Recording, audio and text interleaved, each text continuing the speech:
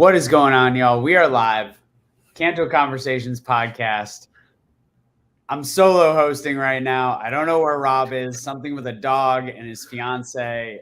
Whatever, man. It's fine because we upgraded. We got Colson in the house. How we doing, brother? I'm good, bro. I'm good. We're just good day. Gonna have a lot of fun tonight. So appreciate. We got Highly Blessed in the chat. We got Pokioki. LOL. We got Kanto Shark. So good to see y'all. We're just gonna chop it up tonight. No specific agenda. I got a couple of things we want to chat about, but yeah, man, thanks for coming on. We appreciate you taking the time. So, of course, bro. I've been wanted to talk to y'all for a little bit because we all like a lot of the similar things on both sides of the TCGs we like, and that was great hanging with y'all in Denver. That was a blast. It was cool. It was really cool. It was pretty amazing to meet a community that you only know online, really, and have them all be as good or better than expected. I know, right? It was wild. Yeah. Yeah, that's what was definitely one of my favorite weekends ever, for sure. Are you planning on going to Orlando or doing any more of them next year? Yeah, I'm planning to go to Orlando. Hell yeah. So a lot of my friends in the hobby live in down there in Florida, so nice. I would love to spend a week there and maybe spend some more time in Miami before. That'd be awesome. Yeah. Yeah, dude. Hopefully they confirm those dates soon so we can lock. I know. It's the same. If it's those dates, it's February break, which is a winter break in upstate New York and some of the Northeast, and everyone wants to go to Florida that week. So it's where are you? You're out west, right? Yeah. So I'm an hour and a half north of Seattle. I'm 20 minutes away from the border. Yeah, so I'm way up northwest. Yeah. Also close to the border, but just way over here. So that's fun. Yeah. It's cool. There's not where I live. There's not a ton of collector stuff. We have a couple LGSs in our city, but they're not I don't know. They're okay. There was never when I was a kid, there wasn't really much opportunity to go to a store and play the game or meet people. So because the only thing I had was pretty much Target to get packs and then play with my friends. So, but it's nice up here. It's gorgeous. Oh, yeah, dude. That's an awesome part of the country for sure. Yeah. In that vein, maybe taking a step back, kind of what's your for the chat and people that don't know you, they should. But what's kind of your background with the hobby? What era did you grow up in? How did you interact with Pokemon and kind of some of your IPs? We can start talking about some of that. Okay. Well, I'm gonna not try and make this a 20-minute thing because it's the hobby is kind of I don't know. Pokemon has just been my life for ever, to be honest. So yeah, when I was 4 or 5, I remember I was watching Cartoon Network on a Saturday morning or something, and it was a Pokemon battle. It was Ash versus May, Blaziken versus Sceptile, final episode of the Ruby and Sapphire show, or it was Advanced. That's what it was called, and I was oh, this looks sick. And then somehow I figured out there were packs at Target, so I was Mom, can we go to Target? Stuff looks pretty cool.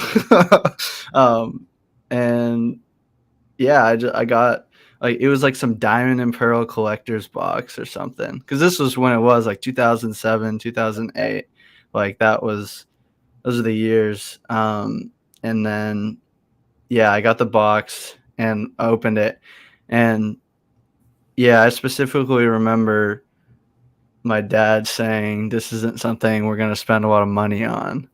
That's one of my earliest memories of words or a phrase from somebody. And I literally, it was the only thing I wanted. Like every day after school, my mom would pick me up. I'd be like, "Can we go to Target? Can we go to Target?" Yeah, I've just been obsessed ever since I got into the games. I pretty much played all the way through like Diamond and Pearl, Heart Gold, Soul Silver, Black and White. Loved all the cards and games there, and then I took a little break because I got some cards stolen at a summer camp, and I was like, I don't like this anymore.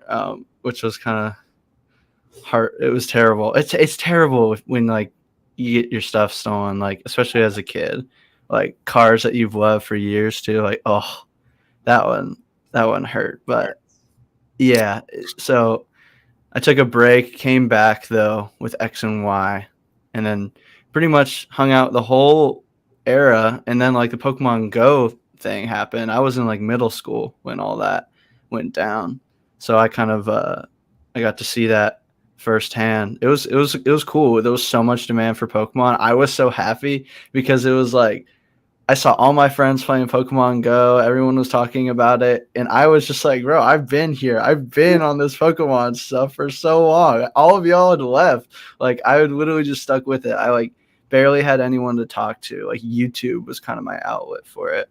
And that's, like, I was literally watching the Unlisted Leafs and the Leonhards in 2015, 2016, before when they only had, like, a couple thousand subs or whatever. Like, yeah, like, I don't know how I came across them, but they've built up the hobby, like really. I don't know how I would have like engaged if I didn't have them creating content. So that was, I'm appreciative of them for that. And then Sun and Moon came out, and then I hated Rainbow Rares. Sun and Moon boxes were mapped, so everybody was selling because I wasn't like buying booster boxes. Like I was 13, like I couldn't afford this stuff. So I would just like buy packs here and there. So it's like when Sun and Moon came out, all sellers would do is sell these packs because the boxes were mapped, and they could pick out every 3 packs where the hit was and then dump the 24 rest of the packs onto the market. So it kind of just ruined it for me. And obviously they stopped right after, but I had already dipped. And then and then Logan Paul came back 3 years later, and I hopped back in. So, yeah, and I'm so mad that I left at that time, like the Sun and Moon time, because that was like when I was really starting to get into it. Like I was getting into mid-era packs. I was opening like Diamond and Pearl packs for like $3. Call of Legends like $3, super cheap. Packs like Call of Legends like what, like a $250 pack now. Like that was in like 2016. Like they just had them on Amazon. Nobody wanted.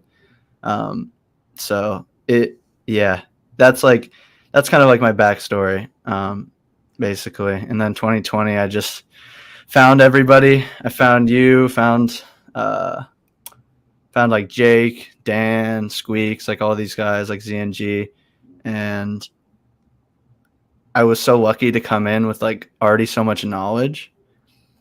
Like I remember days in middle school where I would literally go on the Pokemon website and scroll through set lists and just like memorize all the set lists and just like really get into it. Yeah. Which is like, I was such a weirdo. I was such a weirdo for like how young I was and doing stuff like that like I came back and did again.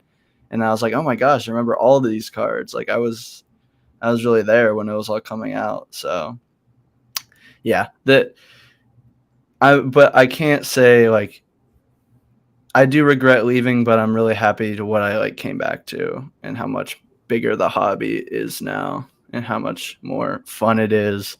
How many people I've been able to meet through it. Like it's really amazing.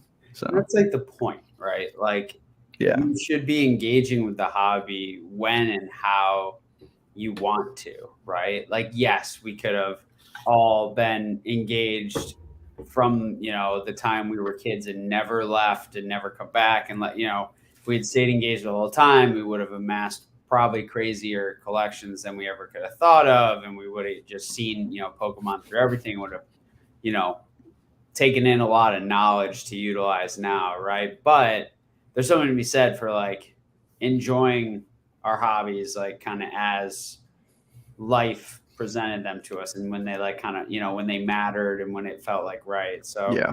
it's like you can't really regret anything, because it's like, you engage with it how you wanted to, right? So that's awesome, man. We got Rob lurking in the chat, by the way. This is your podcast, bro. Unbelievable. Guy's full-time Pokemon can't even make his own podcast. Unbelievable. So speaking of full-time Pokemon, so you are full-time Pokemon now, right? Yep. So what, how were you able to make that jump, or what was like kind of the final straw, or what allowed you to do that, I guess? Maybe start there. I have a couple questions if you're open to it, kind of about how you do that. So I'll go at it first from like a psychologically why, and then I'll go into like financially why. Like psychologically, life was just really getting to be too much with like full-time college student. At the time I was living with my girlfriend of 4 years.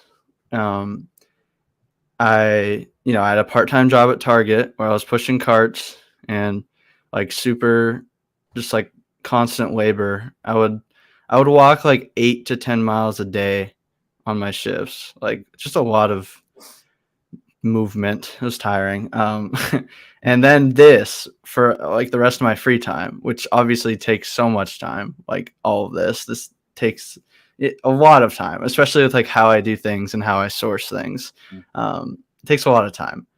So it was just to the point where I'm like, I just feel like I'm underachieving in every area. Like my grades started slipping. My sleep was terrible. I had no desire to work, and Pokemon was the only thing that like kept me going. It was the only thing that like got me out of bed excited and got me out of bed. It was the one area that I was like excelling in and felt like, hey, this is like, I know I can do this, and I know I can do this well. And that's kind of what kept me going. So yeah, like towards the end of the summer, I decided I'm going to quit. I'm going to quit Target.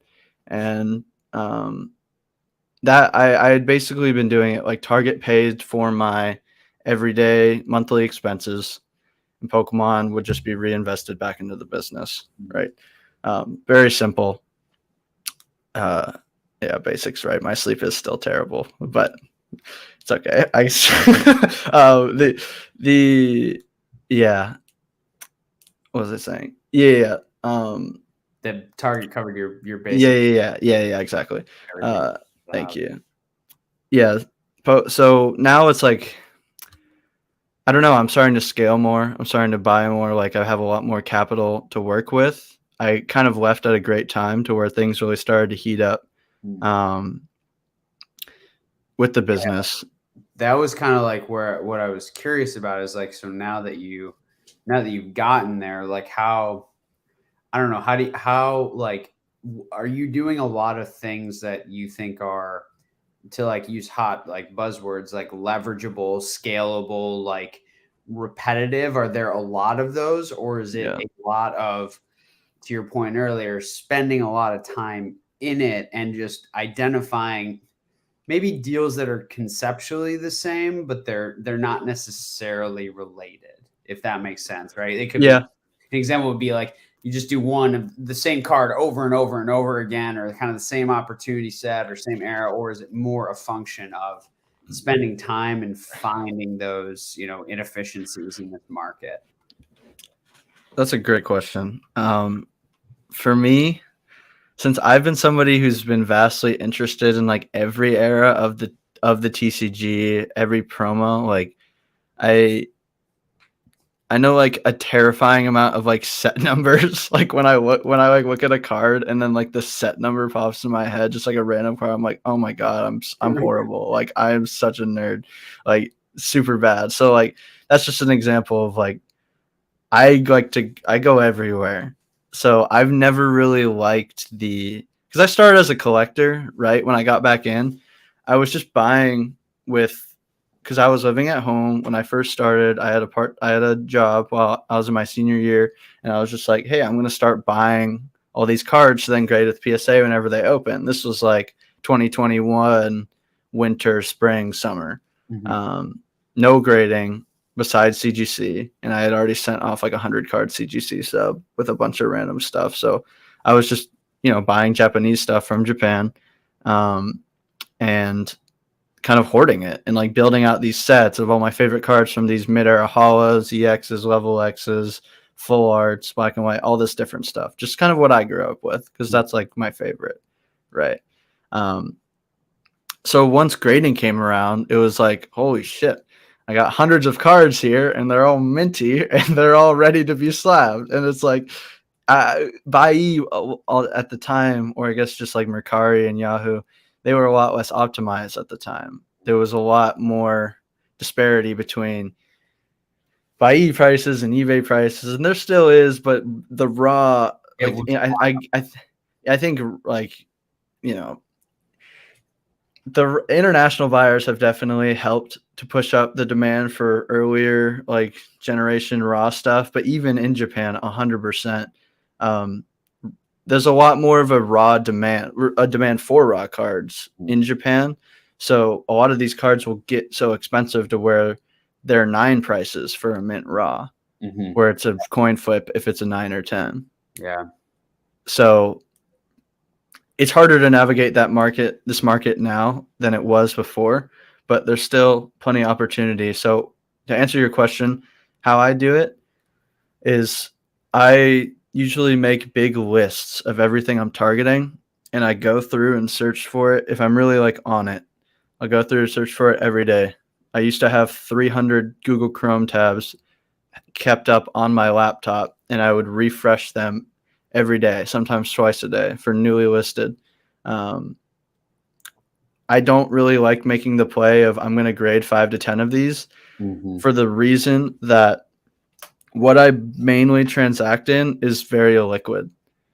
It's like if I dumped 10 Japanese mid-era level X's onto eBay and I tried to sell that, I think I'm going to I told you this in Denver, I'm going to sell 10 different ones way better than 10 of the same one, because the market, there are going to be 2 or 3 people who are looking for this card right now, maybe, and they might come upon my listing, but there are not going to be 10 unless it's like a Charizard.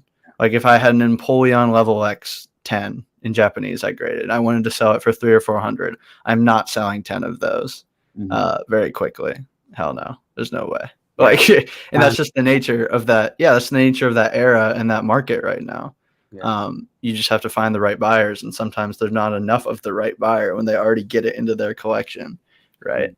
So I try and go all over, and that's worked really well for me. Like having that conversation with you in Denver, it kind of clicked in my mind like what my model is, and it really was like specialization in specific like targets, like targeting specific cards to grade. Basically, that's the entire goal.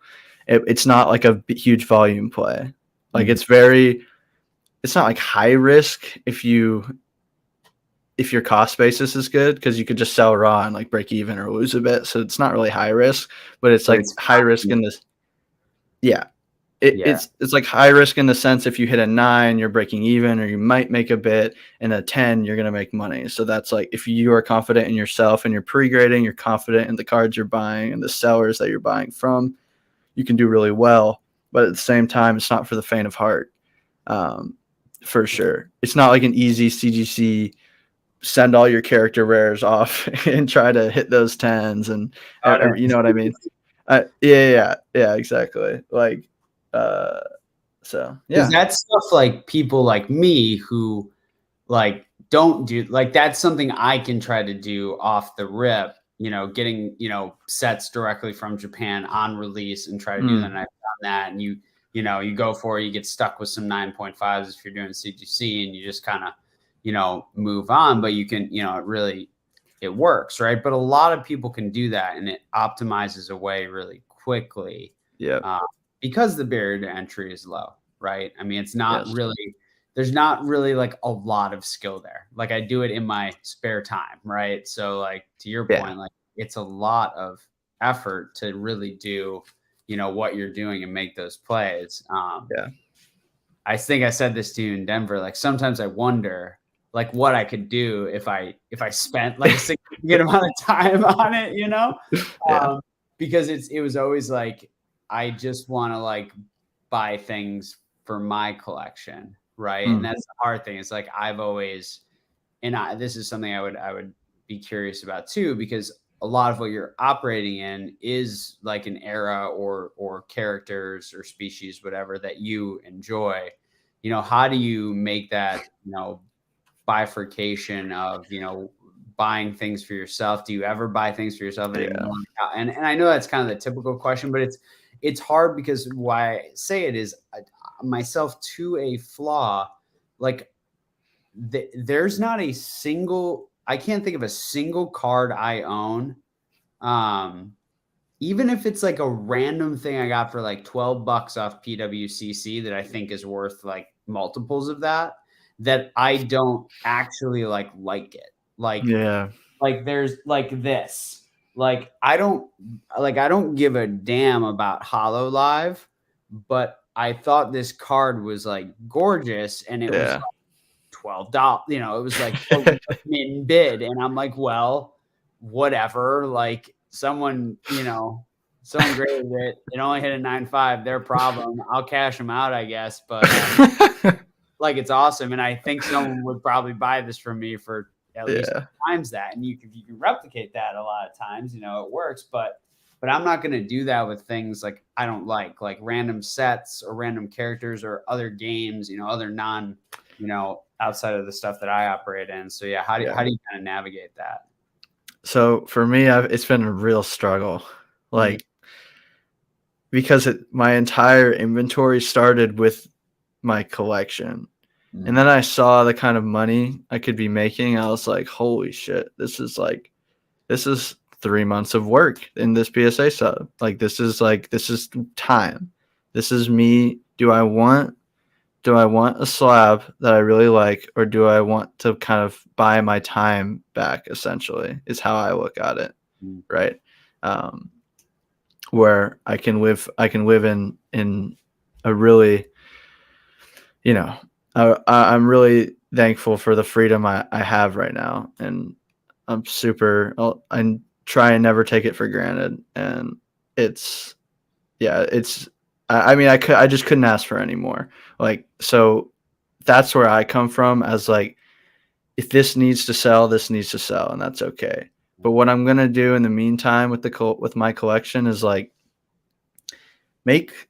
don't make goals you could go out and complete if you just had a lot of money.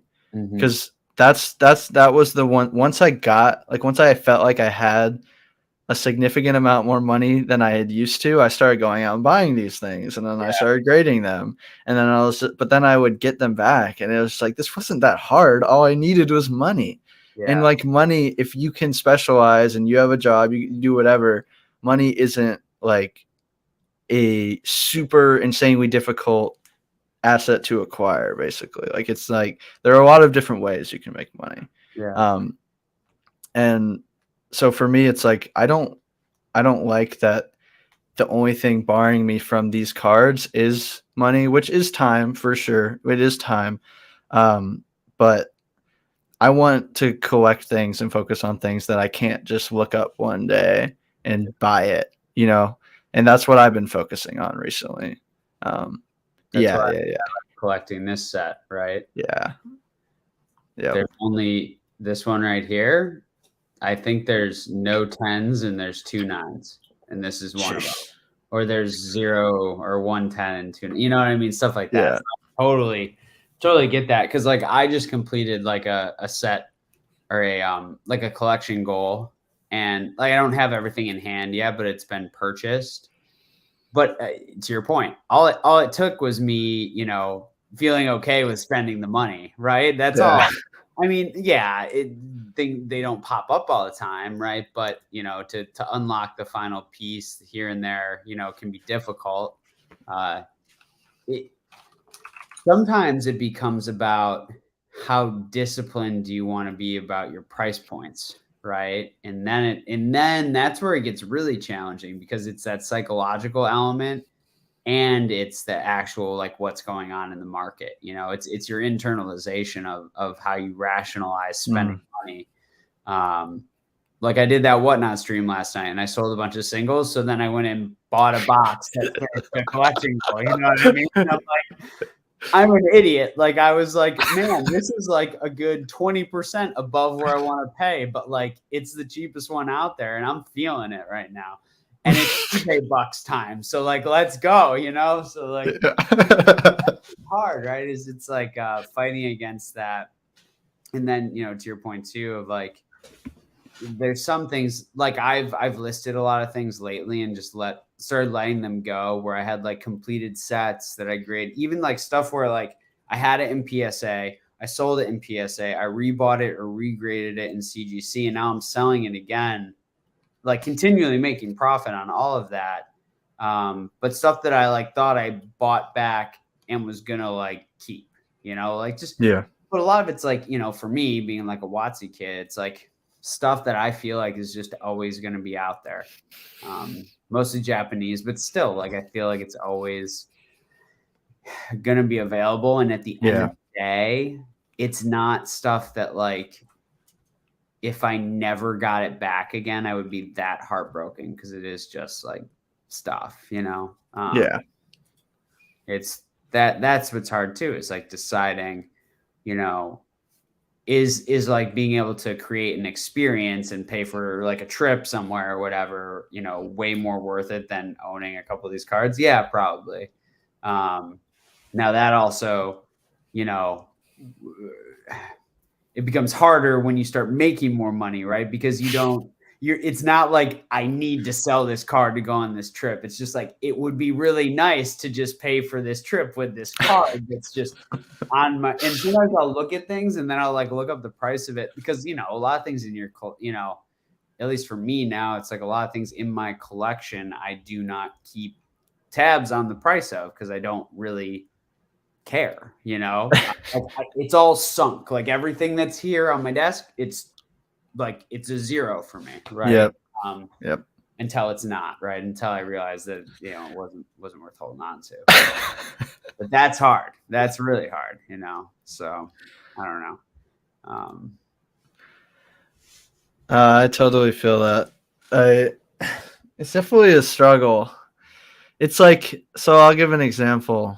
Like, I had always fantasized over the Poncho Pikachus ever since 2016.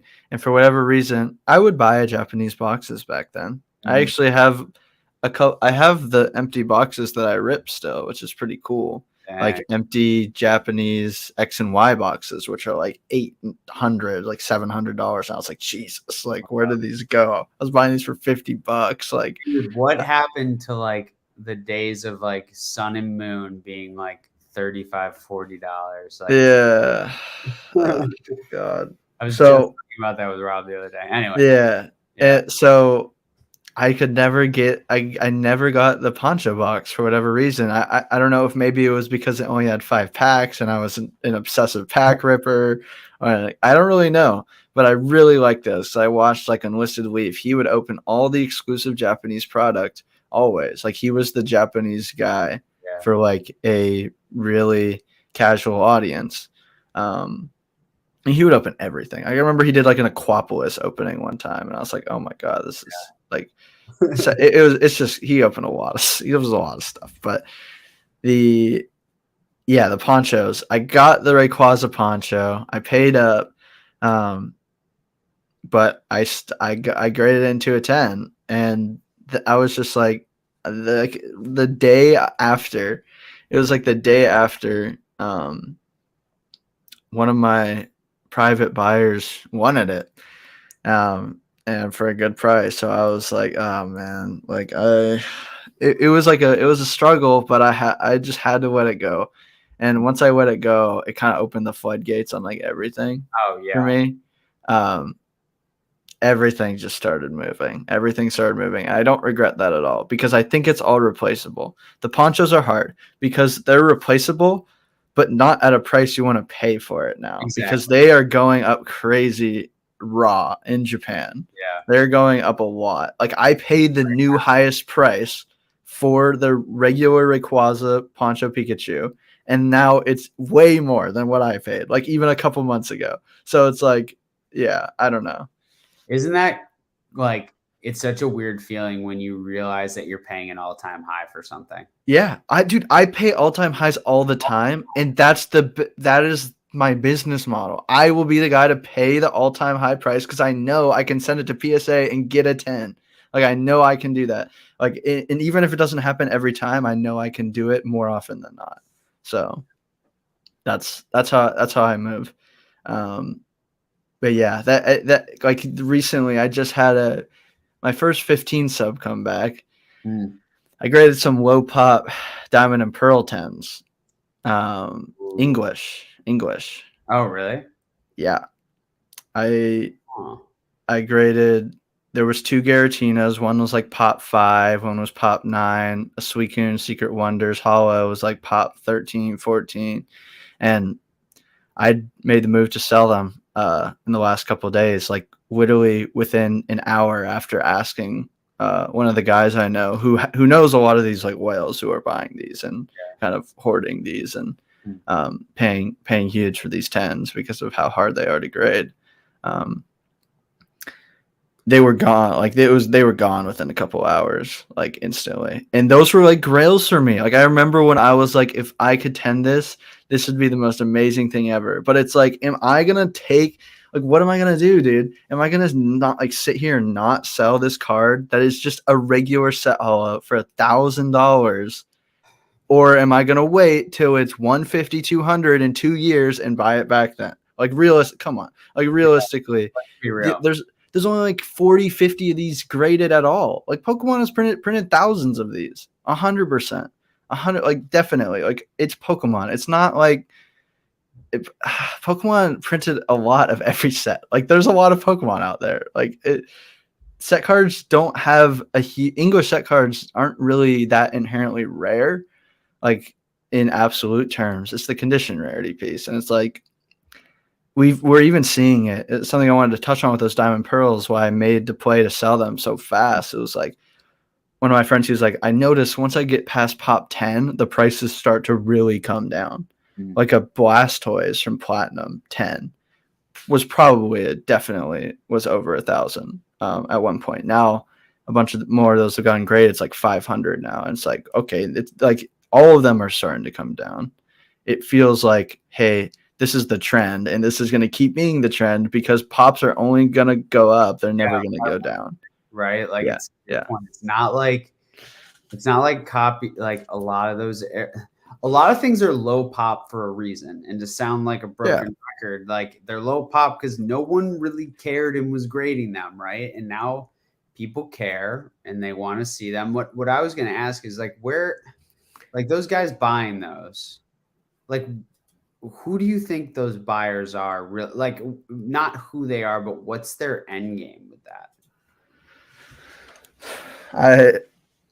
I think like full master sets of like everything. Like these are the kind of people I feel like I sell to, is people who, I mean, these people it feels kind of like a little cult in a sense, where I feel like a lot of it is just trading hands and exchanging between each other, and that's the vibe I get. Right. So like when somebody outside of that comes to the market, they all like all fight over it, you know, like we're gonna pick this up now. Like that's kind of how, I mean, but that's just like natural, I feel like, in a more high-end collectible space for sure. So. It is funny to watch though, right? Like you see, you can like track where certain cards go because they're so like they're, you know, for especially like for me being and have been you know, fairly engaged on the Weiss side, like seeing some cards that like they just don't exist, right? So when you see one and it comes up and then you see someone buy, like, you know who had that card, who they bought it from before that. And then you start to see, is this just moving around and kind of not,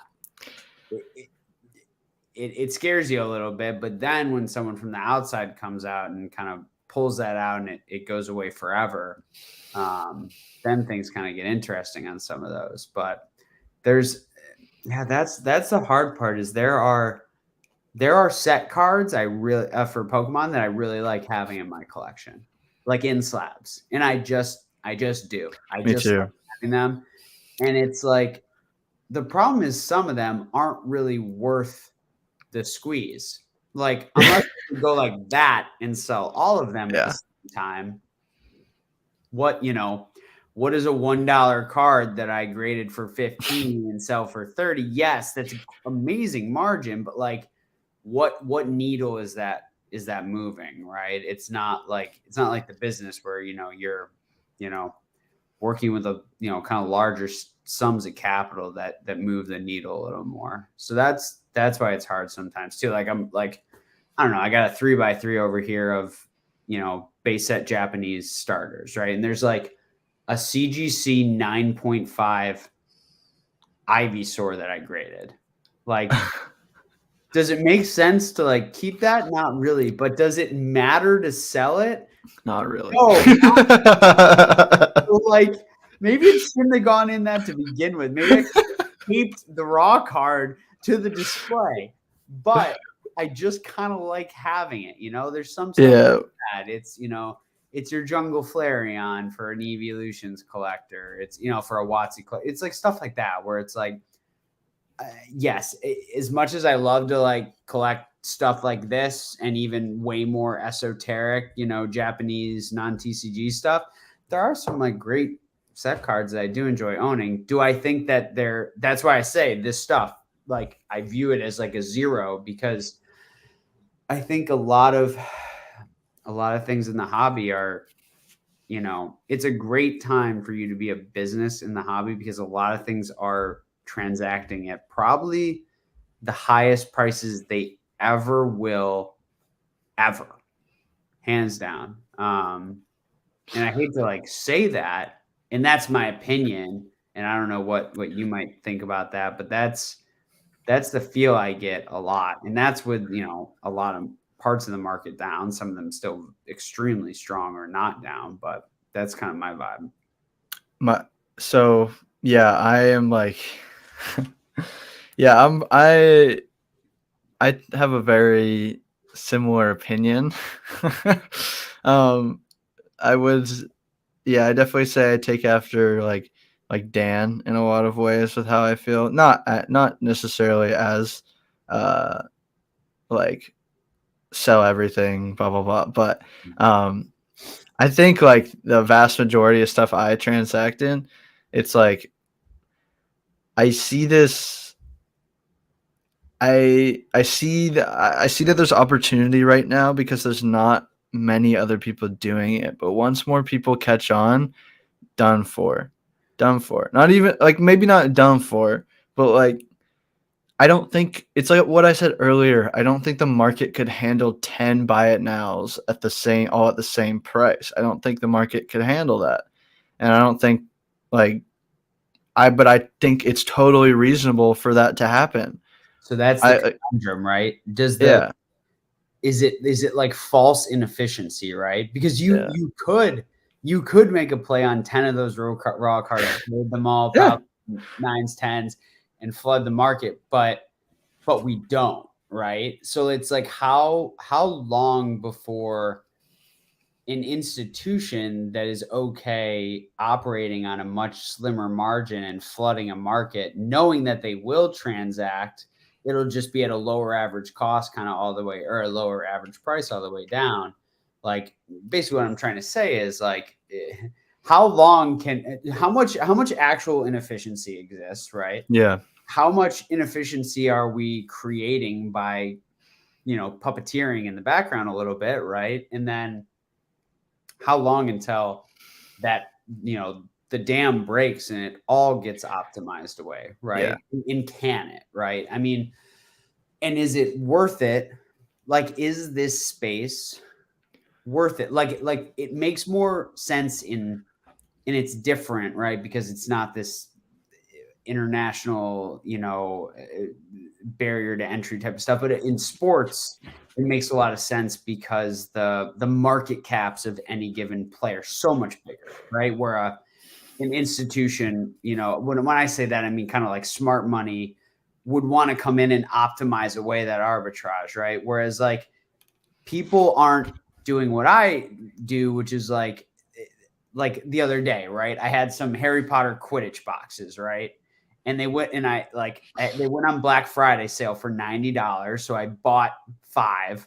And then I took the ones that I had, which was like 4 or 5, and I sold a couple of them at $150 because that was market, right? Like market elsewhere, right? On eBay. Like, but that's like so inconsequential for like most people or any like large institution, unless they can do it at such an insane scale, right? So do you think, like, basically what I'm trying to drive at is like how long do you think, or what time frames are hard, but what are the catalysts to erode away the ability for like people like you and others to be really like full-time arbitrage, basically arbitraging these markets to create a business?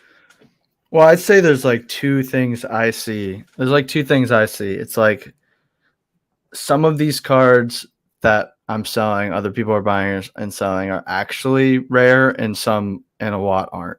Like that. So that's where I feel like things are headed, and it's why I always try and target what I think is actually either cheap enough to where somebody's going to pay for this in plastic in a tin, or like rare enough and hard enough or sought after enough to where these don't pop up on the market all the time. And I know there's a niche demand for these, and there always will be, and they're not like there aren't like tens of thousands of them essentially.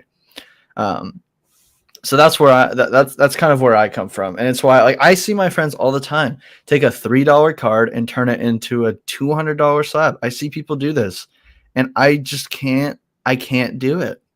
I really can't, because I know that that's going to be a $30 slab. I know it. Like, even if it's not a $30 slab, it's not going to be 200 after 4 more 10s transact. It's not going to be like, it's because it's pop 2, it's pop 3, it's whatever. Like, I just, there are those plays, and there's so many cards you can do that play with. I'm not going to name any, obviously, because like I don't even do it, but still, I don't like it. And it's okay to do it. Like, it's a free market. Like, go for it. It's just, for me, when that stuff starts to fail, I don't want to be caught having 100 of those in my next $12 PSA sub whenever that's like 6 months down the line. You know what I mean? Like that, it's kind of hedging myself against that risk. So to what I kind of said before, like if that was similar thing, right? Let's call it let's make it 100x, right? So a $3 card becomes a $300 slab, right? Well, if our hobby was like $300 raw cards becoming like $30,000 slabs, do you think would there actually be the buyers on the other end for those dollars, right? Because like I don't know, like, if that's happening in sports, like if that type of multiple expansion exists within raw to grade, because some of the most high-end cards are like, they're already so high value out the pack raw, right? So I wonder, because it's like a lot of people, and this is not to sound insensitive to money, but like a lot of people can spend $200 on a slab and not like, and be like, they don't think about the fact that it was a $3 card, but not a lot of people can spend $20,000 on a slab. And you start to narrow down, what your buyer is there. I think that's the point. Like, that's why they won't go above $200-300 range, these cards, because all it takes is one guy with, a couple hundred to spend on Pokemon, and this is their favorite Bulbasaur, or whatever it is, or this is their favorite Charmander, and even if it's like a non-holo common from a Japanese set, but like, oh, it's pop 1, it's pop 2, it's pop 3, they might buy it for 200. Like they might do that, and because they don't, I don't know what's going on inside of their heads, but it's selling. Like if you look at a lot of Rusty grades a bunch of Japanese non-holos from just sets, not rare at all, and just auctions them like all on his blocks, and that's where I've seen some crazy things on some of these bigger auction platforms. Like I'll do it. Like I'll buy this, right? This is a this is a $1 card tops. If you can I mean, yes, condition is hard, like all those things, right? It's not like a freaking, TCG set card, right? But, I'll go on PWCC and bid out for something like this. Yeah. Or, on eBay and bid out for it. And sometimes that's, I talk out both sides of my mouth because I'll freaking do it for my collection for sure. But, it's hard to think what's going on there. Sorry, I don't know how this camera hates why is it? Where'd I go? Can you see me, camera? Like what? Why can't you see me? Okay, what's like? I'm gonna try and figure this out, but I'm still here. What's up, chat? Cody's in the chat. The chat, please. Catch. We got mad people in the chat. Y'all rock. So hell yeah. 20 people watching. That's awesome. I'm no big PokeTuber, but hey, that's pretty cool. So that's very cool. It's mostly because of the lighting, People just really come here for that. I think that's what they're here for mostly. Okay. Is that the strat? Is that the secret? It's the secret. Okay, now I turn this down. Yeah, you good. Rock, when are the V-Star boxes coming? Good question. Oof. My cost base is pretty good. It's higher than I usually pay, but I'm in I'm going to say it because, I'm still going to break them for what I'm going to break them for. But my cost basis is like low 60s. Nice. Nice. I got offers today for like in the 70s and I passed. Wow. So is this I wanted to ask you this. Is this Climax Part 2? Is this VMAX Climax Part 2?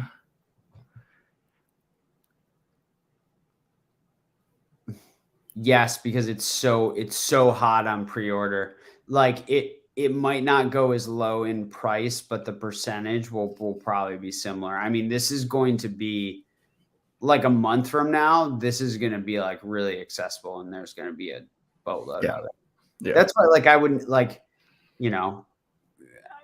I'm just not even to break and have fun with people. Like I gotta be lowest on the market to do that. So it's to make it worthwhile for me. Cause that's like how I like to engage with my audience. Right. So or my community, I guess. So, that to be said, I'm not going to overpay for this set just to have it before release. I have a couple contacts on the ground in Japan, which really helps me. Yeah, it's awesome. And it's been, it was for a while. I was, it was interesting. So during the mayhem of 2020 into 2021, I had the ability to source directly from someone on the ground, but then he had to leave Japan for 9 months. And it actually worked out really well because it was kind of when things cooled off on the modern box side, and it was very accessible to get, any of the, most recent, I don't know, 6 to 8 sets. Right. This has been wild to kind of watch. I don't think there's no way the way the set is printed from a rarity standpoint and how many characters are at each rarity level, how many cards, that they haven't just printed it into oblivion. There's no way. I mean, they come on, and they're literally printing money. Right. So yeah, I think these are going to get super cheap. And I'm okay with being wrong on that. But I think I mean, I'll tell you something. I saw it. Sorry, just one thing. Do people know what MSRP is on these boxes, guys? Do you know what it is? It's like mid 5,000 yen, right? Yeah, isn't it like 5,500 yen for special sets? It's like that's like $40. It's $40 MSRP. And sometimes they'll fall to below that later, below MSR. Like you can buy like what's the one? Is that Incandescent Arcana? Yeah, with Volt on it, right? Yep. You can get those for like $38. Yep. It's a high class set. Anyway, sorry I interrupted you. No, you're good. I saw somebody post on their Instagram story today, Mercari listings, where somebody had 3 boxes for like, well, I think it was like 70. It was like, what was it? Yeah, it was like $70 each. So it's already starting. Like, I think the Japanese market is, I think they're way more quick to react too. Yeah. Because like obviously the product is dropping there. It's going through Japanese stores or Japanese people, whoever wants to get it internationally. Like the product, we saw this with VMAX Climax. Things dropped really quick. Out the gate, stores knew how not rare this set was, how not rare the singles were to pull. So they had singles prices super low. Like it would be like a couple bucks day one for each character rare. Like day one, which was like everybody was like, what the hell? Like, because the last time, correct me if I'm wrong, but the last time there were character rares before that was Cosmic Eclipse, right? Dream League, and those are like, not like $1 or $2 at the time. So prices actually went up from the beginning of when the set dropped to like a week, 2 later. Prices started going up. Like the people who were buying the singles pretty much right at release, they actually they did kind of well where they bought it. Yeah, they made out. And then but then we got 7 or 8 waves or reprints or whatever you'd call it, and just like every couple weeks, every month, it was just like, oh, more climax, to where it got down to like super low. And everything, singles, boxes, everything, super low. Because also nothing was super rare or super sought after in that set too. More so just like pulling a god pack was what people it was the god, and like those individual card. The gold and black cards. Yeah. The gold and black card, but those weren't even that rare if I remember. They were like I mean, they're always more rare than pulling them in English, but they're not. Yeah. Not really like that rare. I think but they weren't that rare, yeah. 1 a case, maybe 2 a case. I forget. I think it was like that's what people thought, and then it was like 1 every like 4 boxes or so. It was something where it was like dumb. Like it wasn't that. And I could be totally off base, but I just remember from this. Right. Yeah. Because they're pretty cheap. Oh yeah. Like, but now you see the new golds where they're actually golden alt arts with the weirdest thing though about about VMAX Climax was, I got a box down there, I can't reach it, was the whole first print, non-first print thing with the red logo on the front, and then there were narratives around your ability to pull god packs or not based on whether it was the first print or the non-first print. And all that it changed was the front of the box and what code cards were in there. So there was like some weird market things around that too. I totally forgot about that. I know. It's like because I don't know when else that. I can't remember what other set that's happened for. Wasn't it Shiny Star V? They had that. Oh shoot! Yeah, Shiny Star V. Yeah. Was that the one? Yeah. Was it Shiny Star V? Yeah. Because I remember those boxes were like the first edition or whatever were like over 100, and then the other Yeah, ones were like 80. Like, yeah. yeah, it was At the weird. time, Yeah. it was really weird. And they'll That's still kinda, funny. like, sometimes they sell at that premium still. Yeah, exactly. That's true. And they have absolutely no difference. Yeah.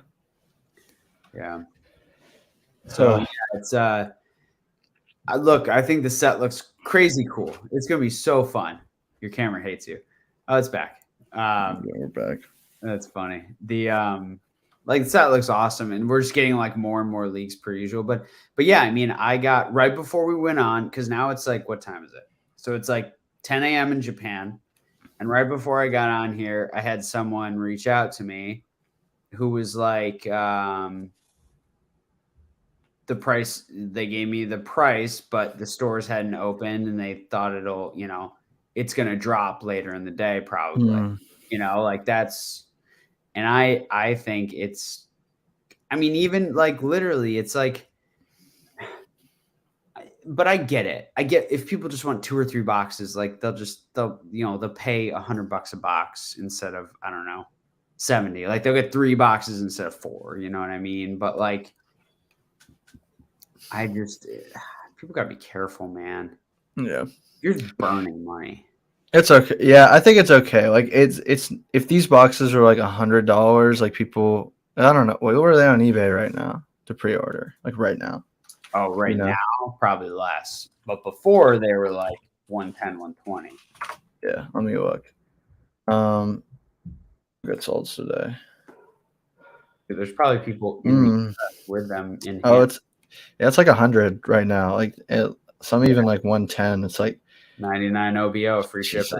But a lot of it is we can't really, because we don't know what their intention is with the product. We don't know if they're buying it so they get it fast now so they can crack it. They can send their character arts to CGC. They can send their alternate arts to PSA. Whatever they're doing, we're not really sure. So, I mean, hopefully it's not just hemorrhaging money, but because if you're going to do that, like there's no reason not to be patient, right? Like if you really just want to enjoy it. I remember with VMAX Climax, I think I bought my stuff for like, I don't have any special connections or anything. I bought my boxes for like 70 each, and I felt pretty comfortable and just ripped them because it was like, wow, this set was so crazy at the time, and it was like one of my favorite sets they had released ever. Yeah, it was incredible. Yeah, it was kind of game changing. Yeah. Dude, I remember because it was Christmas time, and I brought down. I went to Florida, and I brought a box with me, and I pulled my first ever God pack out of the first box I opened of the set. I mean, that's really cool. Such a fun set, and it's always been hard with me because like I usually buy in bulk for like I'll buy a lot of boxes, and then I'll break some, and I'll open some for myself. Now I mostly just like break them. I don't open as much modern for myself because like I can get as much enjoyment out of opening it for other people at this point. But like this set, right? Like I actually like got my one for like $50 on Amazon Japan or whatever. You know how they do that like lottery thing. Yeah. And I'm like, I think that box is for me. Like I think that one. Like there's sometimes sets that are like special like that. Yeah. But there's some of them I do wish I had held onto more of. And obviously, like, dude, I was talking about Rob the other day. Like the amount of like Dream League and sets from that time frame, Remix Bout, Sky Legends, like all those that I freaking opened, and they were like $35-$40. Like, yep. Bro, and they have just obviously gone to the moon. And speaking of, I'm curious on that note, kind of got all over the place here, but you're good. What's going on with Japanese waifus? Why is this a thing? Like, what inflection point? Because I kind of like, I haven't spent any brain power on it whatsoever, so I have no idea kind of what happened there.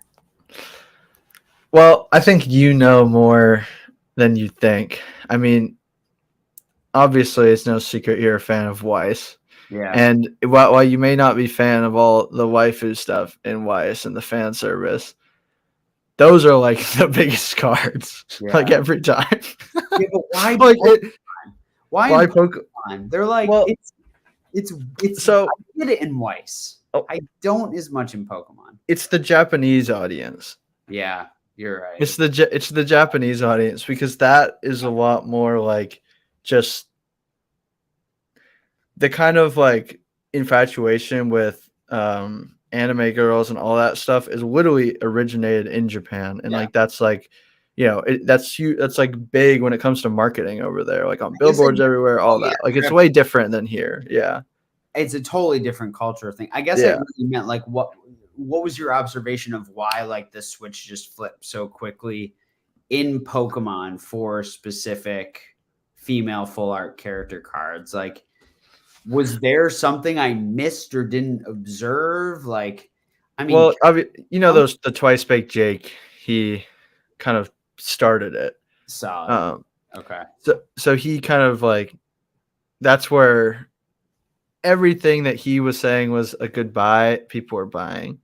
And that's like when we first saw that happen with whether it be the Lily or like the Lugia, those ones, and they went up huge. And it's like I don't know, it's way different on it. Like a lot of the English stuff has come down a lot. A lot of the English ones came down a lot. But the Japanese are a different story. The Japanese ones, a lot of them have gone up and stayed up. No one wants my CGC 9.5 Opal though, and I can't understand why. Opal, which is that's the grandma? Yeah, I don't know. You might have to hold that Opal, dude. Jesus, burn it. I think you graded the wrong. It was wrong waifu. No, what happened was I already sold all the damn waifus because it was dumb already. I see. You know, it was dumb already. Yeah. That's funny. Yeah, that is I don't know. It's funny. I think it's just we're obviously a younger audience, a younger hobby. Most of us, it's like somebody just said, nerd's gonna nerd. Like we love Pokemon, we love anime, we love Yu-Gi-Oh, we have all these things, and that's just kind of, you know, nerds are gonna nerd, and they like this kind of stuff. So and it's so, I think social momentum's so interesting now too. Yeah, for sure. Point like once it starts getting pumped a little bit, and then it's the same thing. Like, hang on, we're an hour and 2 minutes in. The same thing that happened with Moonbreon. It's just like self-fulfilling prophecy, you know. It's a lot of like people talk about it, so it happens. It's just, you know. But yeah, I thought that was. Look, I don't know the guy from Adam. Really, I've done 1 or 2 deals with him, but freaking Low Poppin put a perfect 10 Lily up for a CGC perfect 10 for like 20K. And I'm like, who the fuck is buying that at 20K? Who in their right mind, though? I hope no one. Someone, but maybe someone, you know. And what's, you know, with him, it's different because I know a lot of his buyer pool and audience is some of that higher end Asian market, that non-Japanese Asian market, right? And that's kind of a different ball game because that's a different ball game. It's FU money. It's like it doesn't, you know, it's you know, let me just have it shoot off the exhaust pipe of my freaking Bugatti. It doesn't matter. And it's for like, you know, I know, and I know something. You're speaking the truth too. Wow. But it is interesting to watch when these specific phenomenons happen. It's been Charmy in the chat. Oh, that's funny. Oh man. Oh god, that's it's just so interesting to observe the irrational things that happen here. Yeah. But it makes it fun. It makes it, you know, super interesting. It just makes me, you know. If everything made sense, where's the fun in that? What do we talk about? If everything made sense, if every card that we knew was actually rare and was low pop, or for whatever reason, every card it was like doing well, and every card that isn't rare, and you know the market wholeheartedly agrees that character rares aren't that rare and we shouldn't pay much for however, like, you know what I mean? It's just like that. Yeah, there'd be no fun in that. There'd be no fun in that for sure. Sometimes, to your point earlier, though, it feels a little bad because you realize you have just, like, as a seller, like, you've just spent enough time with a card in the market to find like the lowest common denominator for that demand pool. Like, not to like say something negative about someone, but you just realize that you've put the thing out there until it finds its like match. You know what I mean? Yeah. Someone is just like not thoughtful enough to not make that purchase. Like, that's all it takes. It's like a war of attrition. I totally agree. And that's why I just like, I stick to stuff I like and I don't feel bad about selling. And some people don't feel bad about selling stuff that they know is going to be a fraction of the price in the future. Like, you would have thought a lot of this would have gotten sorted out, but now that these grading tiers are opening up, like, there's a lot more to go. If you're grading mid-era like hollows now, a lot of these hollows, for what you can actually pay for raw,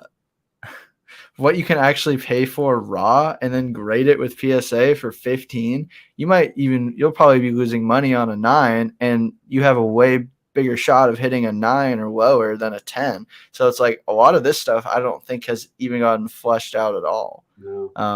I'm not. So it's like, I mean, if it really is rare, we'll see. That would be really interesting if like the whales in these niche markets are right, or maybe they're not even right. Maybe they know this is a inevitable, but they still just want it all for whatever. Yeah.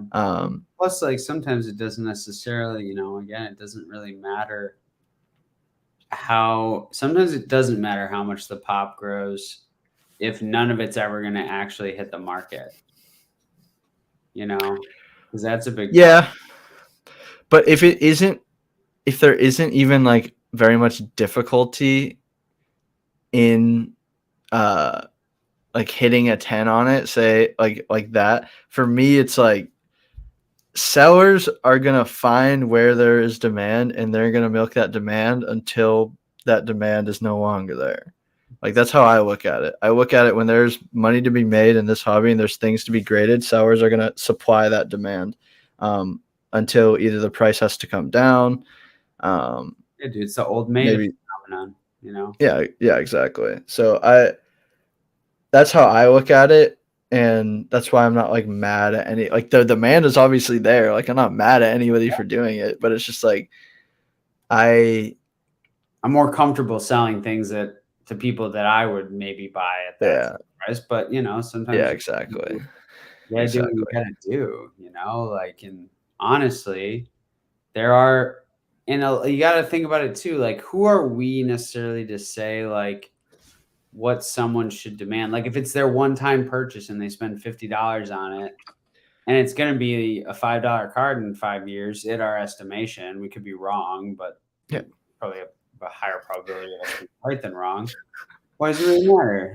Like, does it? Same way I think about dumb things in my collection that, I paid $100 for them, are probably worth nothing. Like, because you want, it's that intersection of like, I think there are more.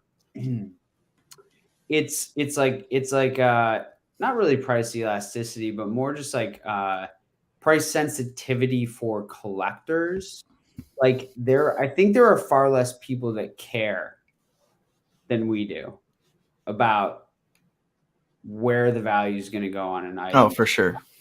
Like, we assign so much weight to our, what we were talking about earlier, like price points we get in on personal things, or things that we want in our collection, but we might sell, down. We don't know if it's a forever piece, right? So you always want to strive for that lowest entry point that you think's, below market and below potential future value if you can. But like, people don't think about it like this.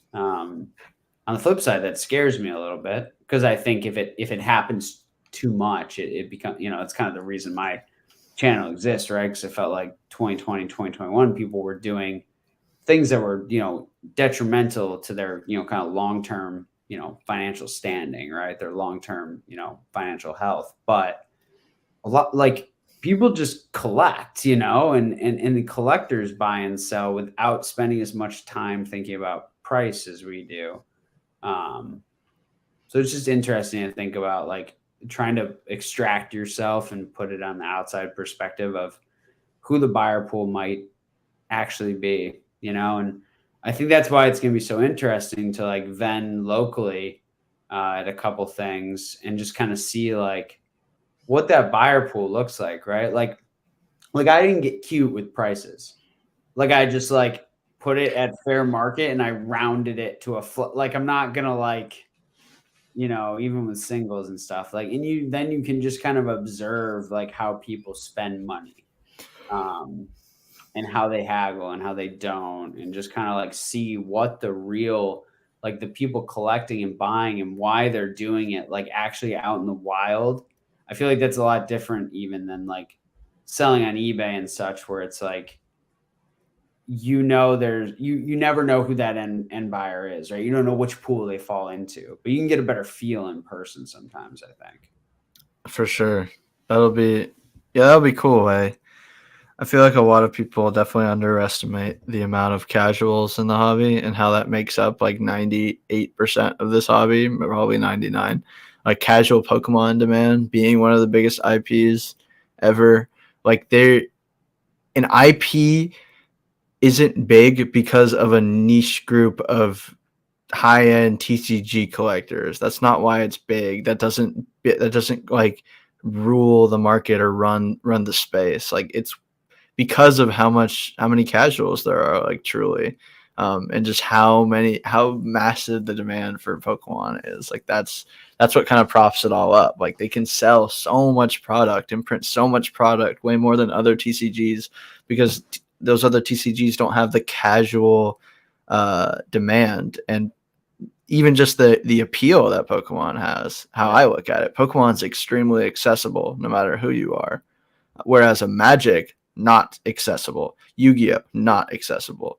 Like seriously, what is like, just any random person is more likely to enjoy a Pikachu than a Lotus Leaf or a fucking like a Dark Magician. Like, yeah, it's just like it's literally an electric mouse is the figurehead of the hobby. And it's like it's so simple and it's cute and it's like it's all that way for a reason, and they know how to market their stuff. Like I don't know. It's interesting to me.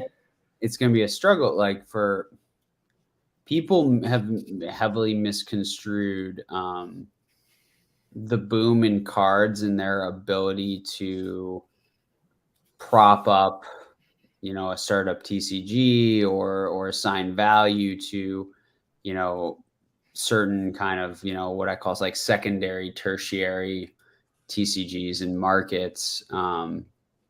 Because the core of what's keeping it together, to your point, is so much beyond. Like I would love more data and really understanding, the amount of people and the amount of dollars going towards all the parts of Pokemon, right? Because like we get a sense of like what, what's going on in the trading card space, but how exactly that looks. You get some of this data from like the quarterly and annual reports, but the way Pokemon companies own, it's not like clean cut. It's not like there's a damn pie chart where I can say, well, all the money that was spent on Pokemon, half of it went to cards, a quarter of it went to video games. Like we're never going to really know that. But yeah, I mean, but we do know that merchandising makes up a lot more than like game revenue, and like the merchandising is Pokemon's bread and butter, whether that be like a kitchen towel or a spatula or a trading card. Like it's all of it, man. Like people just really love like Pokemon. Like my mom literally gave me a gift. It was a spatula with Pikachu on it,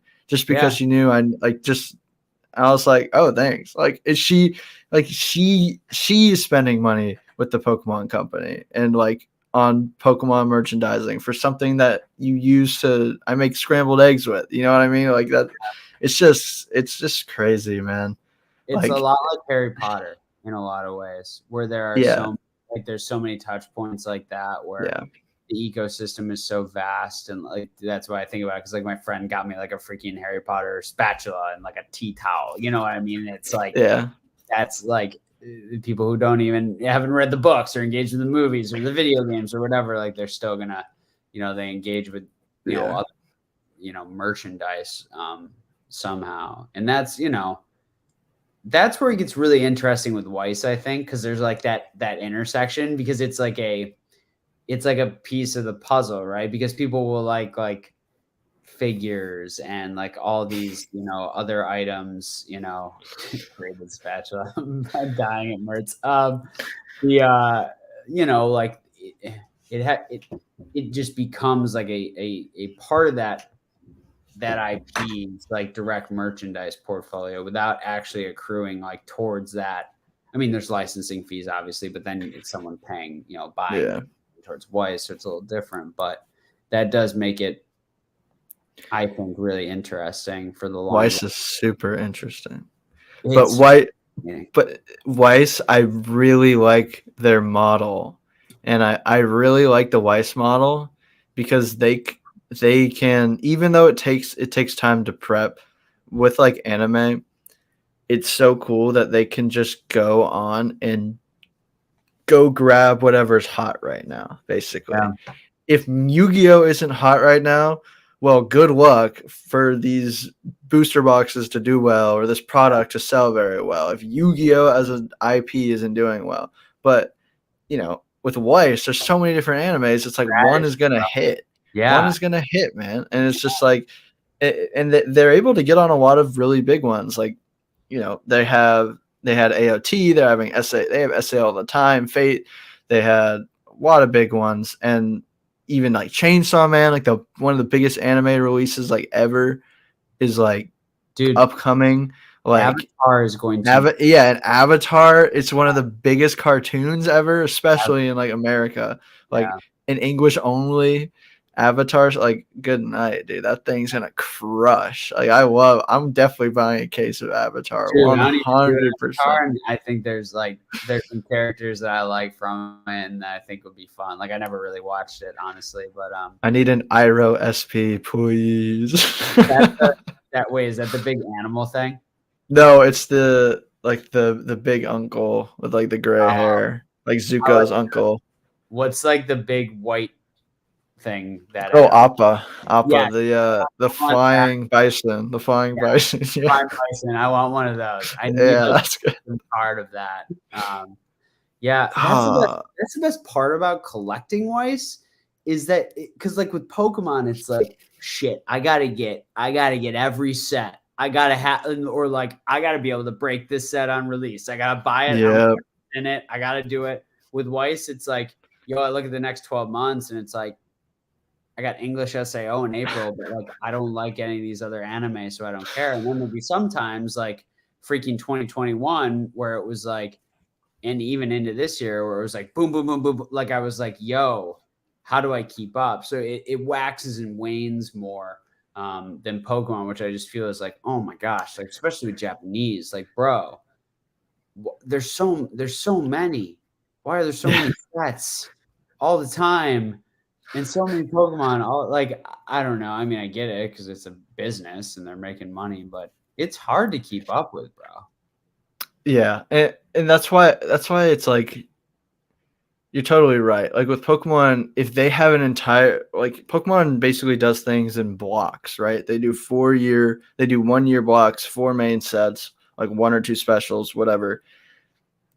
Those 4 sets that are in that from like start of year to end of year are all going to look very similar. They're going to have a lot of this very similar secret rares. They're going to have similar, like what we just saw with like the character rare sets. They had character rares, but they also had alt arts and rainbows, and they all had kind of the same rarities going along. So if you don't like this stuff, it's the next year. It's coming out. This stuff is coming out for the next year with Weiss. Weiss hits on so many different interest points. They hit on so many different nostalgias. Like Weiss, it's hard for me.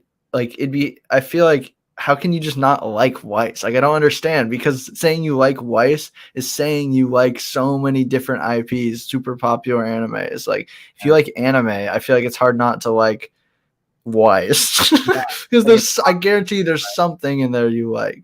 And the coolest thing is like there's truly some more, like, we talk about it more esoterically in Pokemon. Like, we'll be like, well, this was a time in Pokemon where things were like really low printed. I know. And there's not much, but it's like with Weiss, I freaking know it's print to demand and no one gave a shit. So like there's none of it. Like, yeah, I have one of 10 boxes left in existence. Like, you know, stuff like that, which is really, really cool. From like you know, I guess like collecting standpoint, even if you still just stick to the things you love. Ayo!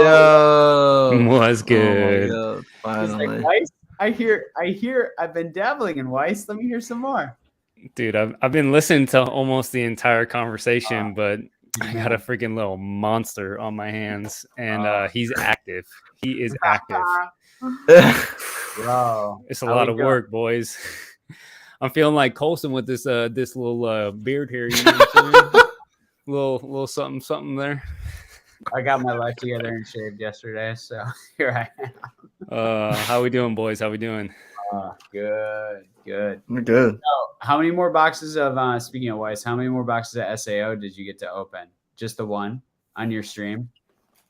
Just the one so far. Yeah, I'm surprised nobody wanted to rip it, but Dang. I'll keep them sealed for now. They'll get ripped one day. Dude opened one box and pulled an SP on stream. The Asuna, yeah. Old freaking Asuna. Jeez. That waifu. Wow. That's fire. Asuna's the OG waifu. Yep. Just sends it off to Beckett. I got 2 of those right now. Oof. Nice. Charvy's mad in chat. If he's in chat, he's jealous for sure.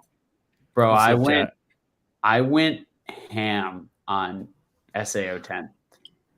I bought I bought 6.5 cases. Wow. Yeah, but you did well though. And I got really lucky because I opened one from my master case and pulled a secret rare. Then I opened one from a different master case and pulled a secret rare, the different secret rare. So I got super, super, super lucky. But man, I mean, it's like one of my favorite anime of all time, you know?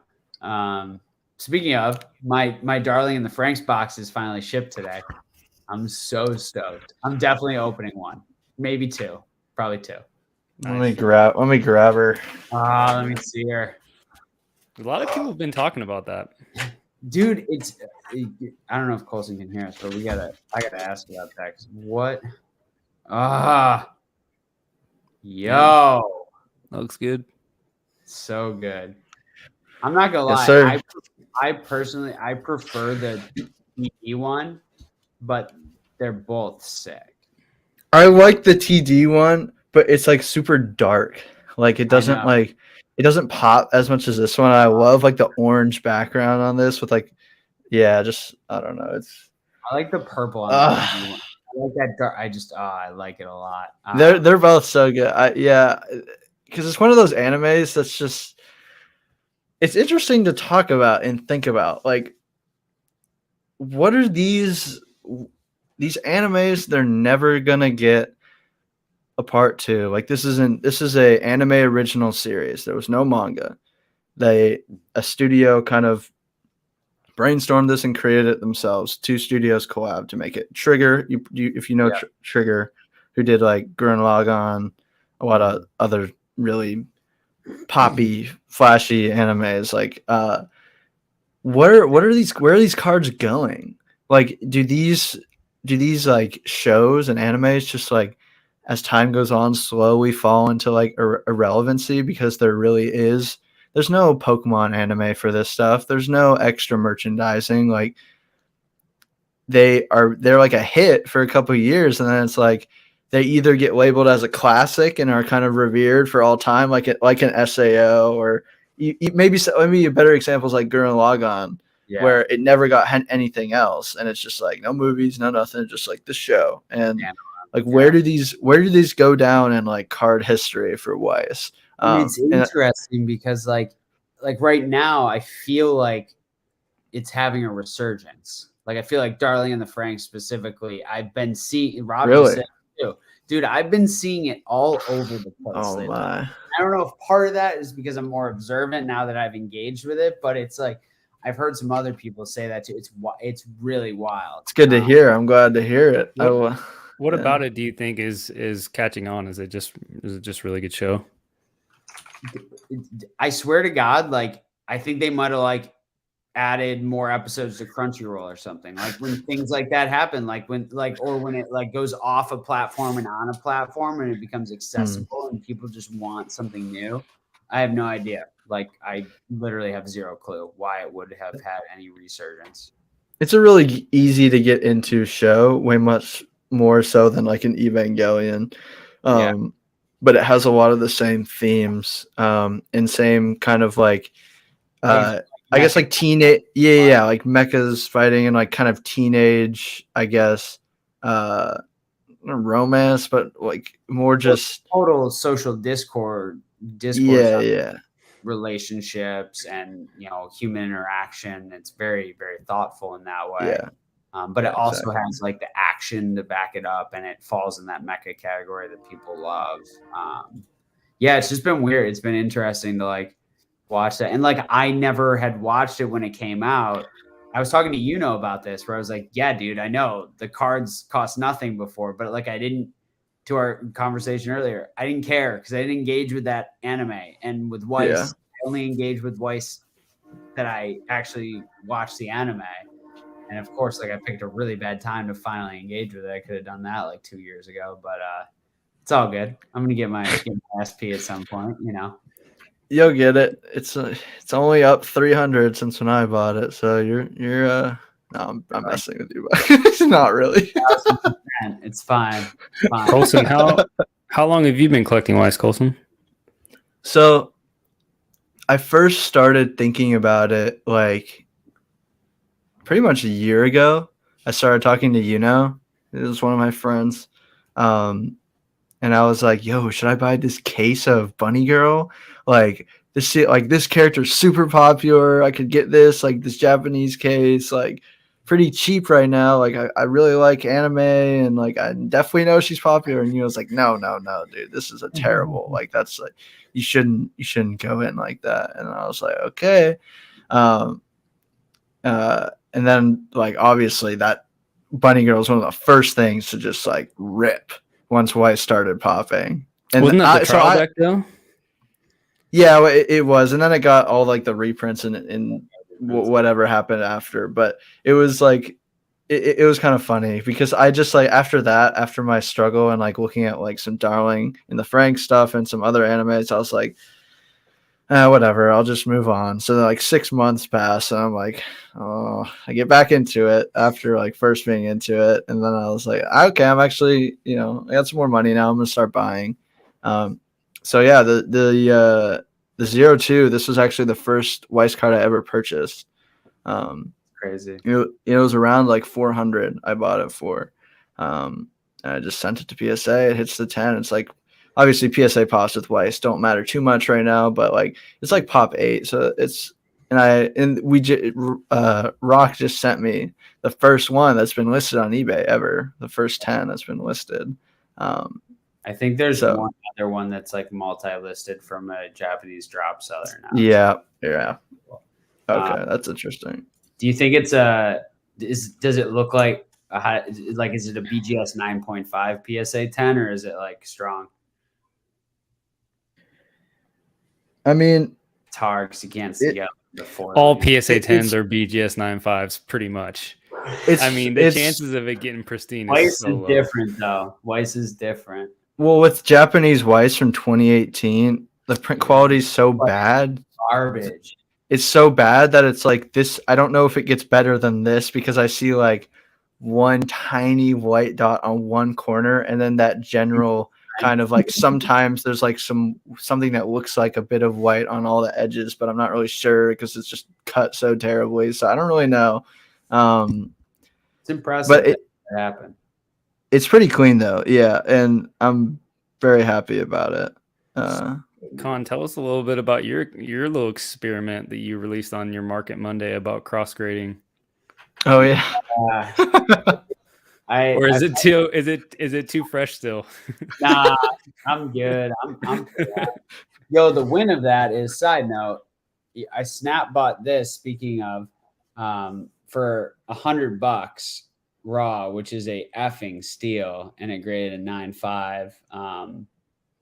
This is like, I don't think I'm gonna be able to let go of this card. Like, I like it that much. I'm a huge Fate fan, but I bought it with the intention of grading it to sell it.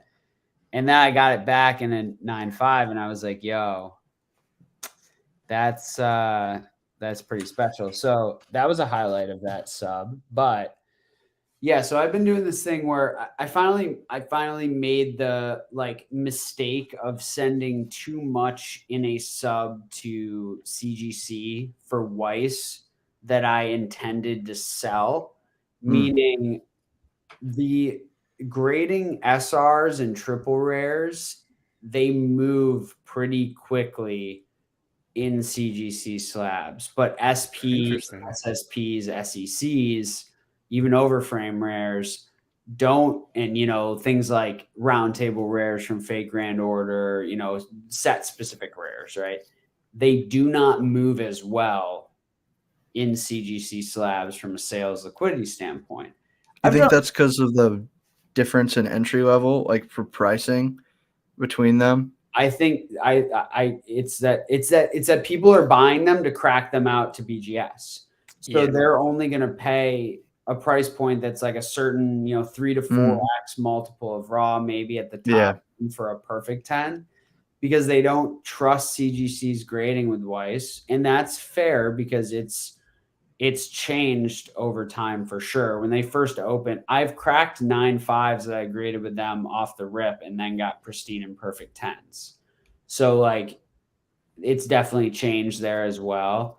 And it's just like, I just don't necessarily think they're as educated and consistent on Weiss grading yet. And I'm saying that to my detriment because I still own a bunch of CGC perfect and pristine 10s that I want to sell, but it is what it is. And I've done well on some. I mean, there's some perfect 10s I've sold for a freaking lick, and it's like, okay, that was sweet. Like, because some people want to own a perfect or a pristine in all grading companies, right? For example, character. But no, I think it's because people want to buy them to crack them on the SP side.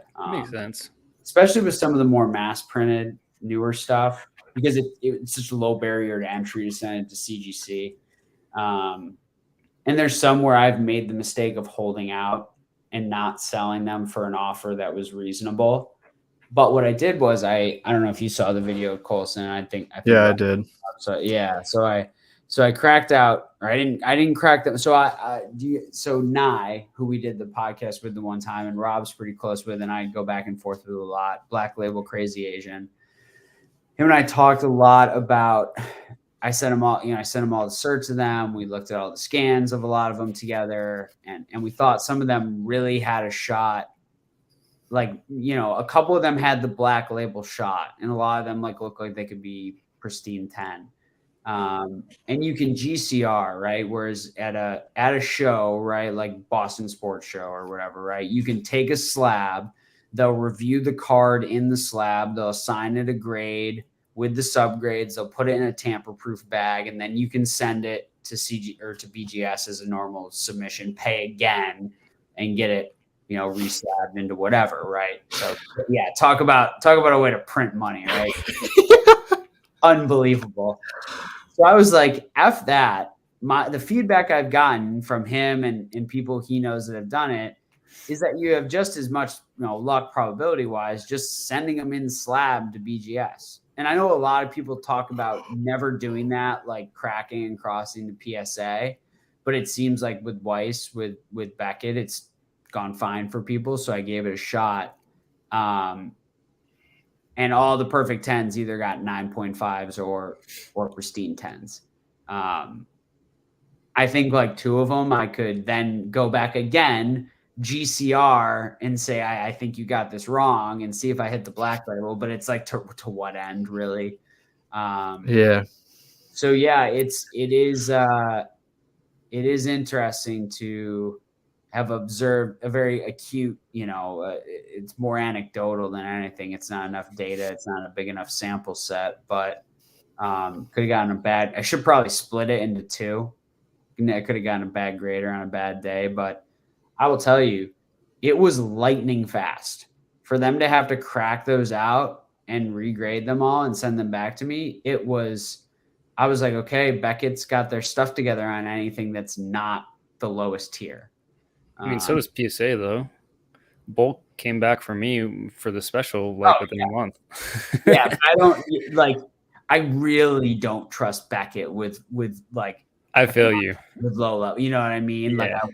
Like I won't do it. I will pay the $40 or whatever it is. They've been good for the few submissions that I've sent. It's been about a month for Beckett as well for those low tier, the lowest one. I think it's been about a month for the 2 or 3. It sucks because I know people who've paid like a lot more than that lowest tier, wherever they were paying like the $30 something, and the cards are just sitting for like 4 months. Like no. They'll ask Beckett, and they're just like, "Oh yeah, we have them." And it's like, yeah, okay, like you gonna grade it, or are you gonna like satisfy the new senders right now that are sending at these lower tiers, so that they'll have more incentive to keep sending? Yeah. Like that's what it kind of feels like, and it just feels kind of scummy. Yeah, and PSA does the same thing, and it's just like, it's definitely just like, yeah. I mean, it's exactly why PSA decided to hold off on the middleman submissions, because what does that PSA doesn't have to deal with the problems from the middleman. Like the middleman have to deal with the customers that they took in their cards. When PSA has submitters that they directly sent to PSA is handling communications with them. Of course, they want to satisfy their direct customers so that they can just let the middleman deal with the other indirect customers, because they don't have to deal with it. Like, it's the same kind of thing. It's just like, it's just optimization, and I understand it, but it like sucks because it's totally not like first in, first out. Yeah, not even close. Yeah. Hey, Con, did you do? And I know it's really tough to look at it because there's probably not a lot of price points, but did you do like a breakdown of how much potential money you lost from taking that risk of doing the perfect 10s, which obviously would sell more than the BGS 9.5s? Have you looked at those numbers yet and crunched those? No, because the way I looked at it was a couple of things. The major point being that I felt like the enhancement to liquidity was so much higher with them being in a BGS slab that it like didn't really matter if I thought I could command a pretty strong price point on a perfect 10 versus a 9.5 if it was never going to move, or if it was going to end up just being a war of attrition that I lost and that gap narrowed. There's some that I definitely messed up on that I had offers on where the spread is now not in my favor for sure. I definitely lost money, but it was one of those things where like I didn't really, this sounds flippant, but I didn't think about it that hard.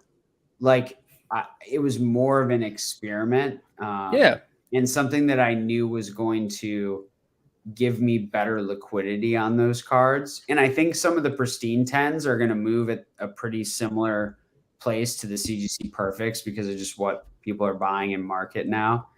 And people just don't really like CGC SPs. Like they just don't. I don't look for them. Yeah. Personally, I do, but like that's because it's yeah.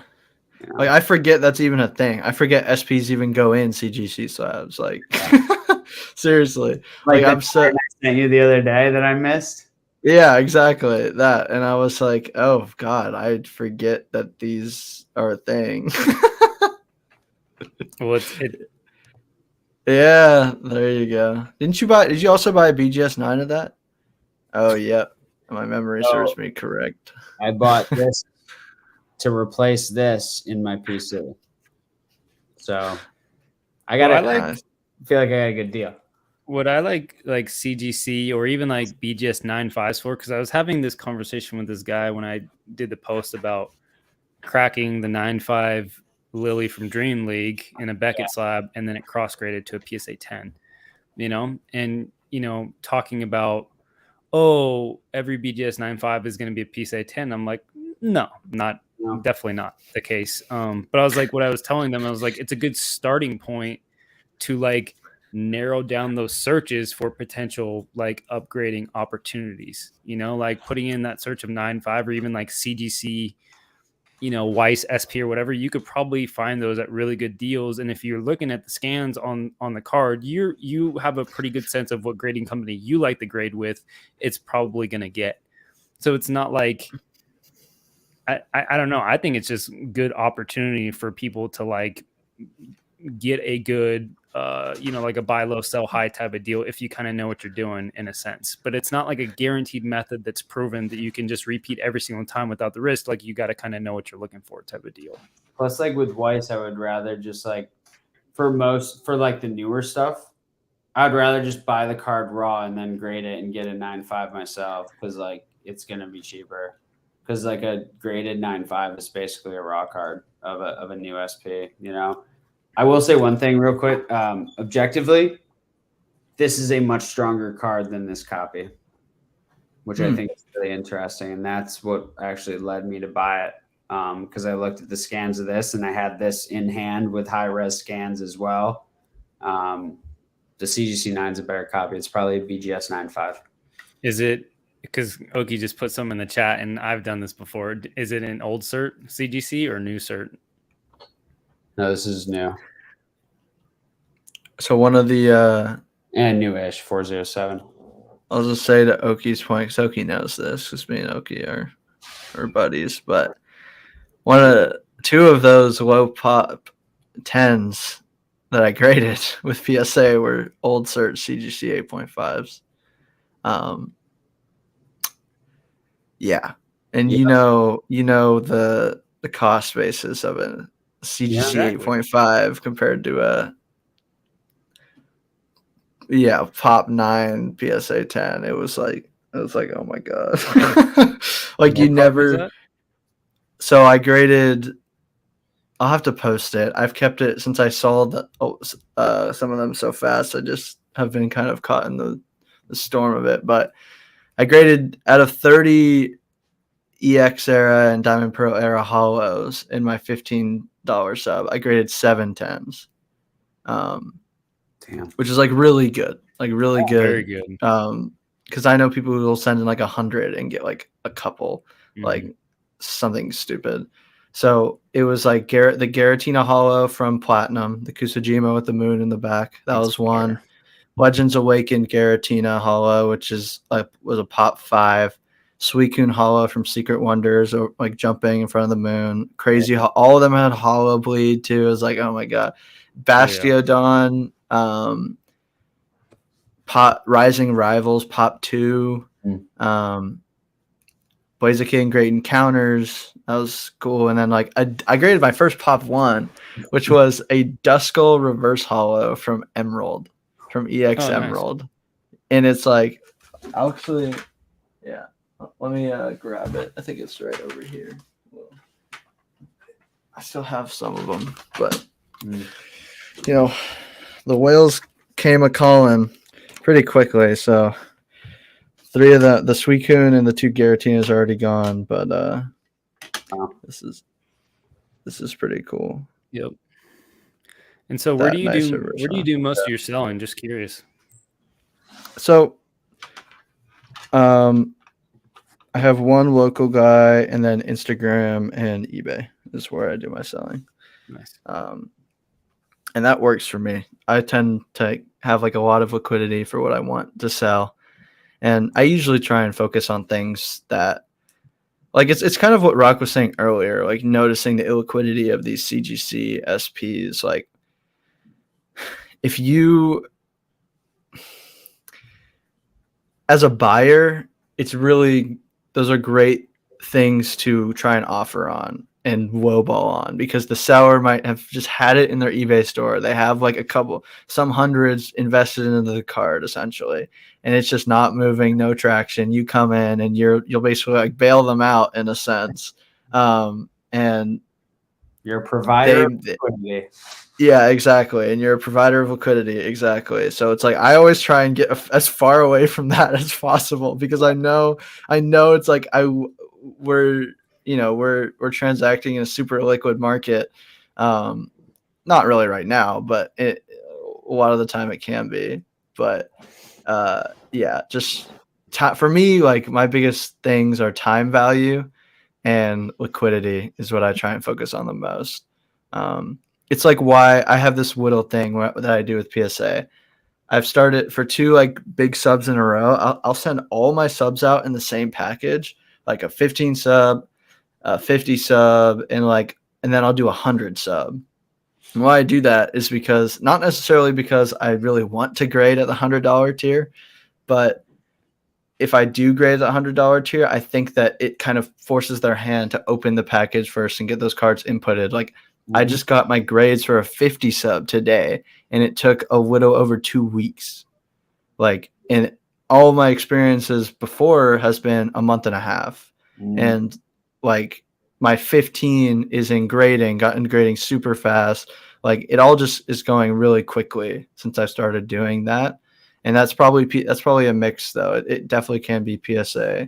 Their turnaround times are loosening up, which is great. But yeah, time value is important to me, so I do stuff like that. And yeah, a little tangent, but yeah. Bro, my biggest problem is that like I just like don't really like to grade with PSA, and it has like why financially I have so much money by doing that. But like, why don't you like to? Because I don't really want to own them.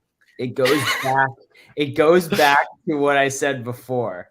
Like, I don't really, because so that, let me preface it. I forget if we talked about this or I mentioned it, but I have been grading with Beckett since I was like a little boy, like sports cards in person at shows locally, right? Since I was like 8 years old, 7 years old. I have been exposed to Beckett.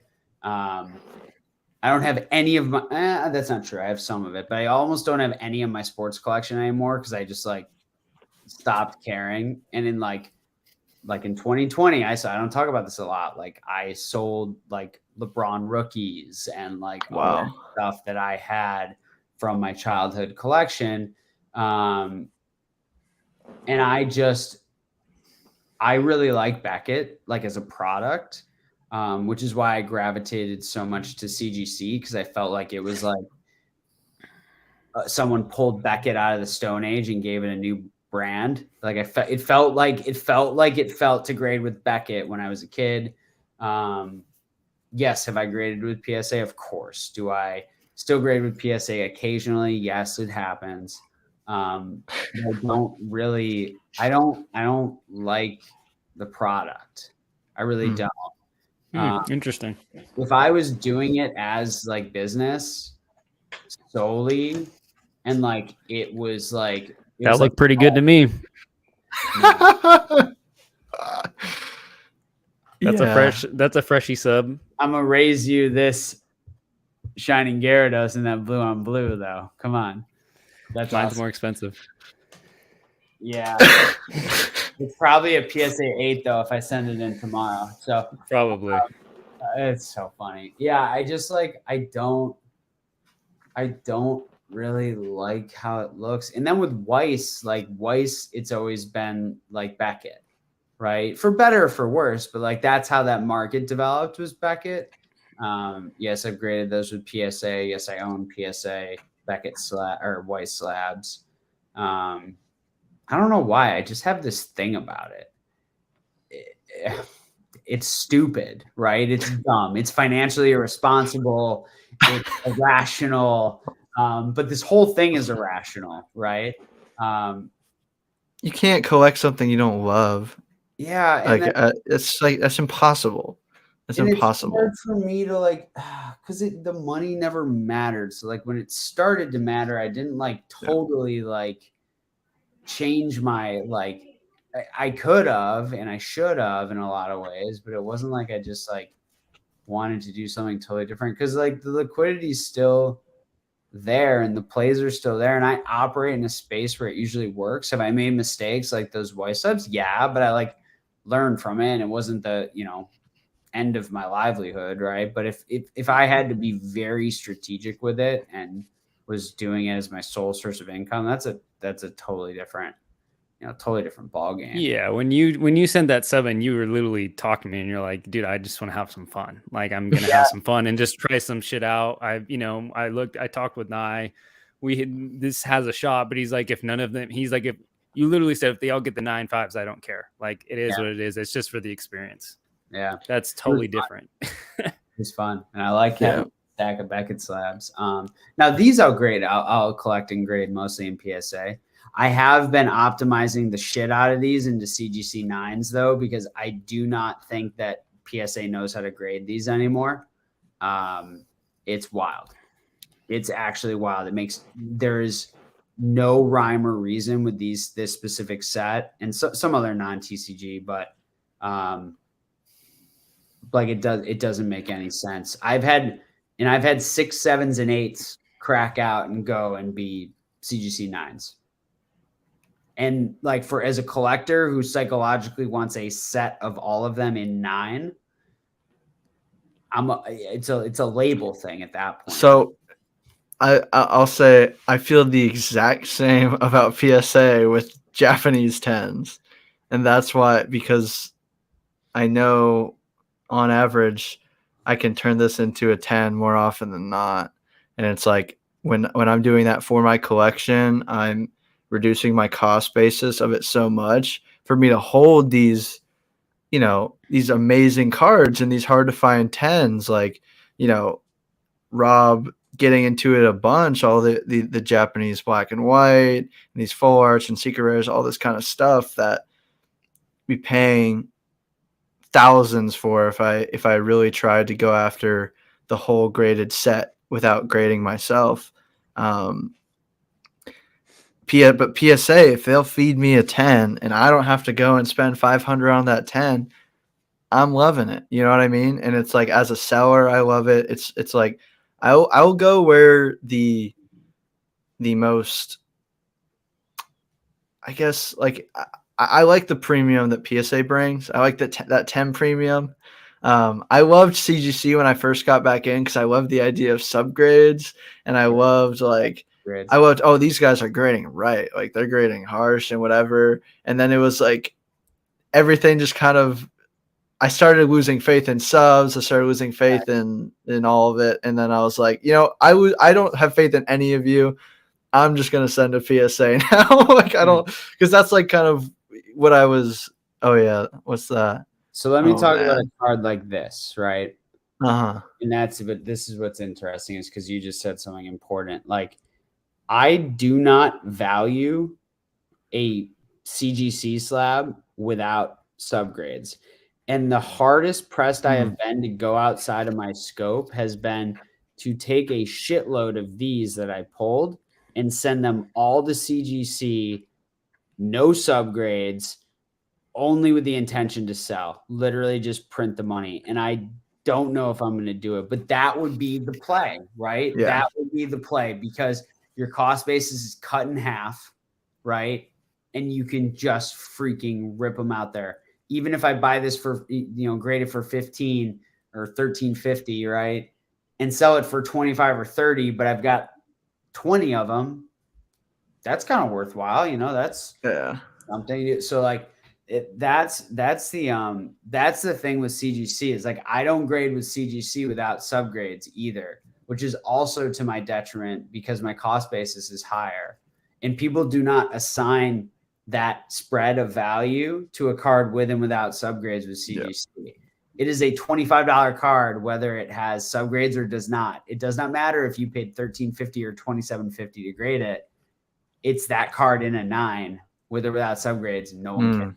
So That's the other weird, hard thing about CGC, because as a collector, I want the subgrades. I want to see them. It's the same thing with Beckett. Like Beckett slabs without subgrades are weird. They're kind of weird. Yeah. And I own them, but they're kind of weird. And that's why I like the PSA simplicity almost. Like there's not too much I got to think about. It's like, give me the grade. I'll take it. Like if you want to 7 me, sure.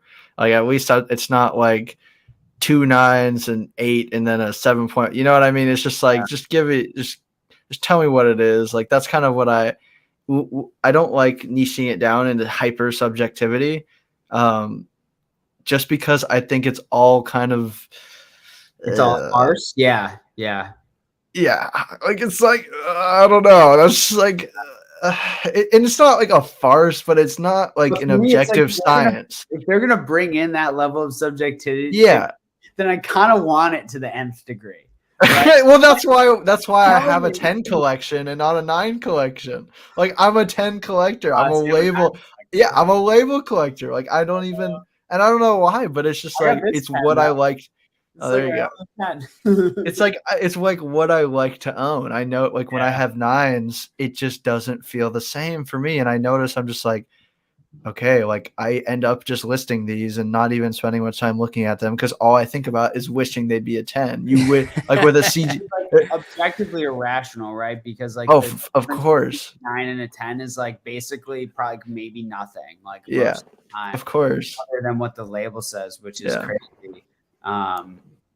But I get it because the whole thing, like 80% of this is behavioral psychology. Yeah. It's the same thing with like any market, right? People think like such a large percentage of that market or that hobby or whatever it is like the numbers and the nuts and bolts. Nah, dude, it's all behavioral psychology. It's all how we interact with it inside of our own freaking crazy brains. 100%. I'm trying to find a full art for Rob. It's like it's kind of like falling in love, dude. Like you either love somebody, you either like them, you're naturally drawn to them, or you're not. And I totally can like relate with the whole 9 to 10 thing. Like even if it makes more sense to buy the 9, where I'm like, okay, there's more upside potential for the 9. If it's for my collection, I'm a 10 collector. Like that's what I like. And I'm not going to spend money for my collection if it doesn't ring that bell. Like when I look at it, it just hits me like just hard. Like I'm not going to spend the money unless it gives me the butterflies. It's like I'm not going to be with somebody if, like I can't force love. You know what I mean? Like even though my brain is telling me like, yeah, you should probably be a 9 collector. It makes more sense. It's a lot cheaper. Yeah, I've pulled that. It graded a 10 too. Like this for me, it's like sick. If this had hit a 9, I would have just sold it.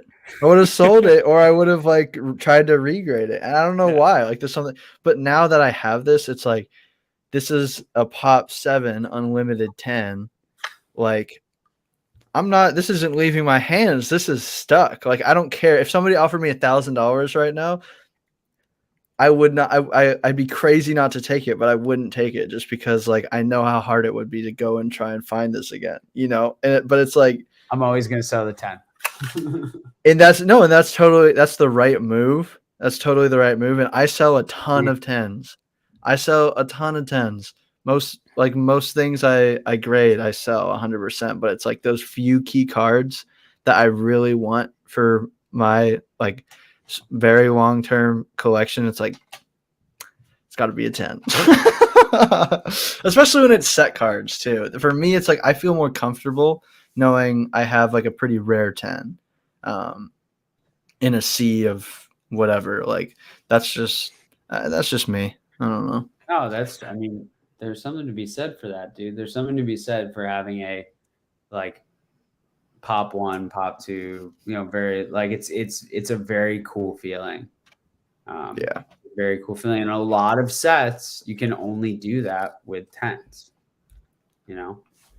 It always makes me laugh when people are like, pop 1, like PSA 8, pop one PSA 9. I'm like, no one fucking cares. Like, if it's not a 10, don't give me the the pop whole report pop is on it. 700 and the Nobody jet cares. 7, but you've got the 6. Unless it's an illustrator or some crazy rare promo, you know, a trophy card. Like, we don't care about your set card pop 2 PSA 8s. Nothing. Like, it kills me when people say that. Like, I just laugh, you know. It's so stupid. No one cares and whatever. Like, oh man, just stupid.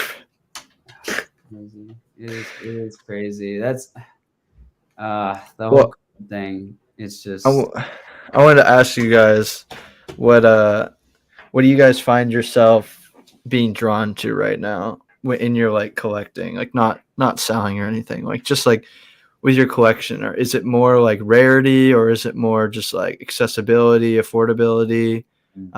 Yeah, I know where Rob's at. It's that simple, man. But I do want to hear a bit more about it from you guys. Like what is exciting you right now? Because for me, I have trouble right now collecting things that I know aren't that rare. Like there's something about it where it's just like, why not keep this moving and then buy it down the road? Like that's where so I wanted to hear from you guys where you're at. That's funny because I like re-put on my like to-do list to like kind of evaluate what goals I had for this year, which ones I hit, and like what my new goals are for next year. Like as far as like things I want, it's not always just the items I want to collect. Like my goals for this year included like amount of cards I would grade and amount of like in-person events I would go to, and like, you know, some things around content creation and all that.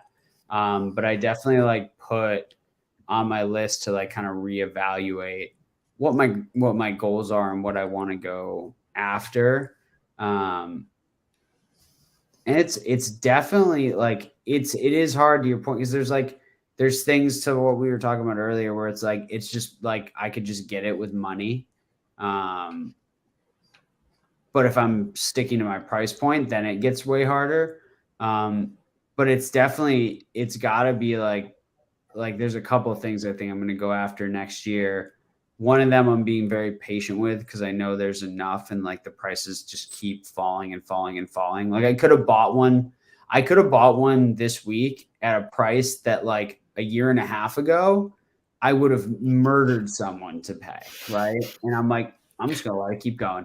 But for me, it's the rarity thing. It's because like that 96 card ass set, that is what's going to be really fun to collect, like continuing as my long-term goal and like focusing on a lot for Pokemon specifically, because like some of them just don't exist and the raw cards just aren't there in the condition to grade. So like that's been fun, like trying to figure out how to re-strategize to like complete that set. It's becoming that thing where like now the price is popping off to a point where I'm not going to be able to just buy them, you know, like 10 of them off PWCC in a weekend, you know? So that's really exciting to me for sure. I was chasing super, super, you know, not super rare stuff, like high-end rare stuff, but stuff that I think is like a difficult goal, right? Something that is not easy to achieve even with just money because they're not there. That's okay. Yeah. Oh yeah. What about you, Rob? Couple different things. I was originally going for a lot of like gold stars, and I've kind of pumped the brakes on those a bit. I think the 10s are a little bit out of reach for me, and plus there's too many gold stars for me to collect in 10s, where it would cost probably like, I don't know, close to like 50 G's. So I'm like, yeah, and that's actually the one type of card that I can collect the 9s for, and it feels fine. I have the Vaporeon play promo, and then the gift box Pikachu and the PSA 9, and it hits that same spot like a 10 would on certain cards. It's weird how certain cards I'm okay with the 9. It's a very select few, but it just, and I think part of it is because I'm so stingy in my brain that it almost forces me to like something because I know it's out of range for me price rise. And so it's it's kind of like drinking scotch for the first time. Like you drink and you're like, oh, it tastes like shit. But then you're like, oh, well, this is sophisticated and I want to look cool. And so you keep drinking it and you kind of like start to like it, it's kind of like that, So I think I'm kind of pumping the brakes on the gold stars, the Japanese gold stars.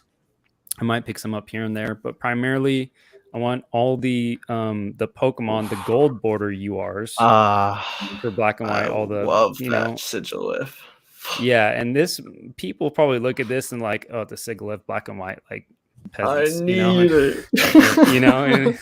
and if and if you're into this area, that it's very low pop, it's very tough to pull, and they're just beautiful looking cards. And so I love collecting under optimized cards. I always have, because that way, if I ever change collection goals, which is always happening for me, I can sell it at a profit, because by the time that I'm ready to sell, it's already gone way up, and I'm making good profits. The other things are just things that I really like more E-Series 10s. I just pulled a couple of these off the back. I got this for, I think, like $900, like, I don't know, a year ago, something like that. Nice. Maybe a little bit more than a year. But WOTC E-Series is my favorite era of all time. And Japanese black and white is a close second. We have very similar taste. Yeah. And so I'm collecting the exact same things right now. Yeah, although you're collecting it a bit more economically than I am buying the raw and then grading them. Like you have a better mind when it comes to that stuff. You have a better system. I'll say I'll just buy the 10 at auction when I can find it at low. I'll be patient for that, because I'm just lazy and I don't want to put in the work. It's your time value, man. A lot of it's how much time you had to spend doing it, really. I think that's what it is. Like, because you could do it if you spent hours and hours every day really going after it. But it's like, at what point is it worth it? Like, I remember when you picked up that Zekrom at Denver, and it's like, man, it's like I've probably spent many hours searching for a raw one, specifically because I like unlimited too, black and white. I made that goal for myself, so it would take me longer to achieve it, basically. So it'll be like I'll have a couple of years of being able to chase this goal and try and grade all this myself. So like you picked that up for what it was like 600, right?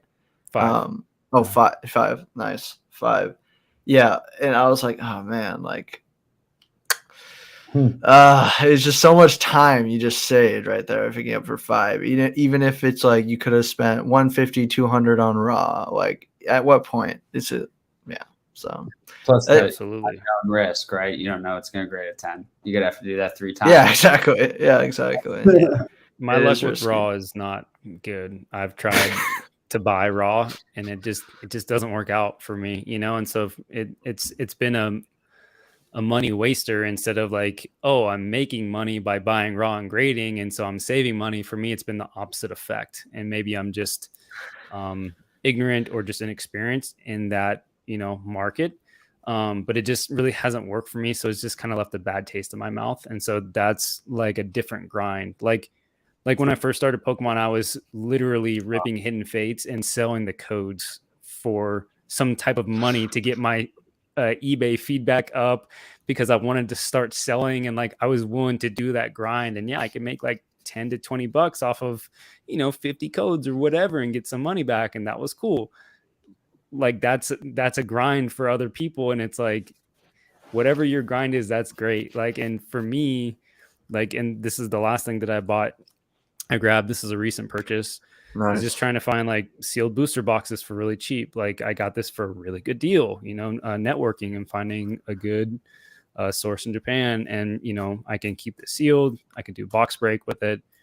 There's lots of different, opportunities that I have for this. But I think that, first of all, Diamond and Pearl Japanese has gone up pretty significantly in the last year, especially the sealed product. Yeah, mainly the sealed. Yeah, no. Here's the weird thing about Diamond and Pearl, okay? And I know that you know this, is that this box is, I got it for $2,100, okay? the biggest like hits, or let's just take, hold on, what's like a really popular set? Dawn Dash. Okay, Dawn Dash. That's The one of other the half biggest, of that. the Yeah. other half, exactly. You know, the biggest hit in that set is what, the Leafeon level X? We found our Glaceon. Yep. But the Leafeon's more expensive. They bounce. They've tanked. So what do they go for? Glaceon Like used to 300? be 1,000 a year ago, and so many have hit the market. So many people have graded these because they're not as rare as people thought, and now you see prices anywhere between 200 and 250, which is crazy. Like it's crazy. So yeah, like Leafeon might be more expensive now because less have been graded in a year than Glaceon. So it's like back and forth. It's like, oh my god, when this used to be like $1,000 and had a couple sales up there. Like my friend sold a sequential set for like 16 or 1700, like right when that was happening. I was like, oh my god. And I got mine back and it was like, oh, 250. Nice. Right. Crazy. That's what I'm saying, is that like it's weird because the biggest hits within those box, even though the sealed product has gone up significantly, the PSA 10 prices for these cards have dropped significantly. And so that's why I like staying on the sealed product for Diamond and Pearl. It is fun to rip because you get the guaranteed hollow level X, so it makes a fun community get together and rip and all that. But that's why I love like taking that gamble and doing so many box breaks on Japanese black and white, is because you can buy a $45, $50 unweighed pack and have a potential of hitting like a $500 plus card. You know, like you can't do that in Diamond and Pearl. You know, like it just doesn't really exist on the Japanese side. You know, so it's like, Yeah. I don't know, man. I'm always looking for opportunities that just makes sense. And for me right now, those are kind of the main things that I'm collecting. And then the last thing I'll say is like, I would love to still get more crystals. They're just so expensive. Nice. Oh yeah. Yeah, it's interesting, those eras, because black and white's the first time we got to boxes that didn't have guarantees, right? Like no guaranteed full art. And I've seen you have crazy luck. Like hitting like full arts every single time. I feel like I see you crack boxes. Like it's so cool because I've seen like these depressing box breaks where it's just like 3 regular EXs. It's like, oh god, it's like hemorrhaging money, like literally just gone. Yeah. Yeah. So it's like it's really cool to see that you've been pretty successful. But it's like with Diamond and Pearl too, there's a lot. You have to look at so many moving factors with these sets. Like black and white, the chase cards are harder to hit than level X's were, right? A lot of it came down to like how many would be like in a case rather than like however many per box. And it's more popular than Diamond and Pearl in general in Japan. Like the full arts and the more modern looking stuff is way more popular to the Japanese audience because like that's kind of where modern started, right? Like that's the beginning of modern essentially is black and white. Black and white kind of laid down the formula for modern and everything that went past it with like SRs as like the hits where you just get this hit in a box. And you didn't even back then, you might not have even just gotten that hit. Because I forget, it was up until like, I don't know what set. It was some XY set to where you started getting guaranteed secret rares. I'm forgetting, but yeah, it was just really like these boxes you could get slaughtered. Like Diamond and Pearl, there's a bunch of these level X's around. There's like hollows every pack, right? It's really interesting. But that's why as a sealed product, it's such an attractive experience because it's so breakable. It's so consumable compared to a black and white box that might have 10 hollows and 3 regular EXs that like nobody really cares about that much. Like I've never, you know what I mean? So, whereas in Diamond and Pearl, you're going to be getting a lot of stuff that is kind of guaranteed. So yeah, sealed definitely seems like the way with Diamond and Pearl for sure. I believe in that sticking price wise way more so than these chase cards because in my experience there's a lot more to grade. Looking at the Glaceon level X as a case study from a card that was like 200, 300, 400, shoots up to 1,000, and then pops have like doubled, tripled since then, like crazy. I a couple of days ago I looked at my spreadsheets because I used to track on every other month pops of every era I was interested in, every card I was interested in, like just a lot of work. Yeah. Just save PDFs of the PSA website every month. Yep. I probably should have done that more so, but I just put it in my spreadsheet and wrote it down. Wait, what'd you say, Colin? I used to pull down like 20 to 25 different pops every month. I would print to PDF the PSA pop report. Oh, is that how? Because I remember you did those like, hey, let's look back last month at base set pops or whatever. Like, so you would actually print it out so you had a hard copy so that's how you can go back and see how much it's grown digitally. But yeah, I would just save the PDF to a folder, and then I had them all sequential month over month over month. So I thought what's funny is I was thinking about that like a couple weeks ago, and I was like, I literally had this conversation. I was like, how do you do these videos? Because I was like, did he really save all this, or is there a way that PSA will tell you how much the pops have grown since last month? Like, is there like a feature that I just don't know websites about? Now there's websites that do it. Websites, but there was Pokemetrics. Yeah, Pokemetrics. And it'll show you each month how much it's grown for a specific set. It gives you a lot of data. And that's when I kind of stopped. I was like, oh man, all this effort. They just have it here. Yeah. And but I kind of liked getting super comfortable with the data. Like having to manually record every single card's pop. Like I went through Neo. I started with like Neo and then ended in X and Y. Like that entire 15 years or whatever of pops. Like every other month I would do it, and it would take me multiple days, like probably a week if I went at it like every night really hard.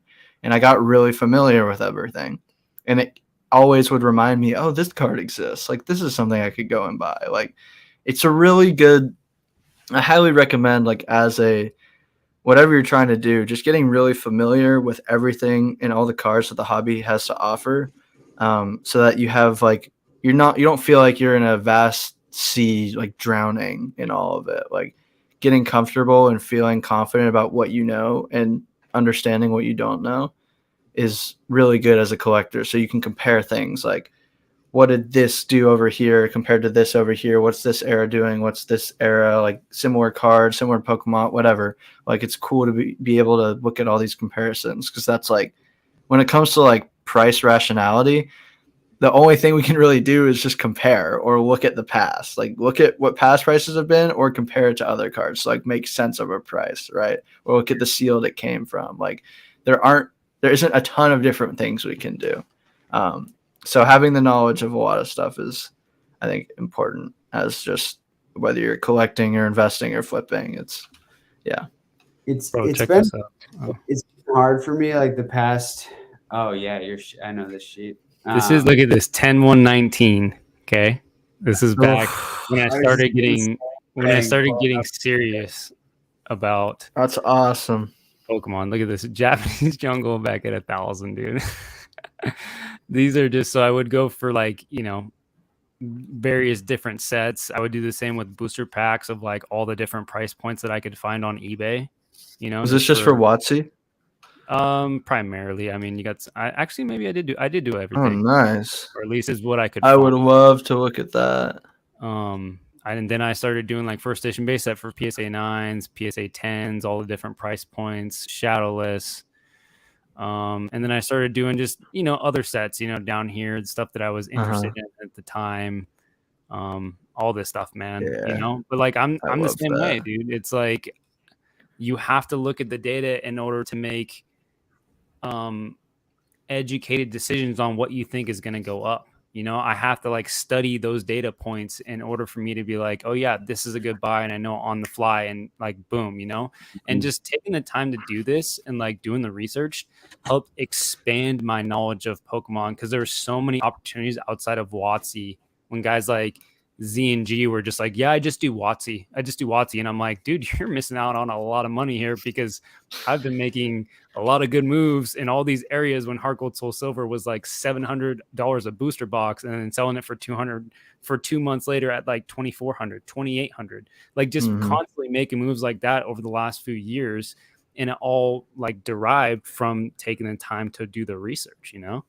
Yeah. Dude. And that was a really great time to be doing what you were doing, because it's like now the prices aren't nearly as volatile to where you can make those kind of super short-term plays on sealed and other stuff. But the knowledge itself is still super useful into what you choose to purchase and hold into the future. Like, that's awesome. I would love to dig into that sheet and look at specifically a lot of pack prices for like mid-era stuff. So that's kind of okay, cool. Because I remember opening a lot of EX and Diamond Pearl packs back in like 2015, 2016, and that's like one of the most sacred parts of the hobby to me. Like when I got to do that, was a very important part of my hobby experience for sure. So that stuff's cool. But yeah, I don't know. It's like I would not call myself in. Like, I don't want to invest in Pokemon. It's either a flip or it's a PC. It's either it's for my collection because I want it, or I'm gonna sell it and I'm gonna flip it. Like that's, How come? Because I am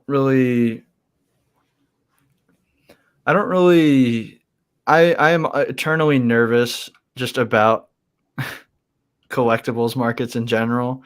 And the volatility and the amount of demand that really needs to stick and stay for all of these prices to retain and stay up in Pokemon. Like Pokemon is it's so important. The amount of demand that Pokemon needs to stay afloat with where things are at right now, that makes me a bit nervous. Not that I think it's going to go down. Like I'm like betting on Pokemon as like, because I'm doing this, I've made it my business. Obviously I have some belief, but it's like, for me, I don't really feel the need to invest. I'd rather go throw it in the stock market or just collect. I'd rather go flip with that money instead of put it into something. Because I believe my own that I think is going to have long-term appreciable value over somewhere else I could have put the money. Yeah. Like that's not how I look at this hobby. Like there's some like same art I look at like that. There's and that's for me what I own. There are things in this hobby that will do that. There are things, and that's how collectibles hobbies generally work, right? Like the 99% of the hobby from a volume standpoint maybe keeps up with inflation over time or drags below it. And then there's a small group of things, top 1%, that grow at 7, 12, 27%, a year annualized over certain periods. And then that ends up working out over time, adds a little diversification to a pool. But there's like, I don't know, maybe like one thing that I like am confident that like, not confident, but I assign a pretty high probability to that like 10 years from now, it's going to be worth more than what I bought it for. Yeah. Not more than what I bought it for, but have a significant like return profile over time. But yeah, no, if I buy something, it's for like, I make a transaction to sell it or it's going in my PC. There's nothing where I'm like, all right, I'm going to buy this and I want to hold it for like a 12 to 18 month period. It's not like trading a stock. It's just right. But all my this isn't PC a price tag. No price tag.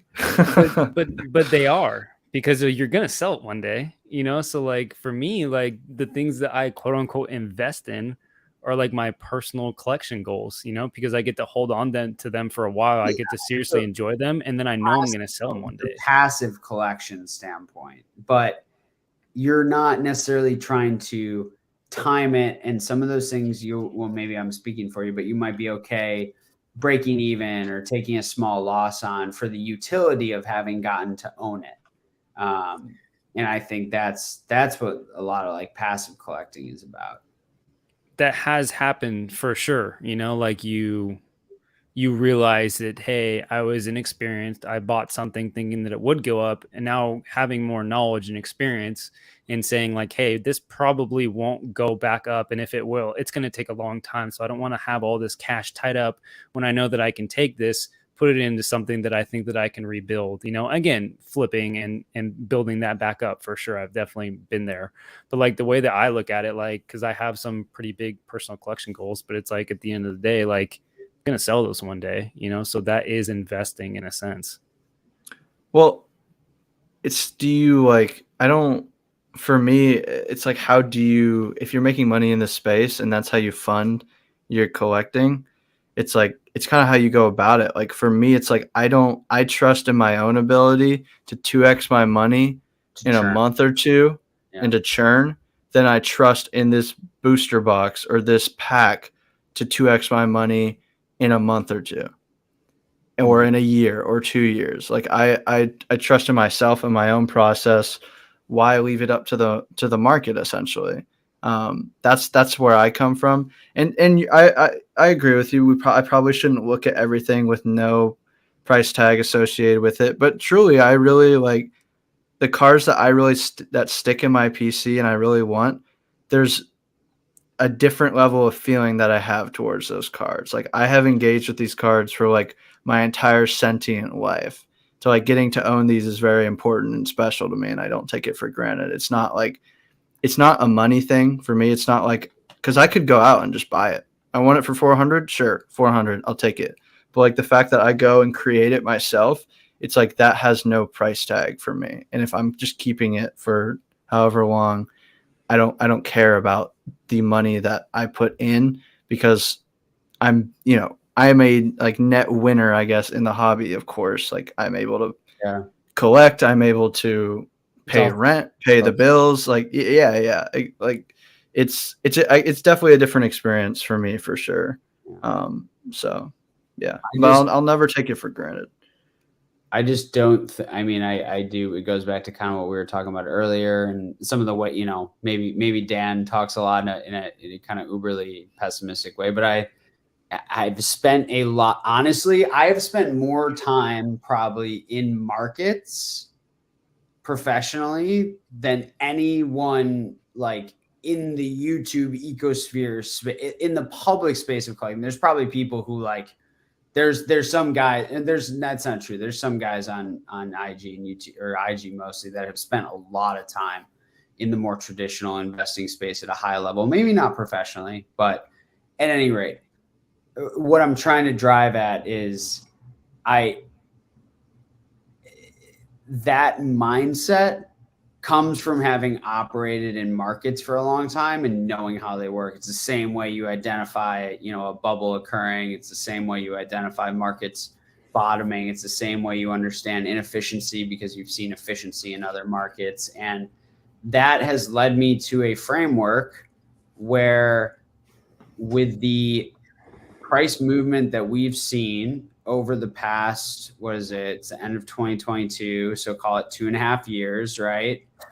That the returns on any of these items have been pulled forward so aggressively that there is almost no probability of 99% of this hobby maintaining a return profile above that of inflation over the next multiple decades.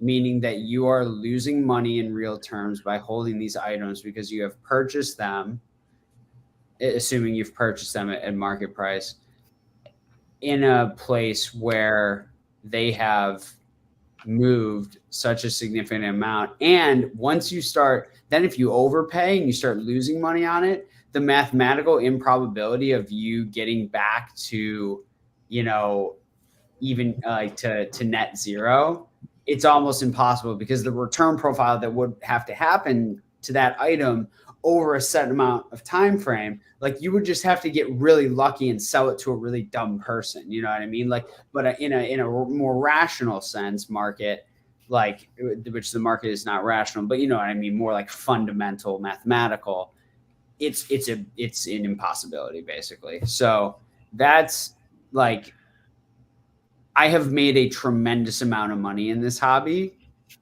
and it's all been churning. It's all been just like creating value and then extracting that value in a pretty short amount of time. Like I'm really going to say this. Like, there are not things that I buy or make a play on thinking that I should not immediately sell that if I'm ever going to sell it. Right? Interesting. Like, if in this environment now, 7 years ago, that's, you just collect shit, right? It didn't matter. Now there are like and it's also because I'm not like throwing around hundreds of thousands of dollars at trophy cards and super esoteric niche or truly rare parts of the hobby that could potentially have that return profile of an upper echelon of a collectible hobby. Now, even now, it's a problem because so many of those parts of this market were dragged up so aggressively that a lot of stuff's been squeezed out of there.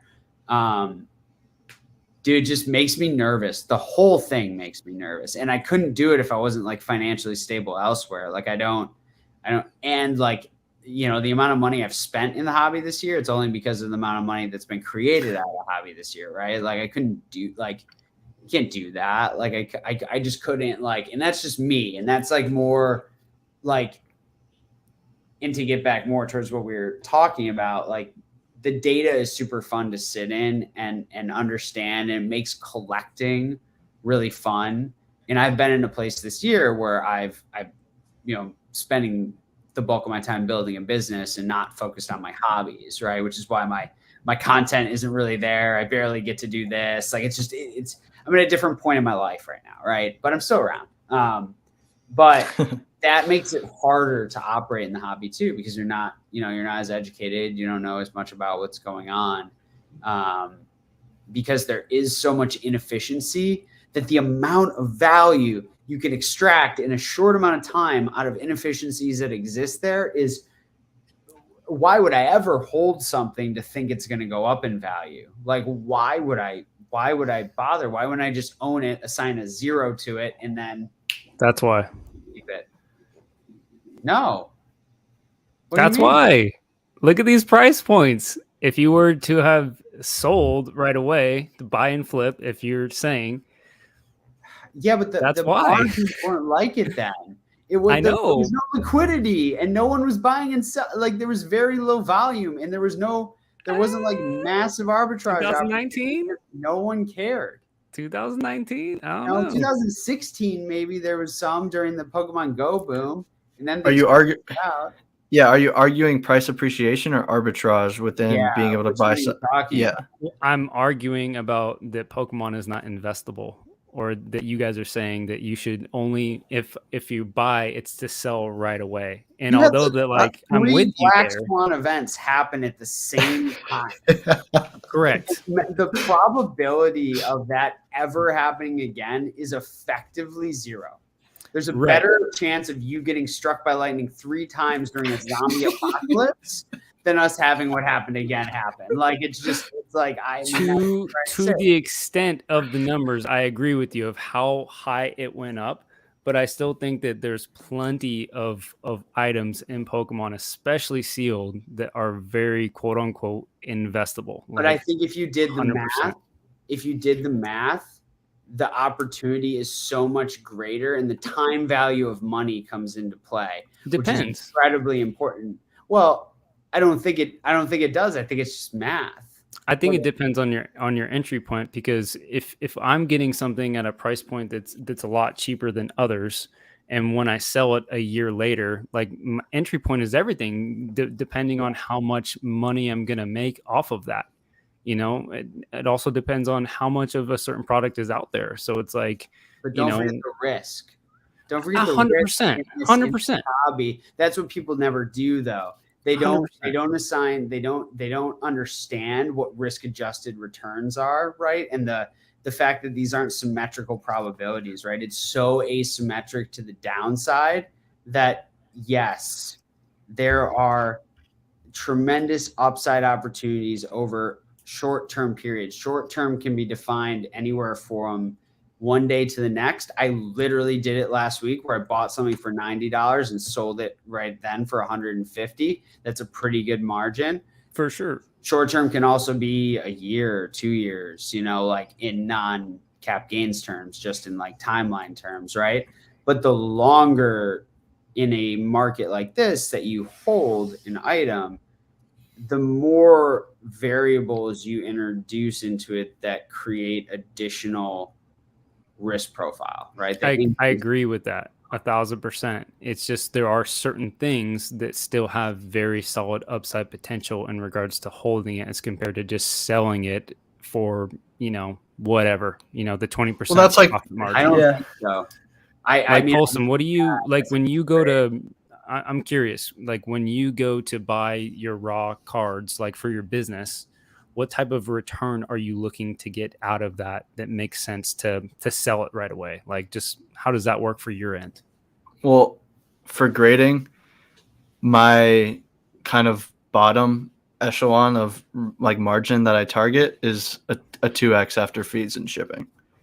Like what Kai just said. Kai knows. Kai does the same thing. Like me and Kai are close friends. Like that's what I target. So when we talk about price appreciation within a year, there aren't a ton of things that can sustainably 2x every year, like especially now. So that's where I come from. It's like I don't know, man. I don't know. It's like bird. Yeah, right. and I totally agree that there are some arbitrage opportunities that can be an enticing hold where that some of these sealed products they will go up, but there's an equal chance, maybe more, that the entire market will just start to lose demand and fall off. Like what the logic and reasoning behind these sealed items and owning them is really sound, but I think the point is that it's kind of out of your control. It's like you could do the best you could do the best you could research the most, whatever, but 2008 could happen. Like it's like nobody casually investing in the stock market could have ever done anything to stop that. Like my entire I have family who just got ruined financially for the rest of their lives because of something like 2008, completely out of their control, right? So that's kind of the nervousness that I come from with holding, probably kind of similar to Connor. So, but I totally like hear what you're saying, and I do think that if the market holds up, those things aren't a bad thing to hold on to. I feel like there's better uses of time and money, but again, you can't, like, it's where you want to be. If you don't want to be doing the volume play with like CGC or PSA and grading hundreds of cards, putting them in plastic, like low end, and selling them, then like that's okay. And you don't have to do that. So maybe the sealed box, it's like, what are you going to do with the sealed box? You're either going to break it or you're going to hold on to it. It's not like you can grade it, or it's not like you can constantly flip it into volume. Like it, huh? Not yet. Yeah, not yet. Not yet. So it's like, so if that's where you want to be, what you're doing is pretty much like the best that you can be doing with what you want to collect, what you want to hold, what you want to sell. Like that's it's, and I totally understand that. So it's like, how many more options do you have if you want to own it? Right. Yeah. I guess my point is that I feel like Pokemon investing gets such a bad rep, but it's like, let's be honest, when Eevee Heroes just got the reprint and boxes were, I think my guy had them like, I don't know, $75 or something like that. It's like, if you buy 200 of those, 100 of those, 50 of those, 20 of those, whatever that your, disposable income is, that you can do that, like that's 1,000% investable. Like it just is. Like, even though if it's a stupid move where it just sits in the closet and you can't enjoy it, it's still going to appreciate because it has just that God tier popularity and chase. Like it's always going to have something. So again, it's about your entry point. But again, if you're buying it at $300 a box or $250 a box or whatever it is right now, you're going to have to wait a lot longer for that to go up. But look at Sun and Moon, look at like X and Y you were talking about earlier. You're buying boxes for 50. Now they're 800. It's like things are 1,000% investable in this hobby. And for people to say that they're not, it's crazy. It's crazy. 75 and now they're 300. Why would you keep waiting? Because then your IRR gets reduced over time because you're dragging out that over time. And then you could take that money and redeploy it and make money on your money. I agree, but I agree, and you should for 100%. And when I say invest, I want to make it clear. It's like you're buying something, and then later down the line, meaning again, I'm not buying this so that I'm flipping this in a month, 2 months. Like I'm thinking somewhere like a year to 3 years where it appreciates. That makes sense, So it's like if I would have done that a year ago with Eevee Heroes, or even 6 months ago, that's a solid profit going from $80 to 250 or whatever. You know what I'm saying? It's like there's still plenty of ways to invest in Pokemon. Like it really is, man. There's plenty of opportunities too. So like, I don't know. I'm very bullish in that regards, but I understand that my business model that I make money off of is literally buying boxes and selling it for a very small profit, because it's churn and burn, exactly like you said, because it's safe. It makes sense. Like it's repeatable, it's scalable. But then there's also things that for sure that I have, that I 100% think will continue to go up, and they have for sure. That's something I was going to ask. It really kind of depends, because like here's the thing. Again, I don't buy a lot of modern to invest in it, so it's like my end goal is to buy a bunch of product. Otherwise, all the boxes that I did buy and sold for literally a $10 to $15 profit margin on my live streams, I'd have stacked in my closet. But I'm just saying, for the casual collector, for people that do want to invest or do want to buy into Pokemon, it is 100% an option, depending on the set, depending on your entry point, that can still be very profitable for sure. Like it's just that simple. SM Pratt was just talking about Japanese modern booster boxes. You're looking at CP6 like 5 years ago compared to like English booster boxes for evolutions. Still $600 compared to what it was 90, which was just a few years ago. That's a nice little chunk of change there. And people were laughing at that. Oh, evolutions isn't investable. Oh my God, people are stupid. That's fine. It's all good. Man, for 4 years, that set was sitting at distributors, not doing anything, and your money was dead. And this, yeah, like when you're talking about investing in modern sets, there's so much. You have no idea what the Pokemon company is going to do. We're all super lucky that Eevee Heroes didn't get printed to oblivion. It's like free cash. It would have just been free money for them, but they decided not to do it. Like that set could have gotten destroyed. This is the problem. Even if it did, there's still enough demand to eat up the supply that's out there. And look at Moonbreon. Yeah, it's the perfect example. Like we all thought that this thing is going to crash, and it didn't. And I'm not saying go invest in that now, because it depends on your entry point. Didn't it just crash though? I think it did just crash. Well, what's your definition of crash? Well, it was like what, like 13, 14. Now it's like 750, 8 within like 2 weeks. I feel like that's kind of a crash. That's a crash. Okay. That's a crash. I haven't paid attention to that card, but yeah, it's still doing very well, for a modern chase card, that's kind of crazy. I did the math on that, Charvy. Exactly.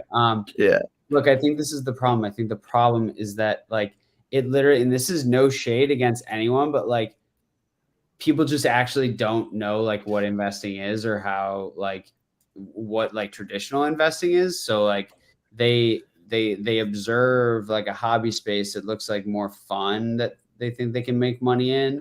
And I think that like it is not like all things equal. Like most people end up losing, and some of us, like, we have the luxury to be able to buy and hold something if we wanted to, thinking it might go up, whether we're like irrational or rational about it, right? Like, and because like we know we're winning overall everywhere else, like it, like I don't think if someone truly understood like what their financial situation was and how they were going to protect and grow some wealth over time, because I think the true way you do that is like through some concentrated bets, right? And that's what happened to people in 2020, right? They not every collector, right? But some people, like a Jake's a good example, right? Where he truly believed that something would happen over a certain amount of time, and then it all got pulled forward. So it's a significant portion luck, but also some skill in observing that he felt like an IP had a bunch of, assets, memorabilia, trading cards, whatever, that were undervalued. But what I'm saying is, like, people, and I just lost my train of thought there for a second, but basically where I sit is, like, if they truly understood what I just like people don't understand simple things like compounding and real versus nominal returns, and like how you actually build wealth over time.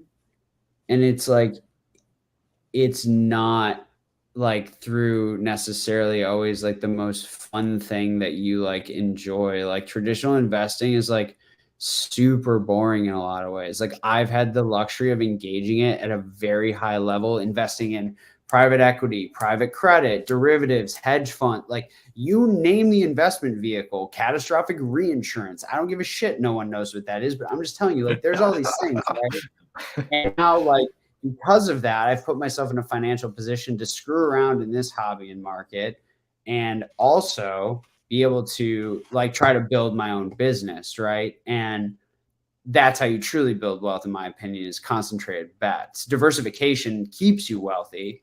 And that's, most people can do that a little bit over time with like the traditional markets. And when you look at all the data around investing in traditional markets and how that works, I just don't know. Like if we really sat here and like did the math on an example, there's just no way it ever makes sense, right? Unless another situation like early 20, mid 2020 until, early 2021 happens again, and you buy, and then the event happens and you sell, somewhere after the peak, right? I just don't think it's ever going to make sense mathematically, because I can think about like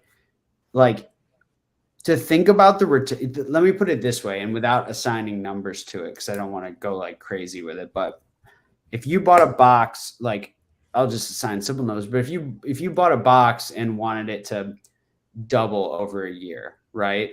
But if you could take that box and I did this, I wrote an article for someone's coming out with a physical magazine. I wrote an article for them, and I went through my entire soup to nuts, dollar figure, full transparency on how I make money breaking modern Japanese, right? So if you held a box and then you hoped, and it did end up doubling over a year, there are scenarios in which obviously with more time and effort, you can create multitudes of return there by simply flipping things over very, very, very small increments again and again and again and again, because compounding and making money on the money you made is vitally important, right? But not everybody has that ability to do so. You have an audience where you can flip, where you can do that. You have built up seller credibility. You have a YouTube channel. You have an Instagram page where you can do that. What do you say to the casual collector that bought a $70 box of Tag All-Stars that's now $210, $250 in a year? They probably don't even know, because they're a casual collector and they're probably going to open it. But there's plenty out there that do that. I mean, at the time when I bought mine, like, that's what I did. I was like, I'm going to buy 4 because this is a solid set. I believe in it, and I'm going to throw it back. That's exactly what I did. I was a casual collector, and I ended up breaking them because now I have a presence and I can break it now, and it's fun and make the community together. But is that not investable? But that was then, right? I'm not saying I didn't make plays like that either, right? I'm talking about now. I'm talking about where Pokemon sits today, where we've come over the past 2.5, 3 years, and where I see the rest of the trajectory going. And to me, is there a probability it could happen? Of course. Is the downside risk so much greater than the upside potential now that we have come through a period like we did with the price appreciation we've seen, even post downturn or whatever? I mean, yeah, because like we're still in a crazy, bull market, in my opinion. in collectibles and in Pokemon, and we really have not seen the amount of pain you could actually see in this market. Like, people have no idea. They have no idea how absolutely annihilated all of this could get. For and sure. The probability of that happening compared to traditional assets, broad swath, it's not just about the probability of it happening. It is the probability of the upside against the probability of the downside to me. So why would I introduce increased risk into a play that I think can make money? Why wouldn't I would just take the bird in the hand. And maybe that's like conservative, but also rational. I mean, again, it goes back to like, and then you actually do math. Like, you actually think about inflation. You actually think about rate of return and IRR, and you think about compounding. You think about money turning into more money over certain time periods and being able to make money on that money you made, and de-risking, right? Taking out no capital. Like, there's all these things, and I can go on this forever. And I'm not like, I just like, man, I haven't got to talk about this in a while. Chat's funny. It's really funny. Yeah, I just haven't really, like, I haven't wanted to like make singular videos by myself with a damn whiteboard or like talk about shit like this. Honestly, it's way more fun to like do it on this platform. It is.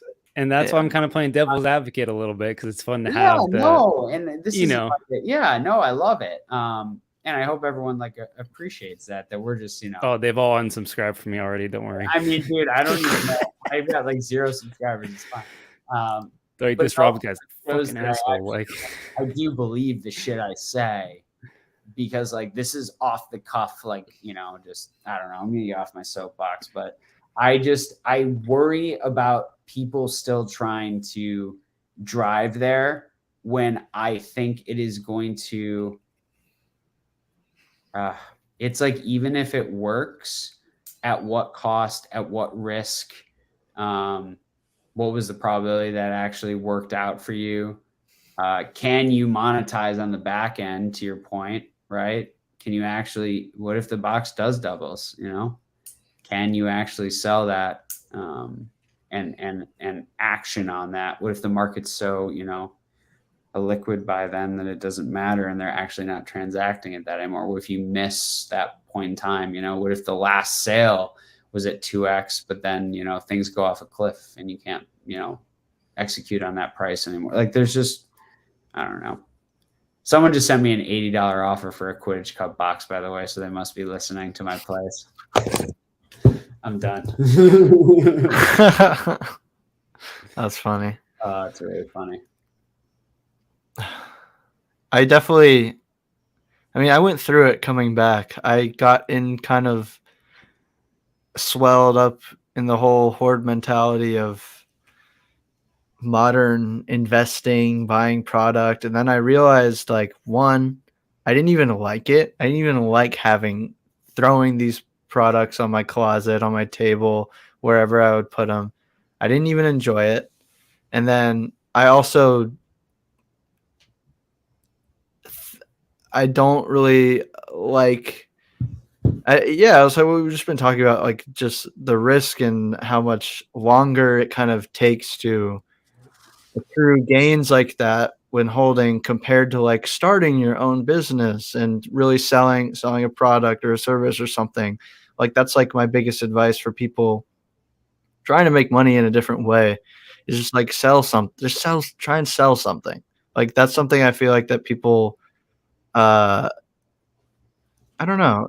That's advice that I feel like I don't hear enough. Like, really, like, start, like, it doesn't have to be Pokemon. It can be, you can start selling clothes, shoes, anything, any other collectibles. Like, just that experience is super valuable to be able to like navigate in markets and know how to buy and sell, and that'll help you in so many different areas of your life. Like, that's invaluable experience. Like, that should be the end thing advice to people. Like, just like at the end of the day, it's like, I don't know, like, because that's kind of that's where you will have the most control over your money, your in and out and all that. Where if you feel nervous about putting it into a Pokemon box or even a stock or all of that. It's like taking control of yourself in your life is like where I kind of come from and what I try and preach, So however you may do that. And I'm sure you guys feel the same. But, I always think that,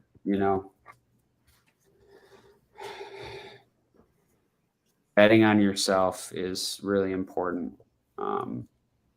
And I say this again and again, it's one of my favorite quotes, but there's no such thing as safety, only varying degrees of risk. Absolutely. And understanding like what that's going to look like for you and how you can take control of some of those opportunities is vitally important. And you're always going to be better off like building a skill set, even if that means like just trying to buy and sell stuff. You're building an appreciable skill set that you'll be able to use over time, right? So yeah, I definitely agree. Like do it to improve yourself, right? Like that's vitally important. Yeah. Oh. Don't forget. So the takeaway here is, guys, Pokemon's investment over a year. I'll correct you. Pokemon's flippable. That's funny. Pokemon is a high level of value extraction opportunity. I mean, but you got to understand, man. Right, but even intelligently, like think of how much money we spend on cardboard, how much risk. Of course. We all have super high risk at the end of the day. Stupid. Because, it's so dumb. The amount of money I could have made in traditional markets instead of any dollar is tremendous. Yeah. And that's why I love all this, because it's not just about the money. Like I have fun holding these items for the time that I do. Yeah. So it's like I couldn't imagine, and I've made this mistake before and I've lost money on it, but I can't imagine like just collect or investing in something that I didn't like. Because to me, like now it's not just investing, I'm collecting. Like I get to collect it and I think it's going to have upside potential down the road where I can sell it.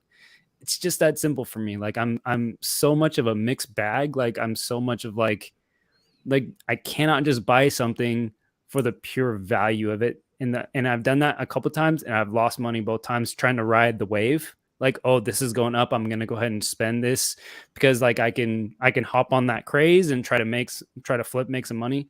Doesn't work for me. It's burned me twice. And so for me, it's just like I only collect things that I do enjoy. And yeah, man, like there's certain sealed boxes, vintage boxes that like I'm holding on to because I don't want to sell it. Like it's still my personal collection. But do I absolutely think that it will go up, or like when I'm ready to sell that it'll be much higher than when I bought it? Absolutely, for sure. Oki's comment. Yeah, I'm dying. That's fine. Yeah. I have a super sharp distinction between collection and inventory. And I guess technically all of it's inventory, but it's not like for tax purposes, but like I don't know. For me it's like I like to keep it simple with how I treat this stuff. Like there's some essence of stupidity and ridiculousness that I even own this instead of looking up a Google PNG every time I want to see it. That it's like, or watching a video or whatever it is, that I want to keep it that way. And I don't want to, it's like, I think plenty about the investability of this stuff. I just don't care. It's already gotten to that point where it's like, we have to think about it too much. Yeah. I think about it every day, every week, waking hour, but it's like, I just don't care what it does. If this card goes to $50, I don't care. I could not care less if it goes to $50. Like, it's just like that's for me. It's not getting out of my hands. Like that's how I have found the most enjoyment treating this stuff. And this is the select few cards for me. Like this is not the majority. This is not like, definitely not. So, and yeah, that's just how I look at it. So do you think that that's irresponsible to look at that in that regards? No, Like I don't how think many so. collection goals do you have? How much money have you spent on stuff where you have that mindset? Just curious. I don't think so, because for how much I spent on this card, it has to drop in value by 75% for me to break even. Like, seriously, like that's where I come from, and that's why I only collect things that I grade myself, and I don't buy slabs, I don't buy 10s. I grade everything myself in PC. And that's why I don't think about it, because I don't really have to, unless this card is $100. I don't really, and then I still won't even care if it's $100 now, and I don't think it will be. It totally could, and it's like, okay, I'll just. It just happened to like a lot of the market, so it very well could. Oh, of course, for sure, but it's like, I mean, but yeah, I get it. You know why that stuff, that all just happened to it. And it was kind of obvious, right? It's like so things where if they go down 75%, that means the ship's going down. Yeah. Oh, of course. Done for. Put a stake in it. All this. Yeah, exactly. And that's what I mean. It's like, if this goes down 75% and I am now at break even level, it's like everything else must have just like concaved into oblivion, because Jesus, like, yeah, I don't know. And I go so. Back. Yeah. So that's where I come from. It's like, I like to keep it. I have a different experience. I can't, like, if I was buying these slabs at full market price, like maybe even 15% under, I felt comfortable with, I would have a completely different outlook. And that's why that's where I'm coming from. Because not everybody has the business model that you do, or the knowledge or insight where you can buy raw. And then, like you said, even if it goes down, you're like, I'm still breaking even. It's all good. Yeah. We're back to what we were saying earlier. The financial position to not care, because it's a $200 card, not a $20,000 card, right? And that's a big part of it too. Is, it's just discretionary income. It's just it's. I mean, yes, there's always you could always have done better. Like, you always could have invested it or saved it or did did the smart, rational thing, but that doesn't mean it doesn't mean you can't just still do it. But I think that's a good point, is like to not, like, I get passionate about this stuff, but I also, like, I sit in that camp where, like, it's just like the Beckett thing we talked about when Rob hopped on, right? Like, I don't really think about it that hard. You know what I mean? Because, like, it's just kind of fun. Like, it's just like something to do, and like, money's going to come and go, you can always make more money. Like, if you, again, back to what we said, if you build a skill set, right, and you're working on you and your abilities, you're going to find ways to make money. If you want to work hard, like, it comes down to that as well. So all that to be said, like, you can kind of do like dumb, irrational things because you have that backbone. Right. But I think that most people like ourselves, but and here's where I'm coming from. It's like, I'm not gonna buy this for $1,000 as a collection goal that I like, and then I'm gonna keep, for me, if I thought that this would go to zero one day, I wouldn't spend the money. It's just that simple. Like, I truly believe the things that I do buy have potential to go up, or I would not collect them. Like, I can't have that mindset of just, if it all goes to zero, it's okay. Wouldn't be spending $1,000 on cardboard then. I don't have that kind of money. I don't make that kind of money. I definitely have no way where the value is going to be, though. And being okay with that's important, I think. I think there's a little bit of like nuance, though. It doesn't have to be at zero, but if you think that box would be, use that as, not that anybody really thinks this, but you think this box will be 500 in like a year or 2 years, whatever, like, that's where it starts to get like, okay, do I want to buy this now or then? What do I really think? Like, you look at a lot of this mid-era stuff, like mid-era slabs, 9s, 10s, whatever. So many of them are coming down in price big. Like, look at mid-era 9s. English is getting like slaughtered. Japanese has always not been very good, but English is like slaughtered in 9s.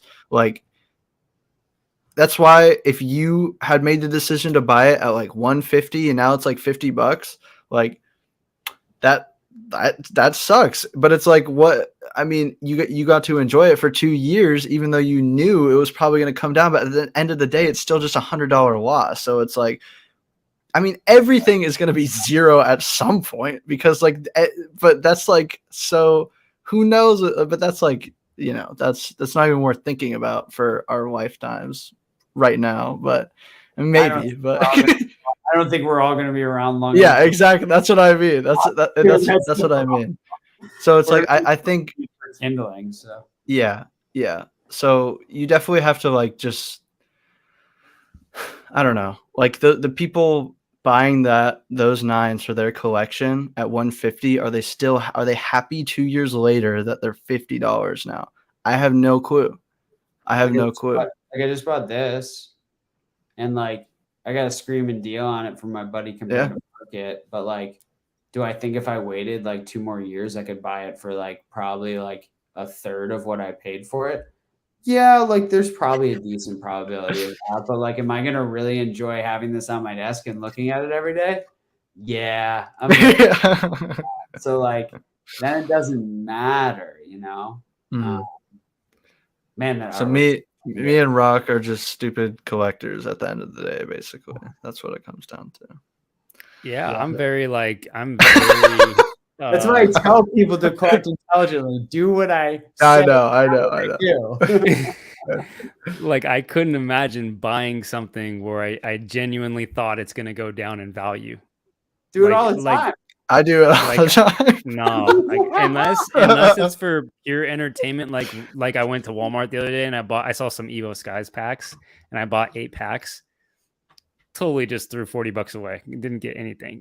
That's just pure entertainment for me. And it was great. It's fun to just open some packs and enjoy it. But for like stuff that I'm gonna spend money on for my personal collection, like I couldn't imagine spending money on something. Be like, yeah, if this goes to 0, I can look at this card and be happy. I would go insane because I just don't have the kind of money on the stuff that I want to buy. I don't know, and maybe that's my own thing, but I don't know, man. I'm just too practical, I guess. I don't know. There's no way I could do that. $350 on a Fate Stay Night Heaven's Feel movie booster box. Yeah, but you're balling, bro. You're a CFO at an up and coming company and making that money. You got money to throw around. Us peasants living down here, it's a different story. Colson, the only reason I bought that box is because I sold $500 of dollar savings on what night. So it's all in context. I don't spend money from outside the hobby on the hobby. I don't, because I like pump it into my business and pump it into other investment vehicles, like real investment vehicles, or like go on trips, or buy my goddaughter shit or whatever. I know you're a godfather. Yeah. Hey. Yeah, my goddaughter is 2.5. Right on. And my buddy's wife owns a children's boutique in town, and I think I'm their best male customer, hands down. It's unreal. Anyway, that's what's really cool. Actually, is they're like into Pokemon Go, but like they didn't collect the cards at all. So I would like give them cards and like show them like it's fun. It makes the hobby fun, and like people engaging in ways that you don't touch. But yeah, I don't know. Like that's probably a really dumb buy. But like, I needed that box to finish my Sealed Fate collection, so I did it.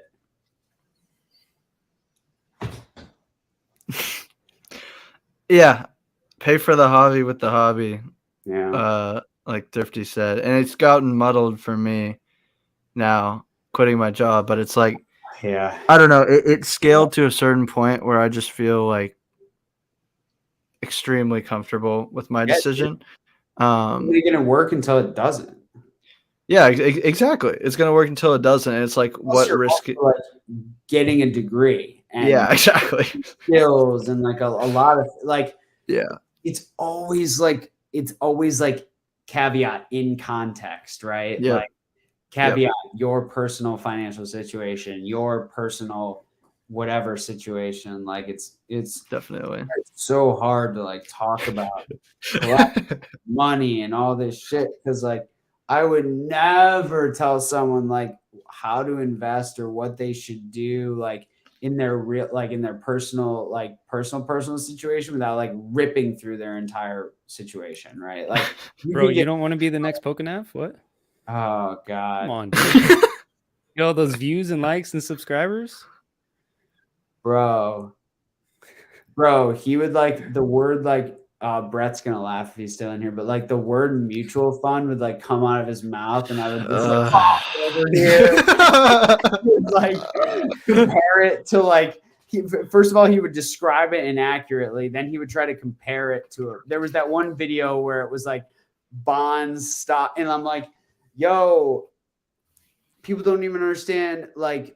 Like you can have a mutual fund that's like all like levered equities, right? Or like all bond, like anyway, that's dumb. But like people just throw around these terms, and I'm like, oh my God, and you were an FA? No, you weren't, bro. You probably were Boya and sold insurance. Get the fuck out of YouTube, right? Get out of here, screwing with people's brains. I am sorry. That guy revs me up. Yeah. No. Nah. We're all set. We're good. Yeah, that's why I would never make a video saying top 5 things to invest in, top 10 things to invest in. Like, there's no way.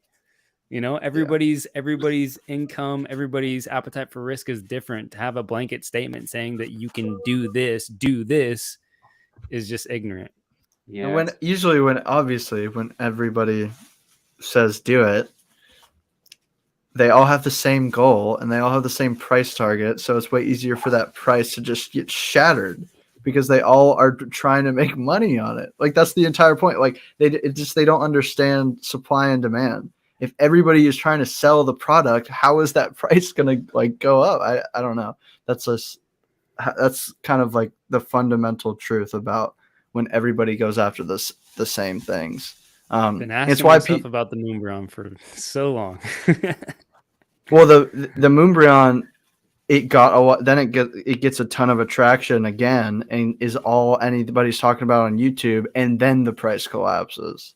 Like, I thought that was pretty interesting because it's like, oh yeah, now everybody's exposed to this play. Everybody knows you can buy it for 400 raw, send it to PSA at the 100, and sell it for 1,400, whatever it was going for, and double your money. People do that, and then the price, it tanks. Like, obviously, it's so obvious. Like, of course that was going to happen. How do you force a very inefficient market to become rapidly efficient? Yeah, doing that shit. Yeah, exactly. Well, I think the other thing too is that, like, because I think you mentioned it, Con, earlier, that it's so much of this is psychology, and like I know just based on experience of like looking at something that when I see something going up, my brain tells me I need to buy now, and it can continue to drive the price up, but it's got to hit some type of ceiling eventually, you know? And then all it takes, just like as it continues to go up, that FOMO, all it takes is that FOMO for it to go down just a little, and then it can just tank so hard because people see one bad sale. Oh, I need to sell mine because it's going to keep, like, the psychology of collectibles, man, and like selling and buying is just like so strange. Like, it's so strange, and trying to time the market is like, good luck, man. Good luck. That's why it's so much more relaxing and comfortable to not have to feel like you're at the mercy of your own decisions, your own cost basis, when you're churning and burning. And it's like, that feels way more comfortable to me than 1,000%. like banking on the market going crazy and all that. So that's why that's exactly why. I mean, I brought up that I'm not nervous about this because I put myself in a position where I feel extremely comfortable about owning this card at the price that I own it at, that I could never find or buy for that price. Like, not happening anywhere on the market, anywhere, not happening. No matter how long I look, I'm not finding it at that price. No chance. Like, I created that myself, and exactly. You can do, and people can do that. And that's the point, is that you can do that. Like, if you have the time, you have the energy, you can do that. And that's why the people who do it are successful, because not everybody can do that. Not everybody has the time. People got kids, people got jobs. They're not all like me where I'm unemployed, 19, going to school in my own 2-bed, like alone. Like I got so much freedom. I have so much space and freedoms and time that so many other people don't have. And that's why it's just like it's unfair to like compare what I do essentially to what other people can do and the situation they're at in their lives. So it's like, I don't know. And that doesn't come from a place of ego or anything like that at all. Like zero. Man, it's hard work and determination. Yeah. It's just like the reality of it. How much, just curious, how much time do you typically put into Pokemon every day, or does it vary? Do you have like a set schedule where you're like, I'm super disciplined and like from 8 to 5 I'm doing this, or is it just based on like what you're feeling that day, or do you have a lot of outside commitments? Like, what does your typical work week look like? So my personality's always been very all over the place. Sometimes I'll sleep for 4 hours. Sometimes I'll sleep for 12. Sometimes I'll stay up all night. I'm just like so I'm kind of just always doing it. Like I'm always like talking to people about it, responding to Instagram messages, responding to eBay messages, like shooting out offers, like dealing with, I'm kind of just always doing it. And it's whenever I feel motivated to, but it usually is kind of like a daily thing. Like, oh, I'll go and check the market today and see if there's anything I want to buy. Or I'll list 5 things every day. I'll try and do an Instagram post every day, like setting myself up. And I don't always succeed at doing this on a daily basis, but setting myself up to where I have things like external things that I set for myself to lock me down and keep me focused and keep me doing it like on an actual level, not just like kind of wishy-washy. Like it's kind of like working out every day. It's like when you make that goal and you really crush it, you set that every day and you keep doing it. Whereas if you're just like, you just do it whenever you feel like you want to do it, I mean, you know how far you're going to get in both respects if it's just kind of like whenever. So yeah, that's kind of where I'm at. But I'm also just very spontaneous, and that's kind of how I live my life anyway. So, but I try and have like simple daily things that I force myself to do, no matter what. If I was your age with your position and the skill set you have, that's how I'd be doing it. Yeah. You're living and breathing it, right? So like, why not? You put a couple guideposts in there and then you just freaking turn it up to 11. Yeah. And it happens, Yeah, exactly. I don't want to ask that question because it's a little personal. How much? Care. How many? Okay, I can phrase it like this: How many cards do you usually buy per month? How much are you trying to purchase, and how many are you typically selling? Just curious. So I'll check my eBay for just the selling portion. I usually, like I was saying earlier, it's way less volume for me and more specialized. So, I mean, it really varies. I'll go from buying a $10 card to go and buy a $400 or $500 card, just because if I feel like it's a deal and it's minty enough or whatever, for whatever reason I feel like.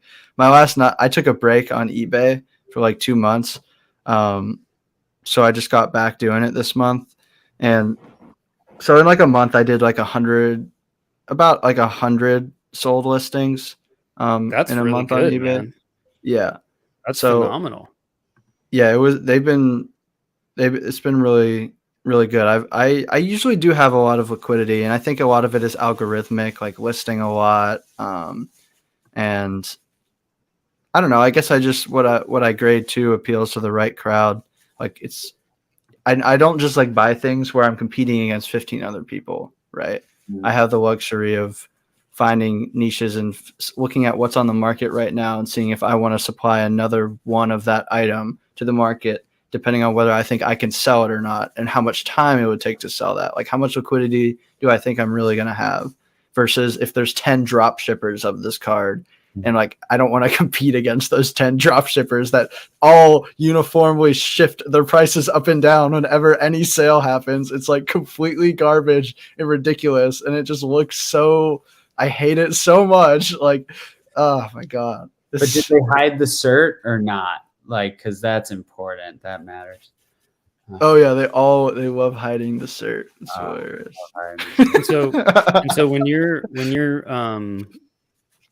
selling these cards, are a lot of what you're selling, is it all like, hey, I bought it at $10 and I'm selling it at $200? Like they're all wins, or are some of them like, oh man, I bought it at $10 and then after it graded, or you bought it at $50 and after it graded PSA 9, it's $30? Like, are you taking L's at all? Are you taking things that like you're just breaking even after grading and selling, after doing what you do? Like, how much of it is like, oh, these are a lot of wins, these are all wins, these are barely any wins? Like, what does that look like for you? Of course, yeah. Like, of course, I take L's. Like anybody who says they've never taken a loss, it's just like, bro, get out of here. Like, come on. Just because you haven't sold it yet doesn't mean it's not a loss right now. Like, you know what I mean? Just curious like, out of how many you sell, breaking even, or how much are you profiting? Of course. I mean, obviously, I'd say it kind of like speaks for itself in a sense, where I started with like this whole hobby has been funded from me. It's mostly dubs. Like I literally started washing dishes, making like, I don't know, 14 an hour, working like 15 hours weekly. Like that's where this kind of started. And then going to Target and doing a similar thing. Like that's where, so I don't know. My position kind of like, I feel like speaks for itself, where it's like gotten me to, because it wasn't like that much money after like rent and food and everything that I was really like making or taking back out. But I just got lucky where I found people that knew more than me, knew how to source things from Japan, like Swami. Like I bring it up too much, but it's like his video where it's like how to use Vai. And that was like the thing for me. Like my friend started talking. He probably unlisted it, but like my friend started talking about it. Like some people I had met, which again is super lucky. Like out of thousands of people, I met some people who shared very similar interests with me, and they helped me get into Bai and all of that. So after Swami's video, I was like, holy shit, let's make this happen. And after a couple learning experiences, a couple L's on there, like it's been a ride since. Seriously. Like, oh yeah, that's good. Please, I would love hot photos. I love hot photos of their sister. I hit the block button, I swear. Hold on. It's me. Okay. Fuck you. Yeah. It's, I mean, it's amazing. It really is. Like, I'm really lucky that I've met so many amazing people and watched so much stuff and found so much content that really helped me. Like, I found Pokenomics Jake, through the Frosted Caribou drama. It's like you saw, like just looking at which side of the hobby I was at before then. And like the fact that crossing those paths opened me up to like so many people that I would call like my best friends now. And I talk to every day, and like meeting you guys in Denver, meeting all of them. Like it's so fucking nuts that even happened. Like there were so many different things that just like happened in the right way. And that's why I'm so lucky. Like never take it for granted. Life is a lot about serendipity that kind of comes saying yes to opportunities and a little bit of luck and blessing, and then it, things happen, right? Doors open. It's exactly it's how I got to where I am. It has nothing to do with Pokemon, but also like it's just like how I've gotten to where I am in my life and the career point I'm in and the business I'm in and all these things I'm doing. It's like if you start connecting the dots, you're like, there's no way that you're lying, It's just nuts. So that's awesome. Yeah, dude, it's all God moments, man. You really think about it, it's just like, how am I here right now? Like it's not of my own volition, like done anything smart enough. Yeah. So that's really funny because that's really weird. Because when you said that, I thought the word volition, and then you said the word volition, and then I pulled up this volition saver. And it was a sequence of like brain events. Are you getting into Weiss at all, Rob? Has Connor brought you to the dark side? Yeah, baby, I'm sitting on eight boxes of these. Not sitting, man. but I bought them. I bought them for the shop. And we'll see if people don't want them. For yourself. Those are gorgeous boxes. They really are. I do have a case of great. of AOT, not the final season, but the one before that, the reprint one. Was volume 2, I think. Yeah. Just because it's my favorite anime, and I don't know if I want to break it yet, because it's just like it just feels fun in my collection as a sealed case. Like I don't have any of those of Weiss, but I don't collect any of the slabs. I think that they're too volatile to me. I just think that like how you guys think of risk in Pokemon going like down super quick, that's how I think of Weiss for slabs. Like I don't see the opportunity of it holding its value. Like I'm too nervous about it, you know? Why do you look at it differently than Pokemon for modern slabs?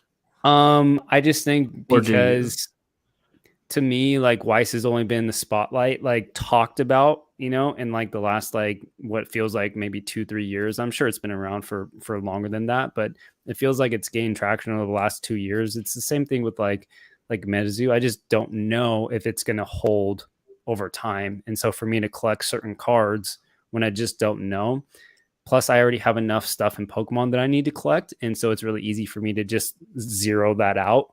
You ever put the risk reward for me isn't there as compared to other people. It's like, oh, like Weiss is a more obvious choice, you know, and that's fine. Like there's no right or wrong for me there. It's just how I feel about it. I think it's probably right about modern Weiss. Like a lot of it is like super, like it's just like modern Pokemon. The same risk is assigned to it because of the print quantity. And that's why I don't collect modern either.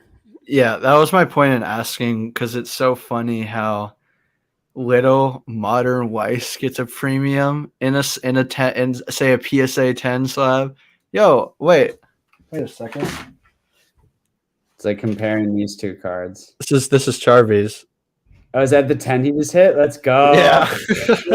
Yeah, Charvy. I've been middlemaning his PSA stuff, but he finally bought a PSA account. So yeah. Nice. Missed everything that he hit. I just got these in today. So I know this is that's so good. That's final season. What set is this from? Do you guys know? It just froze. What is it? It's Nanami.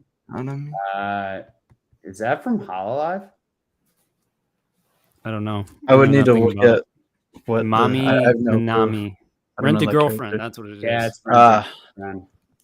I don't know. My buddy likes to open Weiss and he sends them to me too to grade. And they're cool, man. They look fantastic. Yeah. Like I love the way that these SPs look. They look so good. But for me to spend, you know, hundreds of dollars on a PSA 10, it's just too risky for me. It was just like, for me it's like the PSA 10 premium and a lot of Weiss stuff just like is non-existent, but then look at like very close to like raw in a lot of ways. But then you look at like Pokemon, and this is for like both modern and then Pokemon, and then things like Moonbreon exist, or like the Giratina Altart, or like these insanely like I guess it just has to be a demand thing, right? Well, it's like, also like, you know, as well as anyone, it's a relative thing because a large part of it being print quality, right? Like, yeah, I guess that's true. It's a lot harder to get a PSA 10. Well, but it's like the Japanese. No, Japanese Pokemon. It's like it's pretty good. Yeah, no, I mean English Pokemon. Okay. Now I stuttered a bit there because the gem rate on Moonbreon is so high, but you can't necessarily extrapolate like the whole print quality from that. But what I will say is like it's a lot easier to get like a PSA. You will open a pack of Weiss, pull an SP, and send it to PSA and get a 10 basically every time. Mm-hmm. It's amazing. Like it's almost impossible. Yeah. Which is why also the market values a BGS 10 a lot more than it does a PSA 10. That's why I don't grade with any other company. Is because why send to CGC or BGS when I know it'll get the 9 or the 9.5 when I know it'll get the PSA 10. Well, that's why I think people overestimate PSA's grading standards a lot, in my opinion. Sure. I they think it's really a perfect card, and it's not. Yeah. They clearly like state that it's not. Yeah. Like I feel like I've never owned a perfect card. Maybe like one of the modern cards I've had before, but like trying to think back, it's like, what card did I look at and I was like, perfect centering, nothing on the back, nothing in Pokemon. Oh, like, yeah, that's true. It is like this under a UV light and see if it has the ink splatter. You would never know. Like, yeah, that's true. That's true. And that's But I know what you mean to the eye. Yeah, the naked eye. Tools, but yeah. That's why I like the simplicity of PSA, because it's like, why try to chase that perfect card when it's so minuscule? You know what I'm saying? Like when PSA, like you can still have the best grade, but it's still like it's possible to get it. It's practical. It makes sense. As a collector and as a seller, it makes sense in order to be able to chase that grade instead of like the other companies. It's just so hard, man. It's so hard, and the resale value just isn't there. Well, for tens and black labels, it's there, right? But it's that's like the point. It's so hard to attain, though. And that's why, exactly. If it was easy and it made sense every time, and the grading standards make total sense, they wouldn't have the premium. The same thing with PSA. Right. Like it's the fact that these like companies, it is subjectivity, and it is like not an objective science. If it really was, it'd be a whole different landscape. If there was like the whole AI grading people were talking about, I was like, oh my god.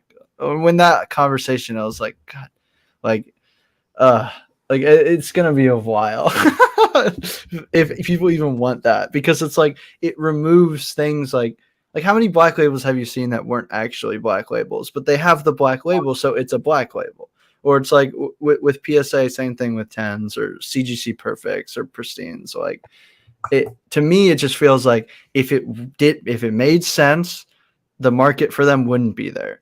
Like it's the fact that it feels so unachievable is why they get that premium in a lot of senses. And maybe like, who knows how many, if it's all like they can only grade a certain number of tens to keep this reputation. I'm not like tinfoil hatting on that. Like I don't really, it wouldn't really matter, like, because we never really know.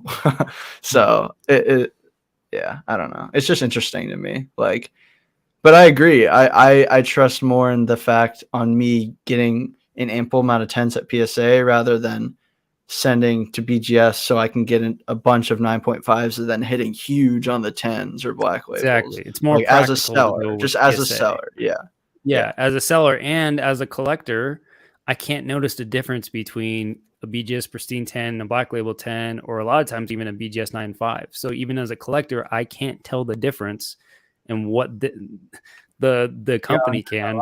So it's like, I'll just get the 10 because it looks good and it's the highest grade, Yeah. That's just me. Like it's just practical. PSA is practical for me. Yeah. I mean, it definitely feels the most achievable. Like, try and imagine if you were to go out and collect every black and white forward in a BGS 10, Pristine 10. Like, good luck.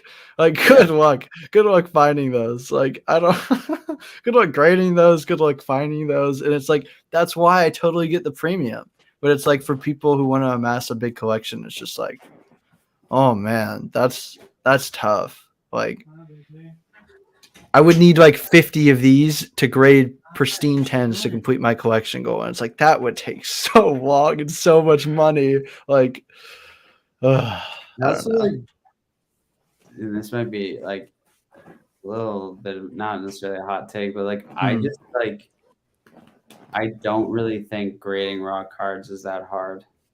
Like, and maybe I've just gotten lucky, but I think it's just about like, maybe it's just helps that I'm conservative, I'm OCD about everything, and that I don't like kid myself. If I'm really trying to be serious about it, or if I'm really like sending in, I'm like, okay, we gotta, like, I don't know, like, I think people just lie to themselves. Like, I think that's the biggest thing. I don't know. I've said something similar before, and I got a lot of flack because people are like, well, they don't have the experience you have. They're nervous about sending their cards off to a company they've never like this is collectibles they might have had for years. They don't have the same knowledge, like whatever. And I kind of like receded, and I was like, okay, like I understand. Like I know a lot of things, and I've experienced a lot of things that a lot of people haven't had the luxury of For sure. yet. But I'd still stick by the fact that I think if you want to do it and you pour and you pour everything into it, you can do it. Yeah. That's what, like, sure, if you have 2 kids and you have a family and you have a full-time job, it's hard. But if you really wanted to make it happen and you devoted all little time you had, you could learn and you could try. I truly believe, like, on your drives back home from work, you could listen to podcasts, you could, you know what I mean? It's just like, that's kind of where I come from. Like, I think there's a barrier to entry, but it's just like the amount of time it takes to really get into this is, I feel like that barrier. Yeah, I guess what I mean is like not the like mechanics of getting into it and hurdling that, but it's simply just like looking at a card, assessing it, and pre-grading it. Like, I don't actually find that difficult, because if someone at PSA is looking at my card for 3 seconds, and me looking at it for 5 minutes should be able to identify the outcome if I am rational and spending time on.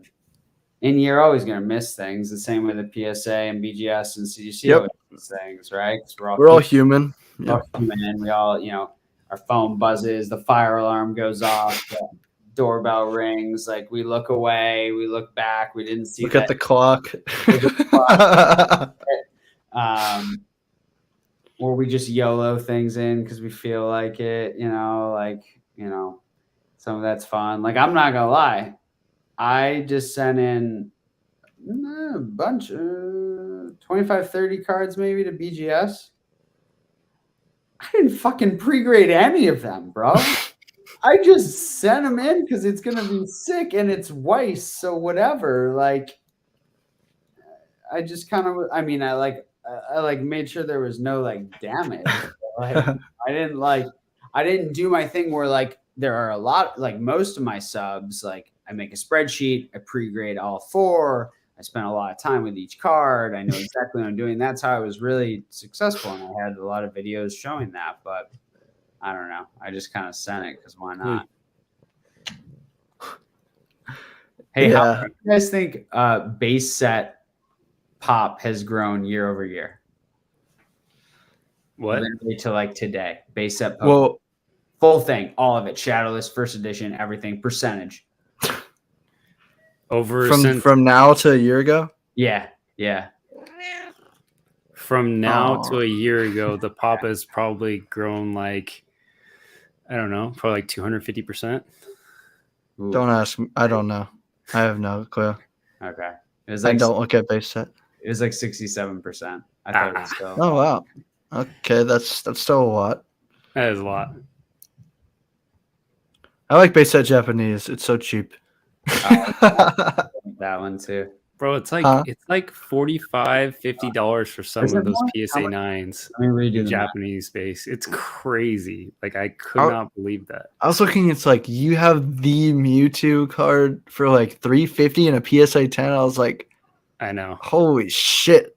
Like, the fact that I'm able to sell some of this random shit over here, and then like, and I totally get it. The Japanese base is printed so much. And it's like the gem rate isn't like insanely hard, but still, it's like I feel like more credence should be given to that as like the first of the first.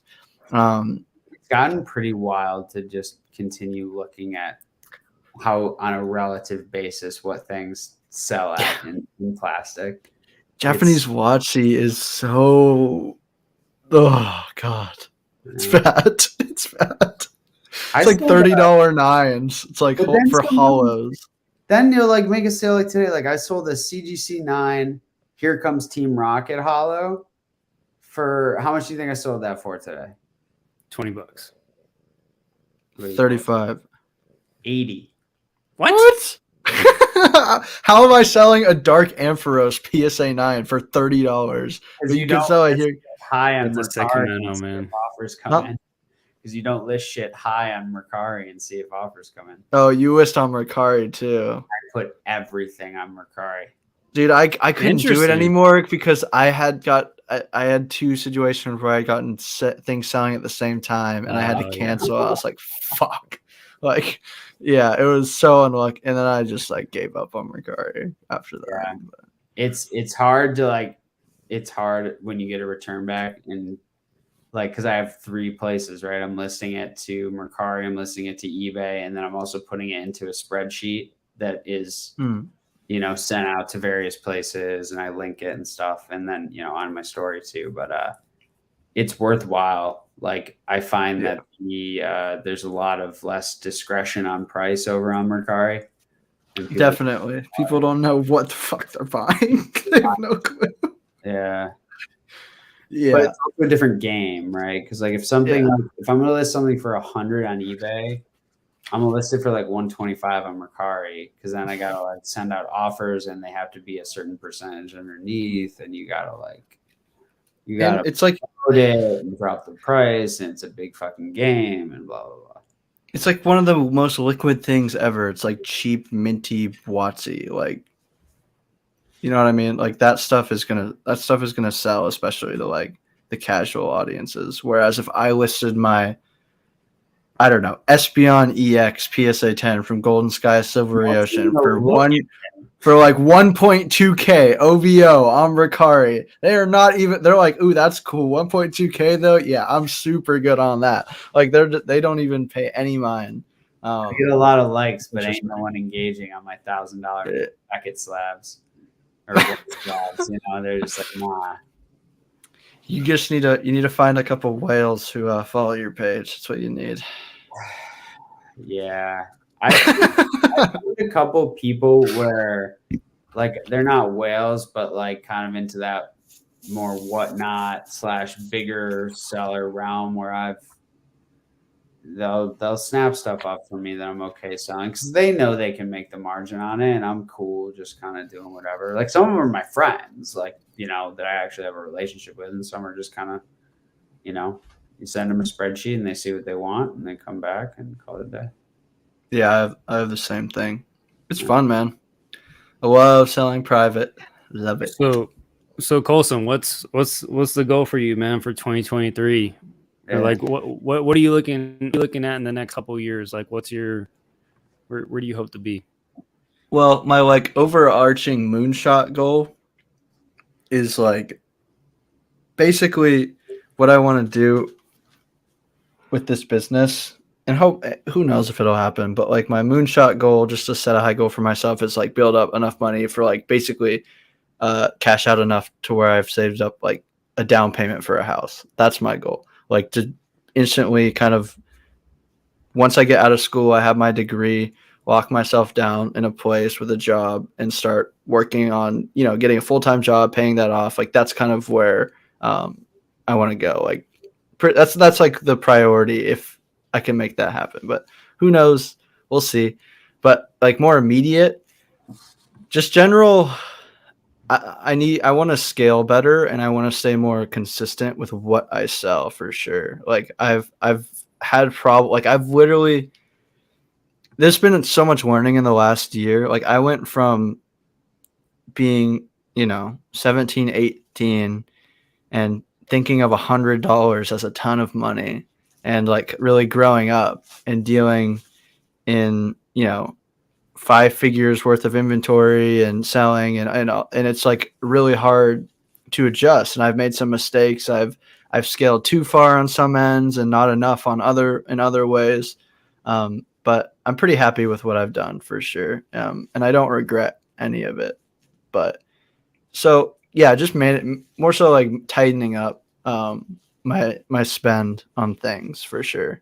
And then my collecting goal is unlimited black and white full 10 set of at least all the full arts, and then a bunch of the golds I'll be looking for in unlimited. I'm going to try and grade myself, and I'll probably work on that for hopefully a year, 2, 3 years. That's the goal there. Yeah, that's pretty quick. Such fun goals though.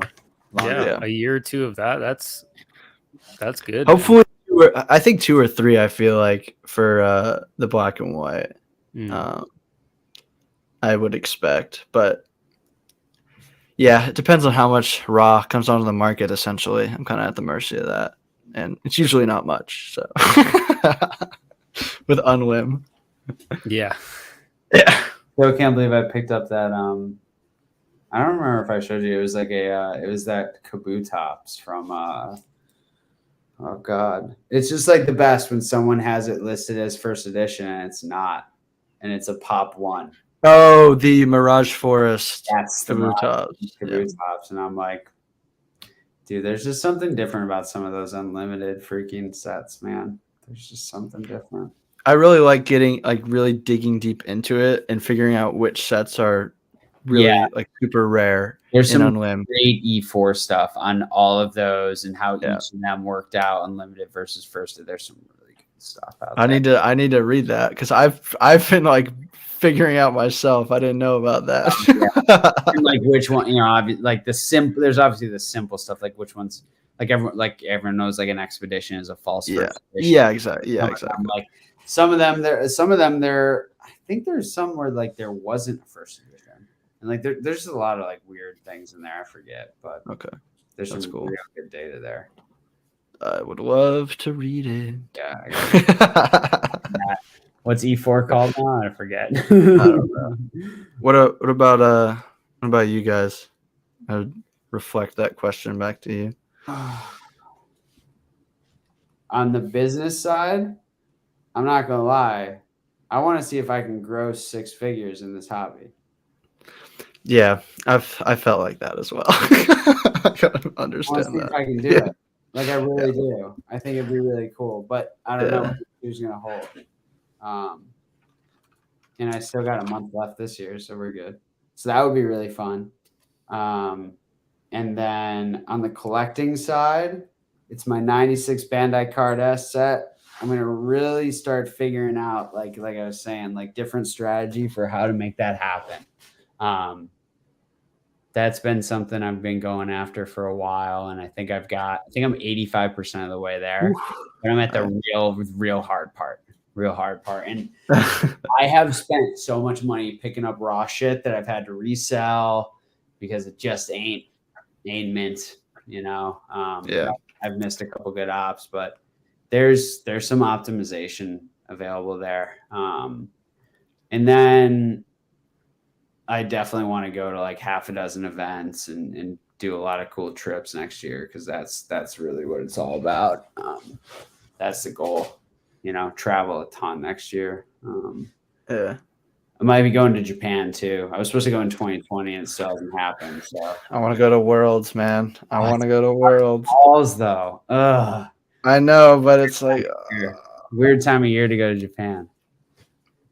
But it's still be sick. I mean, you can't say no. That'd be wild. Yeah. So what about you, Rob? Yeah, man. I mean, I think collecting stuff we kind of touched on, I definitely want to. It's weird because like doing this as a business, it's like, how much do I focus on personal collection goals as compared to putting money, in my savings? It's like, where's the balance? And right now I think I'm a little bit too collecting top half. Like as soon as like I make the profits, it's like, okay, what collection goal can I buy? What card can I buy? And it's like, I got to start like getting out of that. Like, to me, it's too much of a mentality of like, I'll be 33 in 11 days. I'm getting married this year. We want to start having kids. Like, I really got to start focusing on putting money away, and saving instead of what's my next personal collection goal. And again, it kind of does go back to me saying like the personal collection goals I do buy are things that I truly believe that have a good shot at going up. That kind of ties into a lot of all that, but still at the end of the day, like, again, I can't depend on that. Like it can't be like a plan, like as compared to like putting money in the stock market, putting money away for savings, like being more responsible, a little bit less risky. So yeah, I would like to get more gold border URs from Japanese black and white. It doesn't matter if it's unlimited or first edition. Those are my main collecting goals right now, are just getting those, because I think that they're still, at a good price point. They've definitely increased a ton over this last year, but I still think that they're at an affordable. They're still affordable to me. You know, they're still going in that $400 to $500 range for most of them, which is perfect. And then, you know, obviously as I'm doing this, you know, full time, like I want to get to the point where I'm streaming 4 days a week, and by this time next year to be at 20K subs, you know? So that's kind of like a very attainable thing that I think that where I can really see, because I'm kind of giving myself like a year to see if I can do this. And if not, like, you know, it's totally fine. Like I'll go back to getting an 8 to 5, and I'll be 1,000% happy and still kind of do a little bit of Pokemon on the side, maybe just to have fun, keep the passion going. But yeah, I got some big plans for the channel that's coming up here. So start to see some of that come into fruition. Rob, have you considered at all heavily moving anything over to Whatnot and trying to working on that platform? Mm-mm. We haven't really talked about that, I don't think, but I like the community that I feel in YouTube, and not to say that you can't have that and Whatnot, because you absolutely can. I just like the feel of YouTube. I like the platform.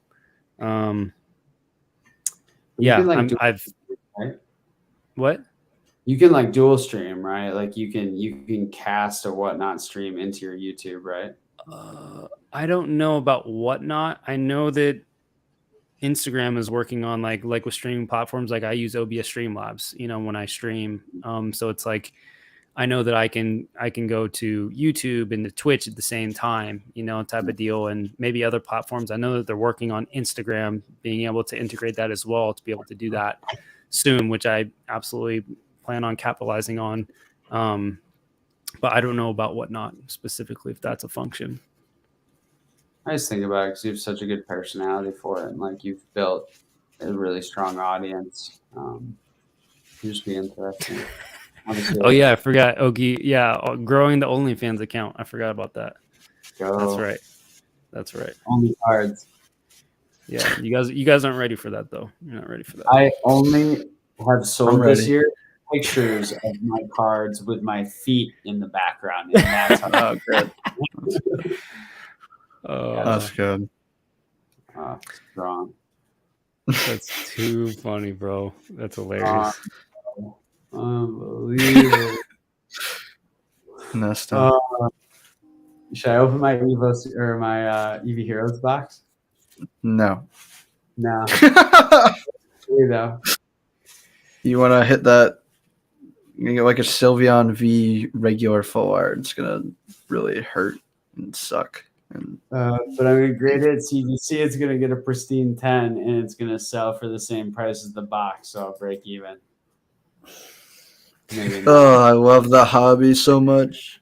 I love it. The hobby. Know what I did? I got 2 boxes. I don't know, Colson. Did you see me open a Cora when we were in Denver? Yeah, I did. This is the new set.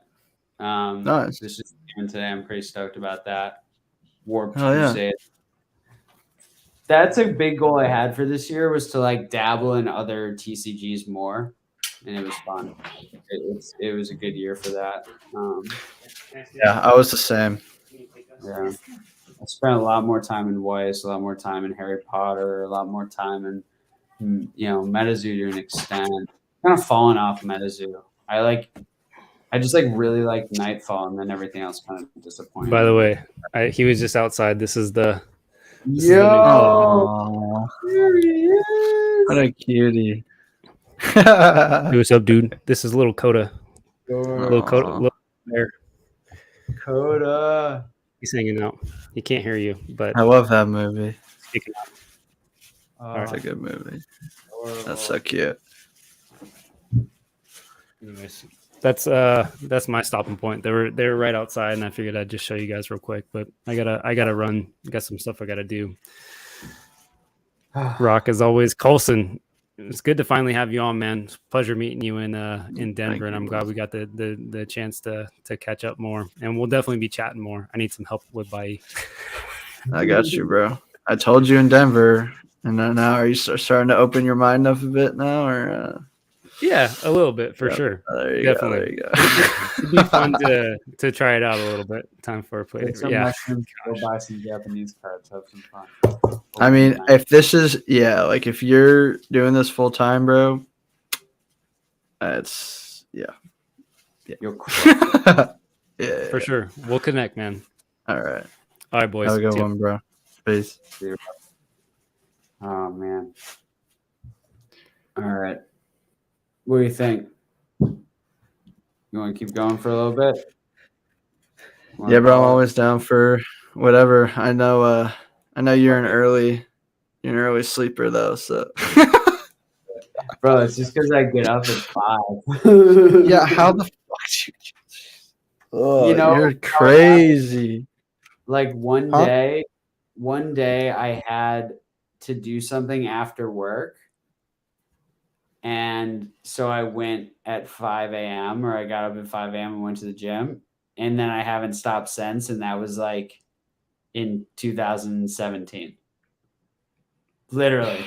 That's how it happened. Just one day. That's crazy. And I was like, and then it just kept going. And it's wow. If I was in your situation, I would never do that. I would never. But you gotta get to that point where like it's like really, it's where I get a lot of my best thinking done. It's you realize that you're accomplishing a lot before most of the rest of the world gets up, and that feels pretty good. And you just get to like kind of like spend some like quiet time, and I think that's important now because it's like once it starts going, it's over, man. I mean, I'm just like there's too many people demanding, something. And it's just like there's too many variables that get introduced in the rest of the day. So how much do you sleep usually? Now a lot less than I used to. Maybe like 6 hours a night. I used to get like a solid 8+. Like I used to be very disciplined with it. Yeah. It's I'd say during the pandemic, I just got demonetized during the pandemic. Wait, I'm not monetized. Never mind. COVID. Yeah. It just went all to hell. My sleep schedule got all over the place, and then like I just started not going to bed as early, especially with this stuff, man. Because it's like you want to spend so much time doing it when it's not. Yeah. You don't have all your time. You're just, dude. I used to spend so like. Even when I was working on weekends, like, I mean, I still work on weekends, but like I was really hardcore working on weekends and I would still spend a lot of time on this stuff. It was so fun.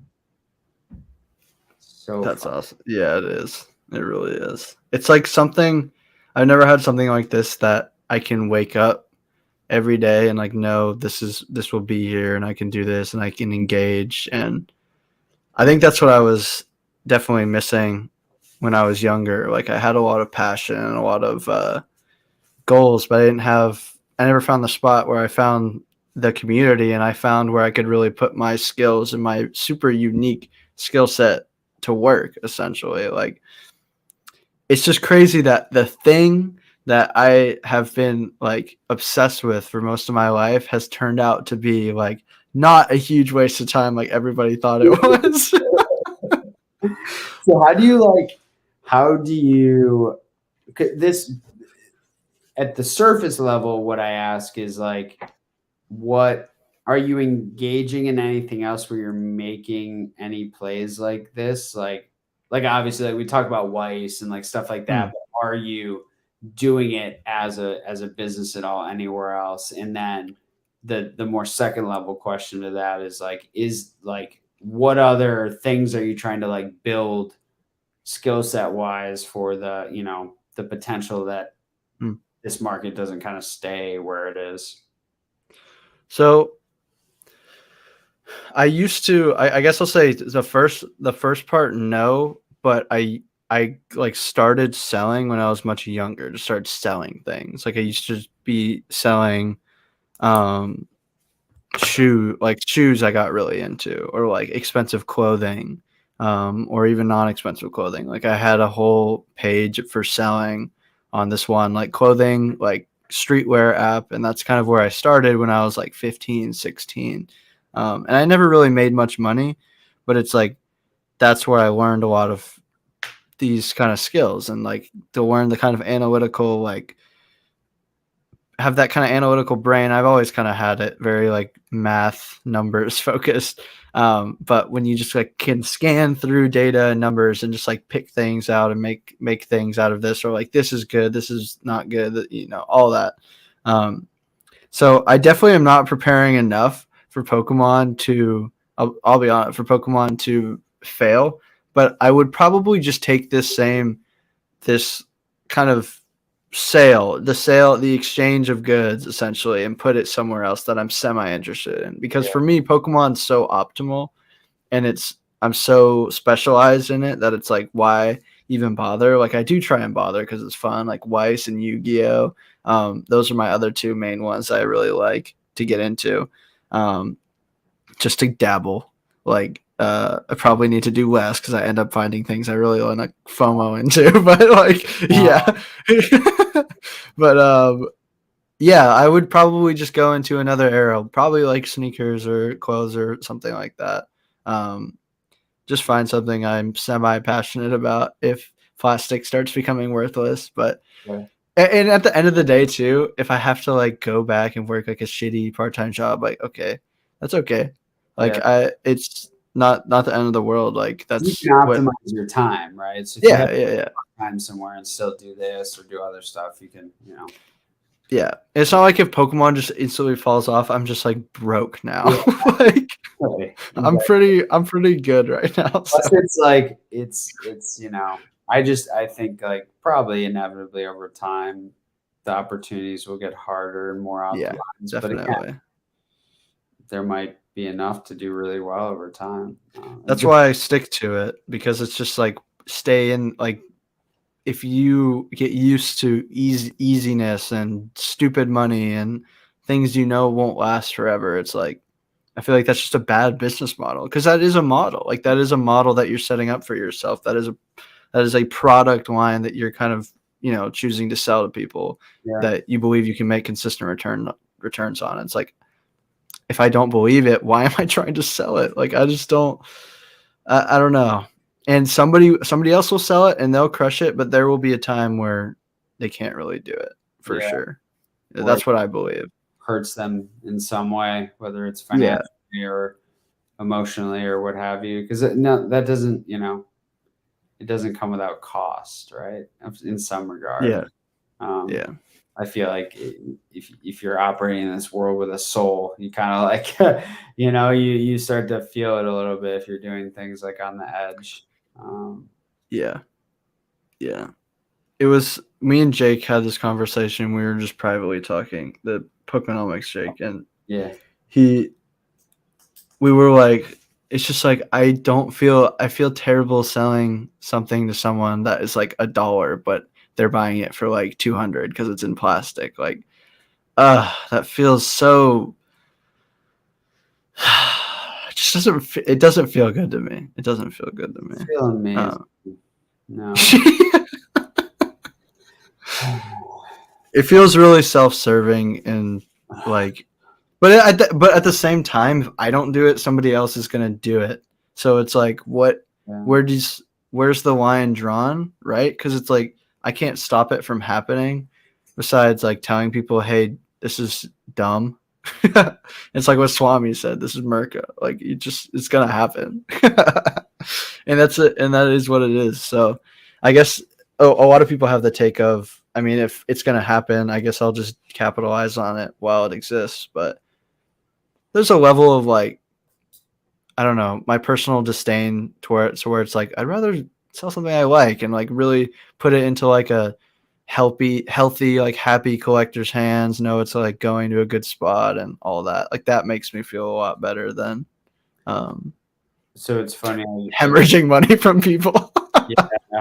So I thought about this, that over my career, especially while working the bulk of my career, which has been in investment management, wealth management, there were a lot of opportunities where I could have spent a lot of my excess time or optimized my time to be doing a lot more like systematic day trading and like basically kind of some of the things we do, right? Like basically extract value out of nothing, Yeah. and make certain plays and do certain things.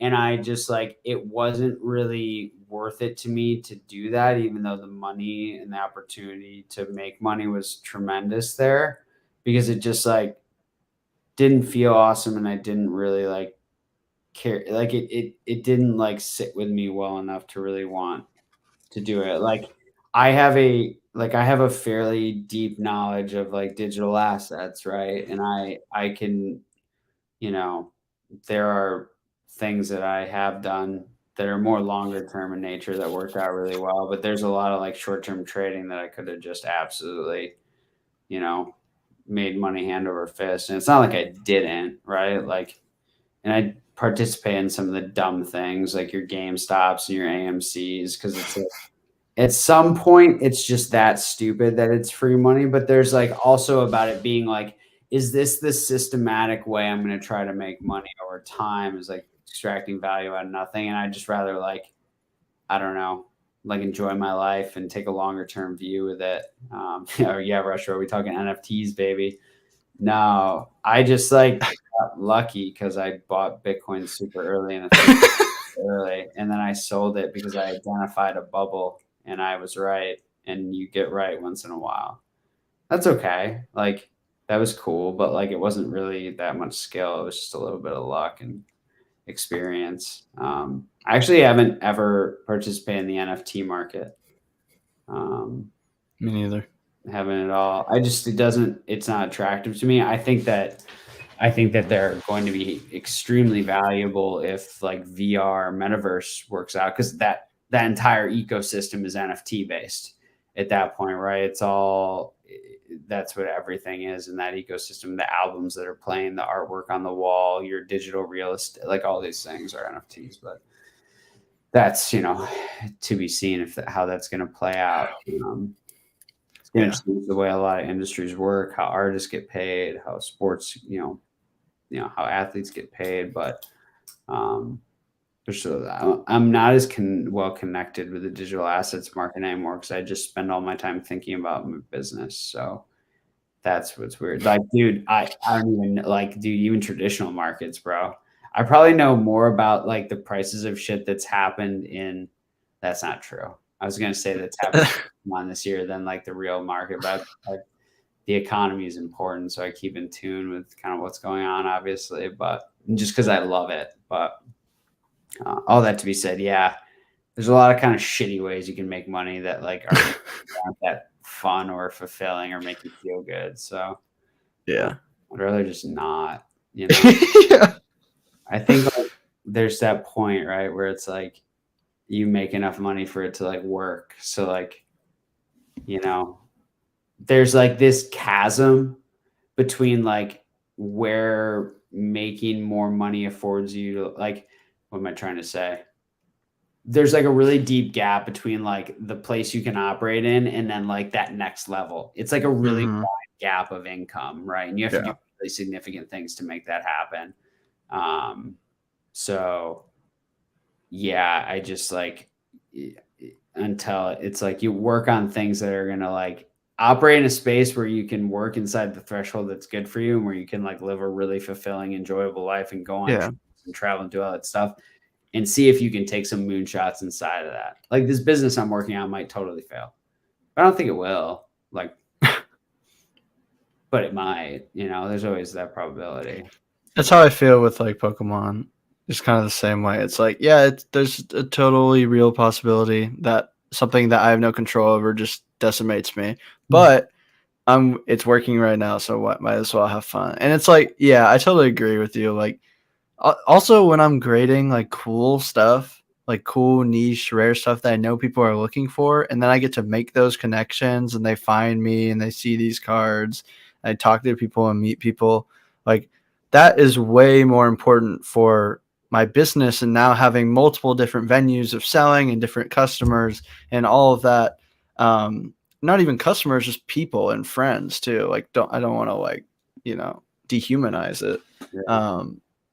And that's like, I would not be nearly as far as I am if I hadn't have made so many connections and relationships. Yeah, like and you both get excited about it and you build that Yeah. relationship, and it's like there's very much this mutual energy that it's part of your community. It's part of you building or those relationships. Yeah, because even if it's someone who like buys a lot of stuff from you, you become like friends with them. You are connected to them at a certain level. You start to know that person.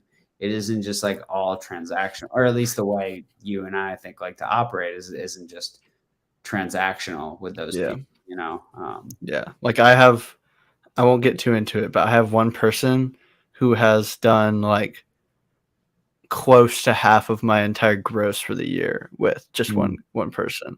So that I've built up that relationship and worked on that and made it a consistent thing. And they're also like a friend to me, and we'll talk about real life and all this stuff. And it's just like, it's more so, I don't know, it's cool.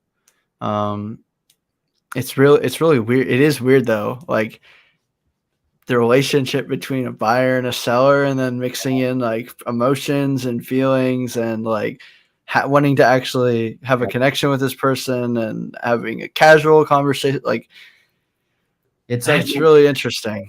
Like my friendship with one of my investors, right? Yeah. Like he has sustained my livelihood, but we're also friends. Like, and that's like interesting. It's very, it gets a little complicated. Yeah. Yeah. My gosh. Yeah. It is really weird. Cause you like look at that person, you're like, yeah, I can kind of do this because you've, put the money in my pocket, right? So that is wild.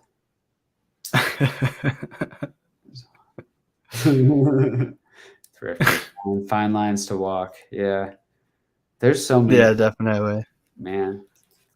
Yeah. That is what, that's what makes it. I mean, it's like, there's a lot of people that like message me that it's like exhausting, but like you just meet it with grace and you just move forward with it. But most of it is just like really cool relationships, honestly. Like people are just, they're genuinely excited about the stuff, the stuff that we're doing together, and that's really cool.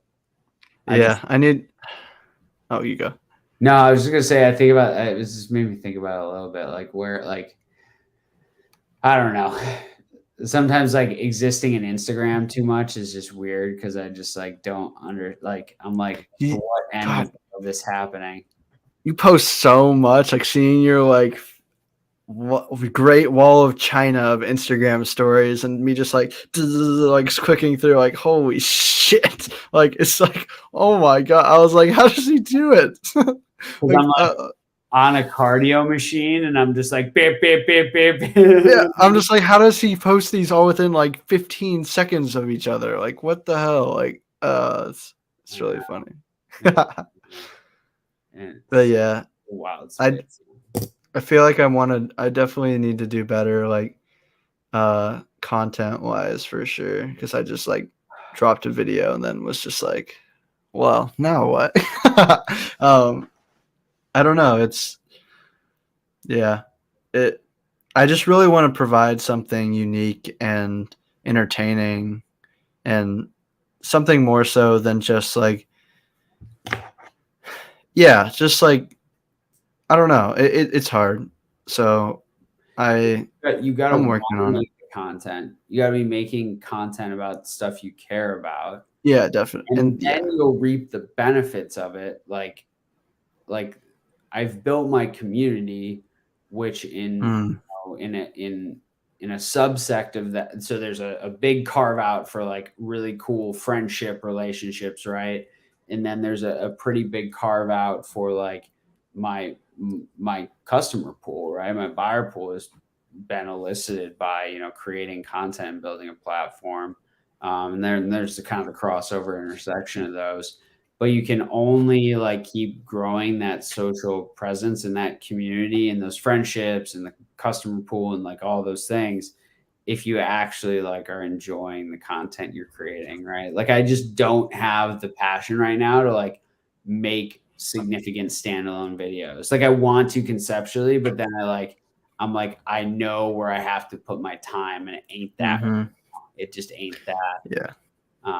But if you're like, if you start to muddle on it and brainstorm on it and come up with a concept of something you're super passionate about, just start playing out with it. I mean, that's how Market Mondays started, and it turned out to be something really fun for a while, Yeah.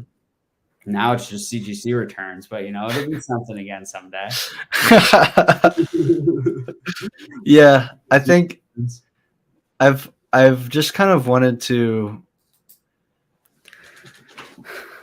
I kind of my thoughts were just like kind of making content just on like making the boring parts of like not boring but like less interesting parts of the hobby something like interesting and entertaining, like how I my process in listing or shipping, or like me going and like buying sourcing cards and like making it like a game of me and my friend, like have half an hour to try and find like it'd be like going on eBay and like go find the best deal, half an hour, go. And it's just like well edited, quick, like super fun. And it's just like, but people learning, getting to see the process, see what you check, what you look for, like that sounds like stuff like that just sounds fun. Man. I can see there's a lot of stuff you could do, all the cuts and all the voiceover. That would be a really like cool concept. That'd be super fun.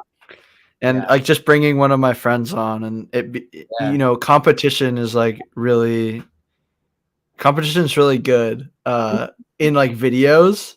Yeah, right. Yeah, I was just trying not to laugh. It's funny because I know it's funny because it was on my first video. But yeah, like competition is great, like one-on-one in videos, like kind of because people love that. People love to like think about the dynamics of each side and like underdog over, all that kind of stuff. The like around the horn thing we did with basic. Yeah. Dude, so fun. Like shit like that. Yep. Like oh man. That shit's good. So fun. I love the games. The games are what keeps the hobby super interesting for me. Like Swami's top spec that we all went on recently. Yeah, those are fun. One of those back. It was like right before he took a break. It was like the last video. It was so fun. Yeah, it was really good. He asked something about, I don't know if he's trolling us or not, or just I think he's actually kind of serious. But we kind of talked about this earlier, like where like but I didn't totally get there. But it's like it is interesting how I feel like what happens is the top of the hobby drags up the rest of the hobby, but then the rest of the hobby will fall with the top of the hobby not falling as much or just kind of sticking around, because it's like those people don't need to sell. That's kind of my short take on it, is that it does a damn good job of dragging things up sometimes, but then it remains less, it remains more insulated when things go bad. I think also they provide a ton of liquidity for sellers to keep interacting and enjoying the hobby. Like for me, in my experience, like it'd be scary to think about how much of like the 1% of spenders spent with me on my eBay page or on Instagram or privately. Like it's definitely a majority probably of how much I've like grossed this year was by a 1%, a top 1%. So that's such a good question, Swami.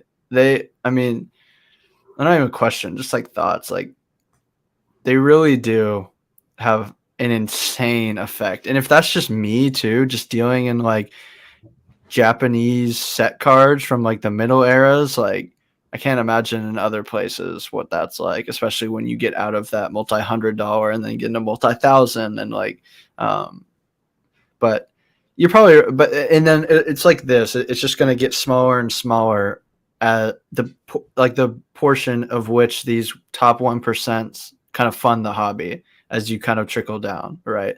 Like at the high end, when you get into 4, 5, 6-figure cards, I mean, that's literally like if you spend that much on cards, you're already probably in that top 1%, like multiple times recurring every year. But as you go down, their effect is going to be less and less. And then the casual effect kind of moves upwards from the very bottom of like the cheapest 50-cent card. How much like casual demand affects that to like whatever 10, 15, 20, and then so on. So. And just like the whole market kind of seeing what happens at that top end when things go public, obviously, like affect it pretty significantly. Yeah. Obviously we saw it, imagine if like Logan Paul never bought Pokemon, shit like that is like, wow.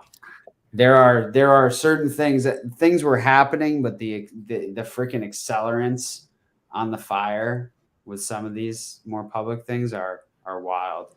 And even like the not celebrities, but just people buying high-end cards publicly and some of those prices that posted, my coworkers talking to me, my business partners, they see when things sell or whatever. And article, that typical shit. And it's like, it's crazy. The exposure. Yeah. It's kind of crazy thinking about how I ended up at the Logan Paul video. Like it was so specific and so like lucky, like one of the Pokemon like game YouTubers, because I'm super into the games. Right. Yeah. One of the ones I watched the most, he went to Logan Paul's house and opened his pack with Logan Paul that night. Oh, really? Yeah. And then pulled the Blastoise. And the only reason I even knew that this whole event was happening was because he was going and doing it. Wait, was that like, the Australian dude? No, he was from New York. Oh, okay. Yeah. Yeah, it was like short Italian bearded dude. But it was just like so cool that like so many different things to where I even got to that YouTuber, and then I get to back to Pokemon through him with the Logan Paul, like not even having to do anything with the cards, just like a game. It's just like the interest in Pokemon that whole time, just general Pokemon stuff kept me and like got me back in, which is pretty awesome. And like watching Rhyme Style in 2019, I was watching like openings, and I remember I went on an eBay auction like right before things happened, just because I was like, oh, I want to open a couple packs. It was a Hidden Fates pack. It was like 2 Legendary Treasures packs, a Flash Fire pack, and an XY base pack for $25, and I won that on auction. Like all $5. It's like, oh, this is a pretty good deal. Like I got them all for retail. Yeah. Like I look back and that's like hundreds in like packs, which is hilarious in 2019.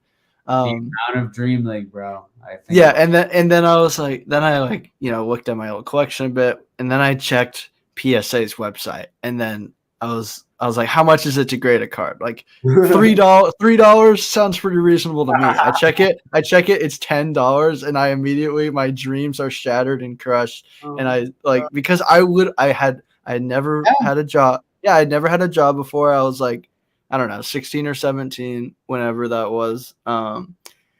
It was hilarious. And I just remember that moment of just like utter defeat. Like, okay, I can't do this. Like I'm already too bad. Like I don't even I don't even want to spend $100 on doing this.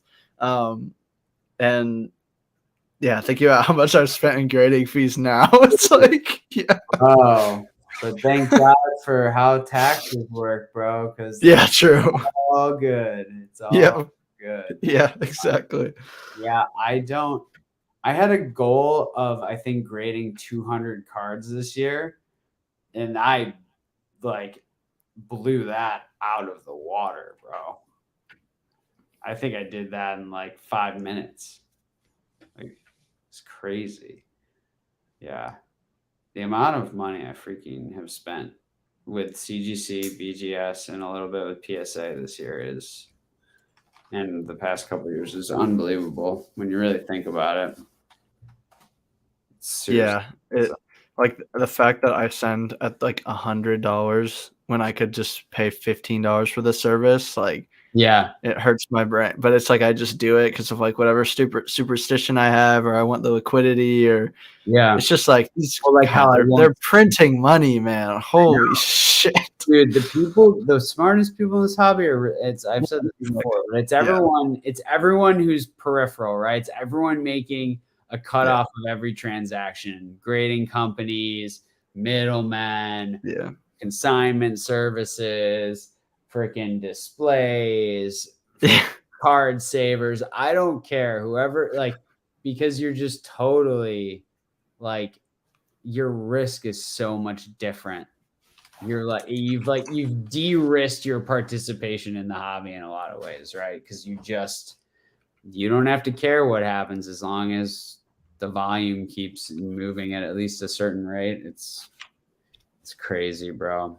The economics around grading, especially. I'm excited to see what happens there. I am. Like, I want more out of grading companies. Like, I just sent in my first VHS, which is pretty exciting. Just for my PC. Oh yeah. Which I think is gonna be fun. Oh yeah.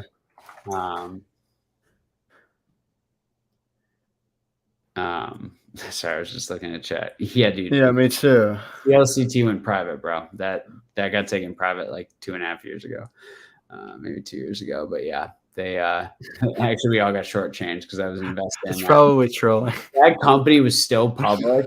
It'd be very interesting to see where it would be trading at today. But I looked it up and I see Capital Land China Trust.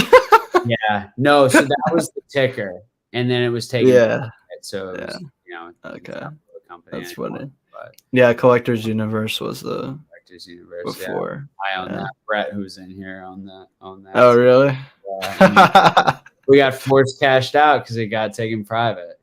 So I can only imagine what would have happened. It would have been interesting, especially with like what's happening in the market this year. But like what numbers they've been doing at those companies, it would have been really interesting to watch that play out as a public company. Mm-hmm. And if it could have happened the same way, because I think a lot of the optimization and progress was because it got taken private.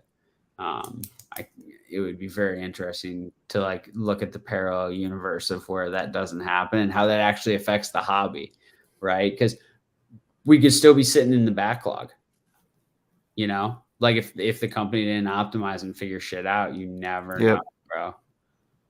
Absolutely. That's facts.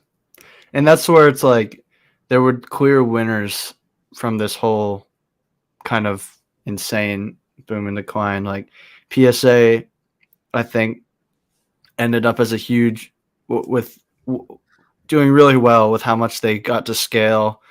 And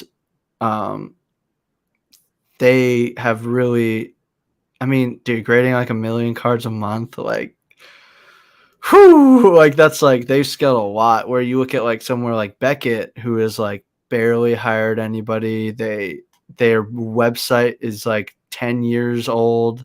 Like even after an update, it's still archaic. Like it's just like that there are just 4 different websites that are all tied into one. Yeah, and it's like I don't know. And it's like how CGC came from nothing in cards to where they are now, how much volume they do. Like it's cool. Like it seems to me like PSA and CGC really took advantage of the situation, and Beckett just like sat in the back seat and like, oh, I guess we'll keep like we'll try. It's just like people love Beckett. People love Beckett. They're obviously their slabs are the best. A lot of people think their grading is the best and because it's like the hardest to get black labels for scene 10s, whatever. They could have scaled so well. All they needed to do is copy any other TCG grading website and make that what yours looks like. Even any of the new ones. Like it's so crazy to me that they just didn't do anything. I wonder if they had to. Like maybe like obviously the business is still working. Yeah. Right. So like that's the hard part. It's like, who are we to say what they like do? Of course. Yeah. That's what's hard. Like, Yeah. That place confuses the shit out of me. I'm not convinced they have any employees, like, which probably means they just make a shitload of, basically no SG&A. Like, I can't imagine that there's that many graders working there for the volumes that they're doing, but the economics might really work for a company that size. But of course. But the crazy thing is, like, they've been bought. Like, I always think about, like, man, what if like a private equity shop came in and just turned that whole shit around? It's already happened. That's who owns it now. So like, I don't understand their business at all. Yeah. It confuses me so much. I'm like, how are you in business? Bro, my economy sub, January of 2021. Okay. I got it back this past August. Oof. Yeah. With 0, maybe September, 18 months, right? Yeah, it's the same with my PSA bulk. Yeah. Yeah. And it was like, but it was literally like, at least with like, it was like a black hole though. It was like, you didn't actually think you were going to get them back. Yeah. With Beckett too, their volume was so much lower than these other companies. So it's like, what were you guys doing? Not update the pop report ever. So who knows? Like, it's very, because all the databases are disconnected, right? So like, you get your like, even I taught this to someone the other day who's graded with Beckett forever, of like how to like see your grades faster, because you like, how like, when you grade with Beckett and it like shows you that list and it has all the check boxes next to them, but it doesn't like tell you the grades, and you have to push them into your repository, which is like basically your registry. And then you can go in and like see all the grades and serial numbers and shit. Like, it's literally a third website. It's a totally different place that like only exists when you do that. Like, it's a totally different screen and color scheme. And I'm like, did you guys just like leave a server running from like 2004 that like, that's what all it does is this? Like, I don't get it, dude. And I love them to death, man. And God, I love looking at these gold labels. This one I wanted to be a black. Oh, they're gorgeous. So bad. But yeah. Man, I love that card. Dude, this card is so good. I read the whole manga because it just finished up. Yeah. It's pretty good. Awesome. It's pretty good. Season 2 is coming fast. Oh, that's 0.5 away too. Yeah, it's a great show. This one got a 9 on Surface. What the shit? Yeah, like you're 0.5 away from a 10, right? Oh, from a 10. Yeah. Okay. God, that's 5. Man. Yeah, I mean, the Beckett subs obviously are like the most luxurious for sure. Like, they're gorgeous, dude. They're phenomenal, bro. Yeah. This one is got the price tag on it, but this one hurts. Oh, that one hurts real bad. Jeez. That one hurts real bad, and this one hurts real bad. And yeah. What was that? Was that a perfect 10 at CGC? This one hurts real bad too. Yeah, these were all perfect 10s. Wow. Perfects. Yep. Freaking 9.5 on corner. That doesn't happen with CGC. I know that. Yeah. Full of shit. Or with Weiss. You're full of shit. Exactly. They are. They can't make it too easy, man. They can't. I tell you, the surface, though, on a lot of these recent Weiss sets has been not good. Really? Not good. Yeah. And like dense or? Oh, just like hollow scuff or like on the signature, like a little bit of scuffing, and then that whole UV thing on the back where it has the ink spattering. It's like for real. It was on like 4 different sets. It was pretty significant, but this one I was surprised about. I bought a bundle when I bought a Charizard UPC. That's the best. And I fucking pulled this out of one box. Freaking base hit. Oh, yeah. But I'm like, bro, 9 on surface.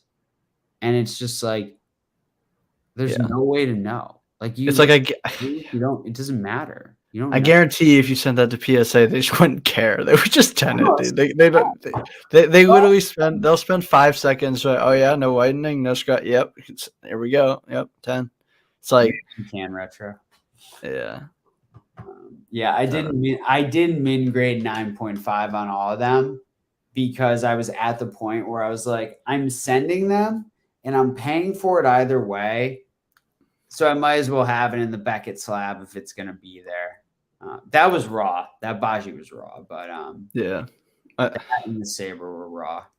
I feel like with Beckett, what confuses me the most is like it feels like with how they grade and how many black labels there are and how many pristine 10s they grade, like it feels like they're trying to be the premium upper echelon of grading and like hyper subjectivity, and like that's their bag.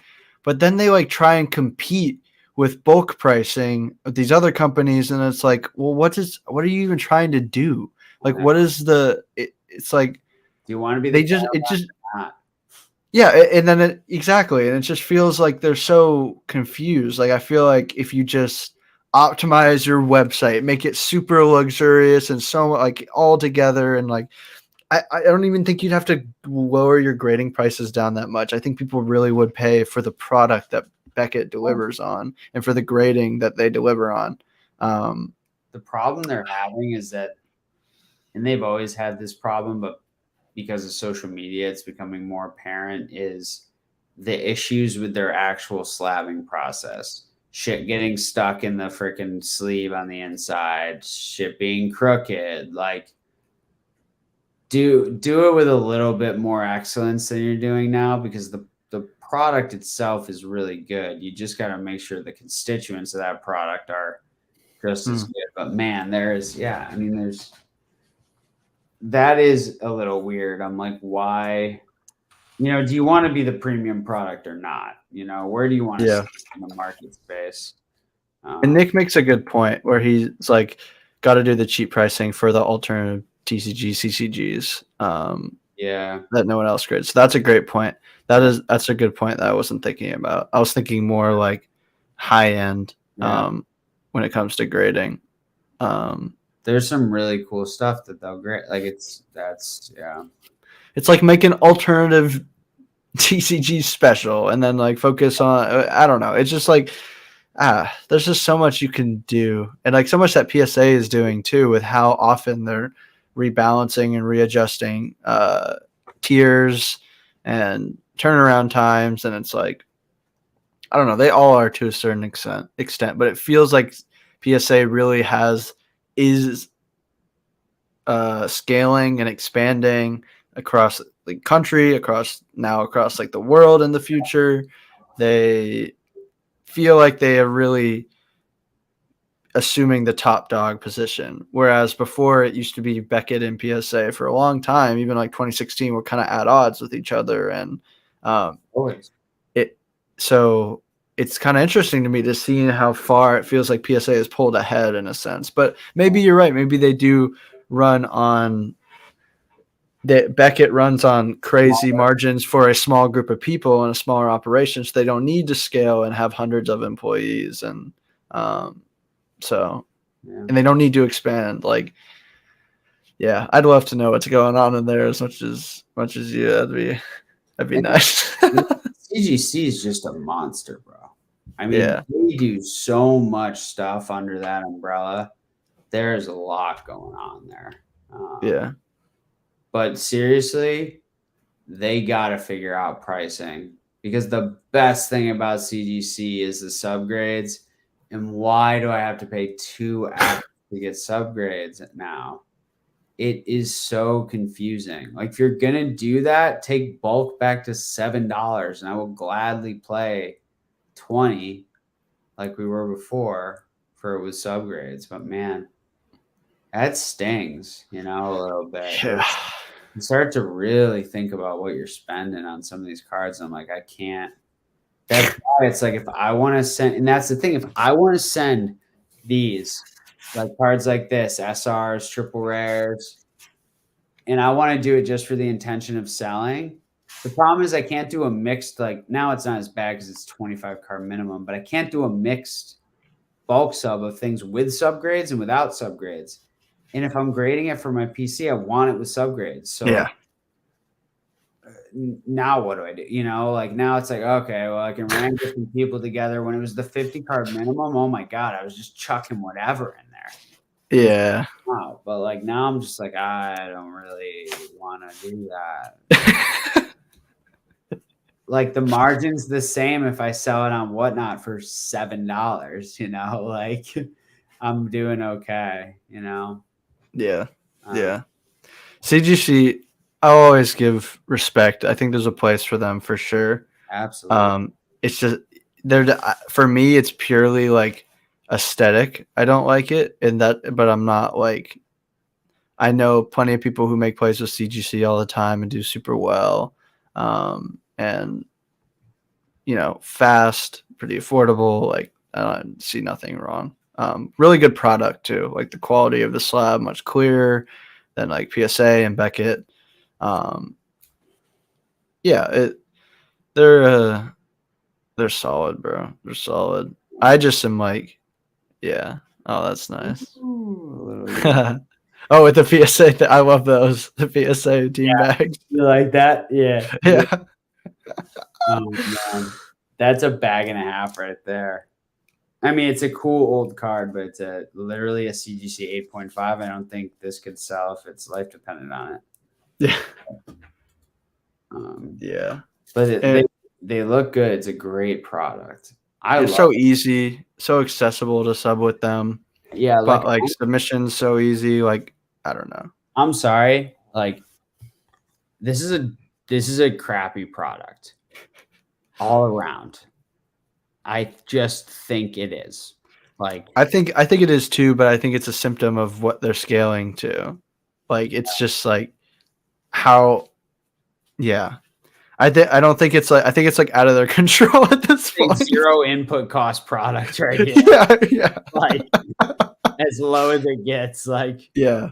I don't know, man. Just with how much volume they do and how much time they probably have per card for the entire process, it'd be interesting to know that data. And whew, yeah. Sick though.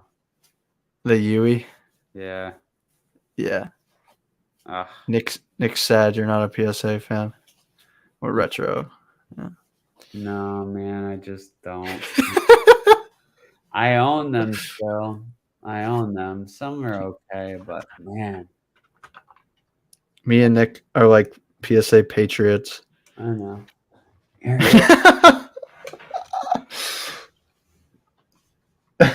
Shit, this is PWCC back. That's a good card. Oh, nice. It's a real good card. That's sick. See, like this, I love that. In a PSA. The red on red, white on white a little bit. Yeah, that's nice. I still got the damn PWCC sticker on the back of this from when I bought it. Nice. Dude, that freaking first PWCC auction when they freaking went over directly onto their website.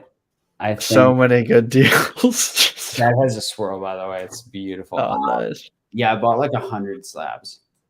Dude, I was like, I didn't do pre-bids because I didn't understand the process on like anything. And then I just got to sit and watch.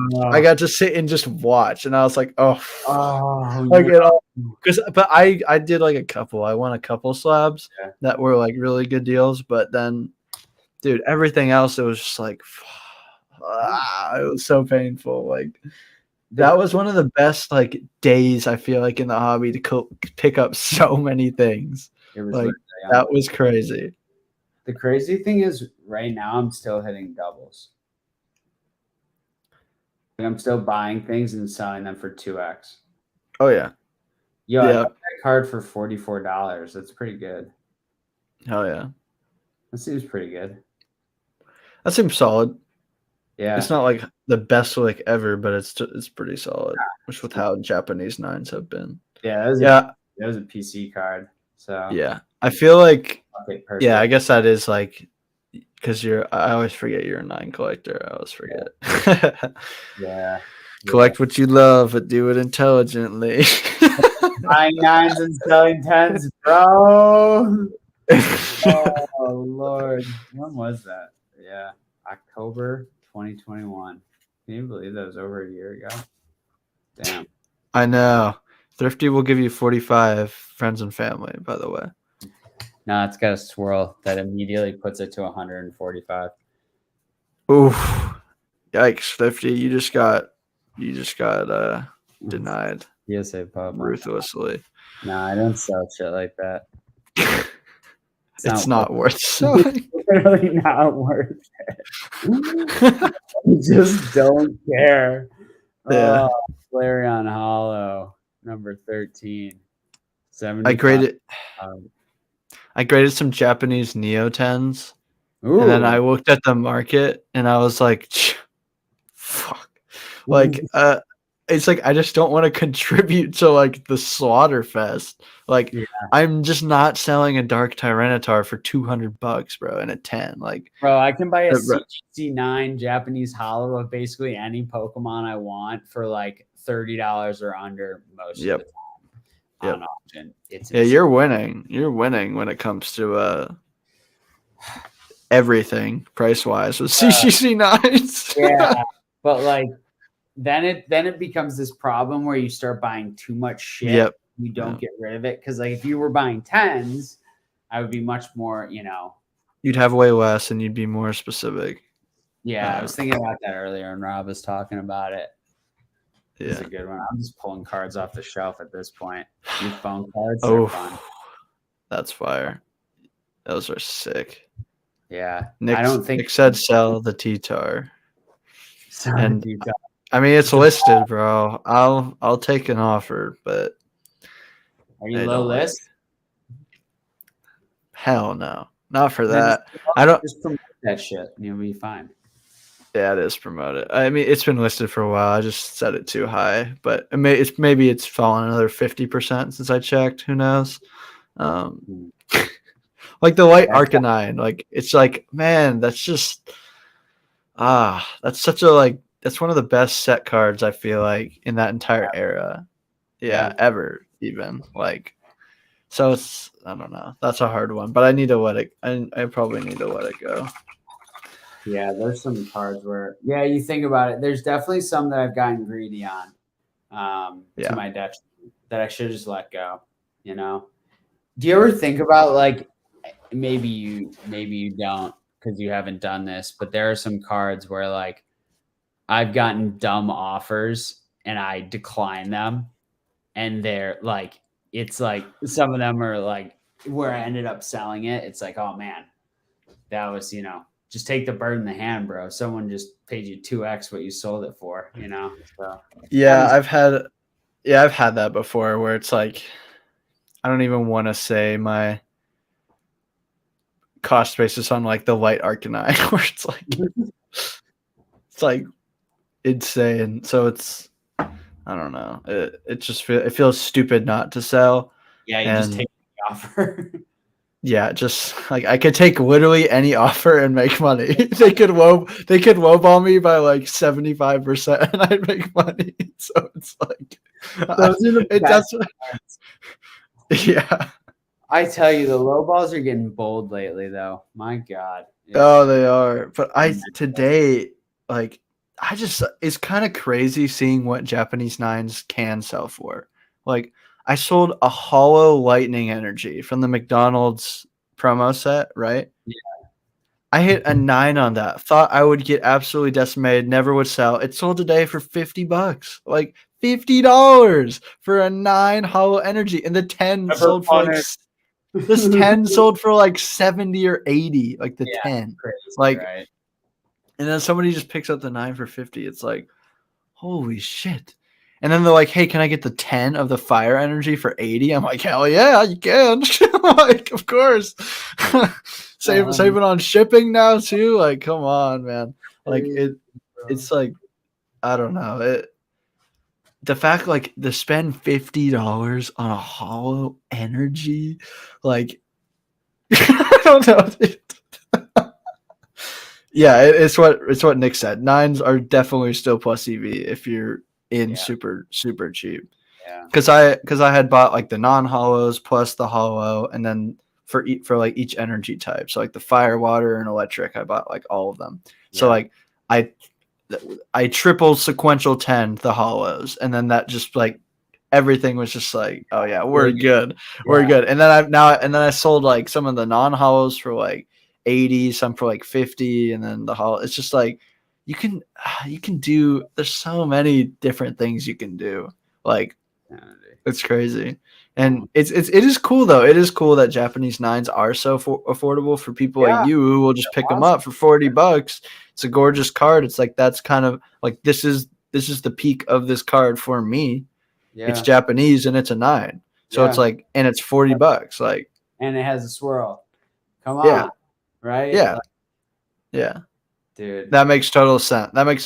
Like it's how your brain rationalizes it, right? Like your brain has started to rationalize things as like 9 is like what you think about and what you kind of like fantasize of, and like all of your experiences with pricing and your feelings about pricing gets like automated, like it's kind of automated to that, like set at the 9, the 9s. Whereas for me, it's like 10, and that's all I think about is 10s, and then how much each of these cards are in 10s. So my brain just kind of rationalized, oh, 10 is what I want. 10 is, and sometimes I think about it. Like I've had these debates within myself. Like, do I want to collect 10s because I really want a mint condition card, gem mint? I want the label, or is it because 10s are what make me money? So my brain has rationalized 10s as being good. Like if I get more with PSA now and sold more 10s, would I have a different view? Yeah. It's really interesting to think. And that's what I thought about. It's like, so I kind of get myself twisted. Like, do I really like the 10, or do I like the money that I know I'm making by grading a 10 across like a bunch of different eras? So it's like, I don't know. It's interesting. It's really interesting. How you assign it, like psychologically, like thinking about holding value over time, even if you don't like. There's a subconscious element that's going to probably think about that sometimes. So yeah. That's the thing, though. I could sell all these damn 9s. There's only one thing in my whole damn collection that I'd want to keep if I had to sell it all. It'd be easy. It would. What would that be? Is it the Chari? What's this? A blank piece of paper? Oh, not a blank piece. Oh, that's sick. Yeah, dude. This is nice. I think I might get it professionally framed at some point and put it on the wall. But who's it signed by? Himeno, bro. It's illustrated by Himeno and it's signed by Himeno. Wow. Is like World Hobby Fair, like early 2000s, late 90s, early 2000s. That's awesome. It's one of the cool. There's like that's really fucking sick that we know of. Gem mint. 3 or 4? Yeah. Oh yeah, dude. Those like don't exist.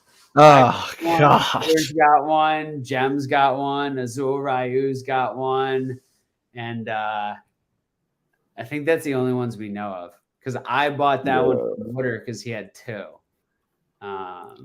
Yeah, dude. That thing is just like, I look at it every day. I'm like, yeah. How do I own this? I am one of a very small group of people who own that. Yeah. That's really cool, dude. That's really cool. That's what's fun. It's all because I've been such an art collector my entire life. That was just like, it was the perfect thing. And the same price as a lot of PSA 10 cards out there, right? Like, it's like, come on, bro. Like that. Come on. Crazy. Yeah, that's nuts. That's probably my favorite part about the cards is like the artist appreciation and like getting really into artists. Like when I start looking at cards and know exactly who illustrated them, and then finding new ones by them, like new comments or uncommon, even if I don't collect it or don't buy it, it's still so cool to see. Like that's a simple pleasure in the hobby that I really get a lot out of. That's one of my goals to start next year is I'm going to do regardless of condition. So I'm going to basically try to do it as cheap as possible while they still display fine in a binder. Full Himeno, every single card. Nice. Now that's going to be hard. That's a lot. It's a shit ton.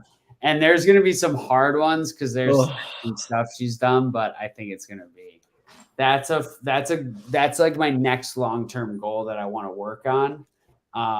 Which is my first like non-slab goal in a while. I think that's good. That's cool. Binders over there, and I'm like, I want to get back to that.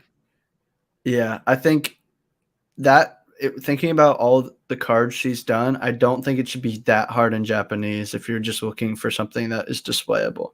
Because you don't have to include any of the EXs, level X's, gold stars, like any shinings or any of that kind of stuff. So that's nice. It'll be like a lot of hollows and commons and uncommons and stuff, which will be cool. I'm trying to remember. Yeah, it depends how crazy I get with it. Like if it's truly everything. So I'm trying to think. There's some stuff out there I know that she's done that, like, you know, like then I would have to get like a Nadawaka Pikachu or whatever, you know. Yeah. Like that. Like, oh, true. Depends how crazy we get, but I would like to go for it. Yeah, I forgot about those. Yeah. That. I mean, that's not so bad. I mean, shit. Yeah. I would buy that slab, and it's a dumb price. It's just a nice card. You just buy. They all have that bottom corner shit because of how. Yeah. So we can't slab it, so we don't. Oh Lord! How much super chat to get a live go? Oh my God! Oh man! I wish I could kick flip still. When I was a kid, I used to skateboard a little bit. That sucked. I just hung up my other one finally. I got 1, 2, 3, 4. I got 5 of those. I freaking love those things. Holy shit, bro. Yeah. That's a lot. I know. That's a lot of expensive skateboards. I know. Well, some of them are like, I got them like the first ones, like the Gyarados is like the first one, the Togepi. But yeah, I've had to like control myself from buying them all because they're really, that's why I say like the stuff on my walls, like the art and those boards and stuff, I like way more than like owning cards of an equivalent value. Really? Yeah. Like there's a Gickley print of like the Evolutions from Kish Campman. There's like this, you know, piece of art that I had done for me that's the light Jolteon and like some shit like that. Like I like that stuff. Like that's really cool to me. I don't know. Like these back here, these 4 mini art boards of the starters. Mm-hmm. Like from this chick in the Netherlands, and then she like freaking blew up. That's sick. Yeah. That's sick. I've collected my whole life, so I like some like anime merchandising and art and stuff. Like, let me grab it. But I bought these while I was in New York, but they were like they're illustration books for the Tokyo Ghoul mangas. Yes. Like they were way too expensive, but it's just like flipping through and it's just like all the gorgeous cover arts they did and like different character concepts and man, yeah, but I haven't really gotten past this when it comes to like, oh, that's nice. That's sick. Yeah, yeah, that's sick. Like I haven't gotten into physical stuff much more than that, much more outside of like manga stuff and anime stuff, but I probably will. It's probably just like a maturing thing. Oh, that's you figure out your taste, you know, and it's part of like, you know, my mom is a huge art collector, so I grew up around art a lot, and I have like I have like collected art. Like that's honestly how I first interacted with Heritage was because I was collecting art. You know, stuff like Mark Drew, it's interesting. Matt Gondak, and like some of those more like pop culture artists that I really like. You know, I was buying their stuff there or directly.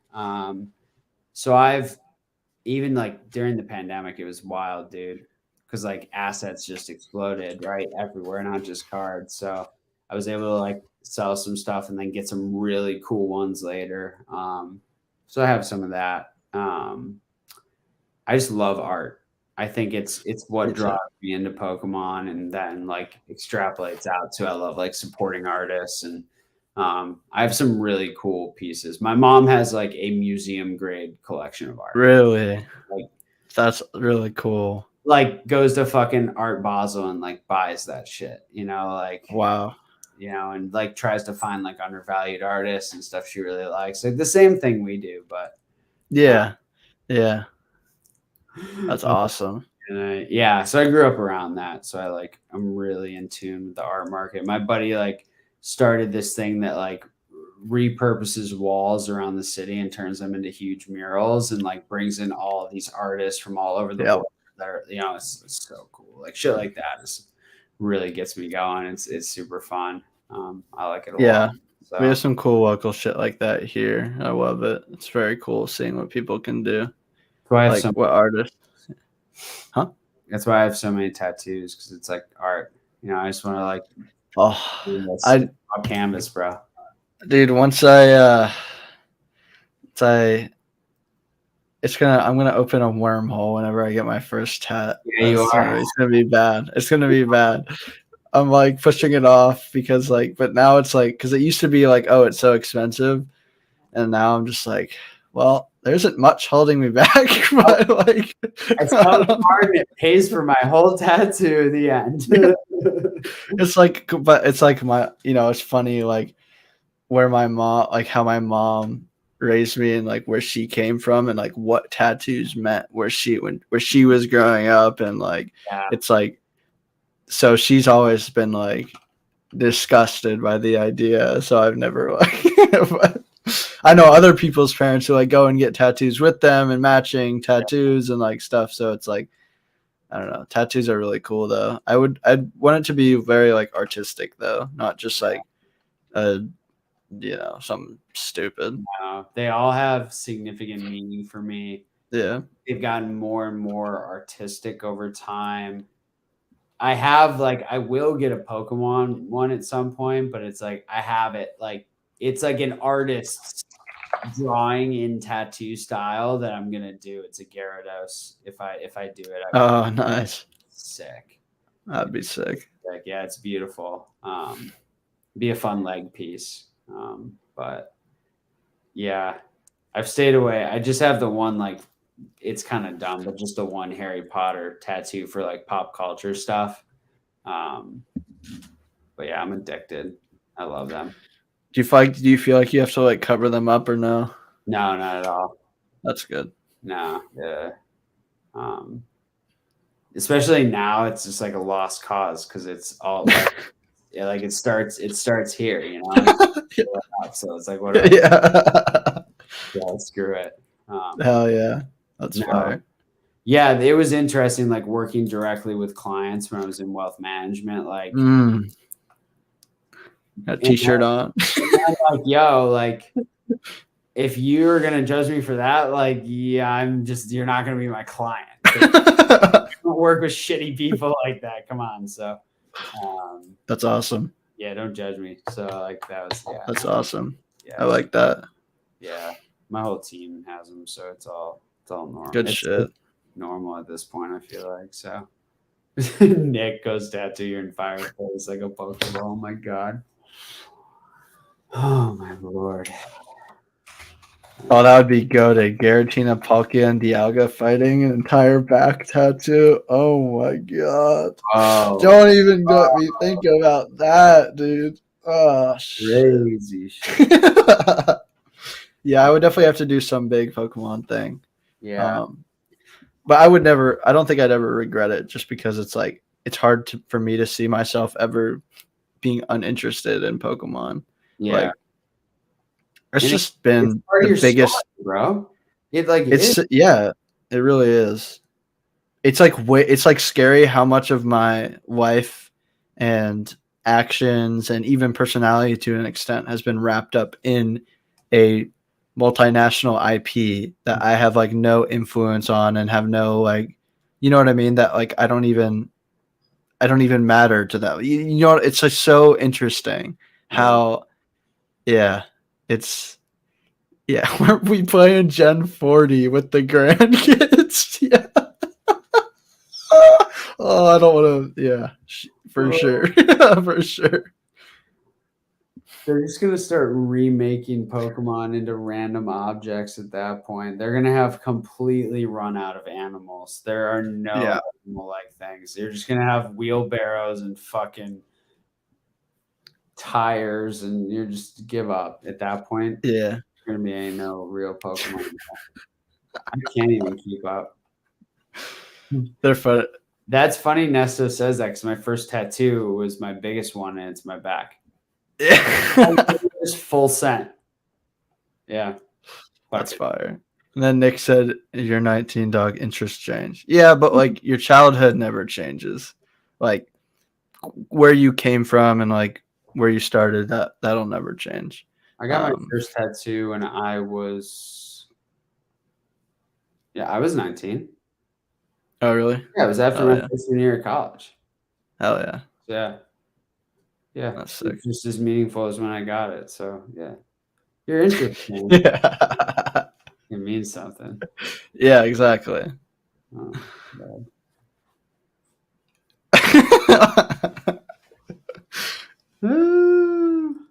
Yo, that's funny.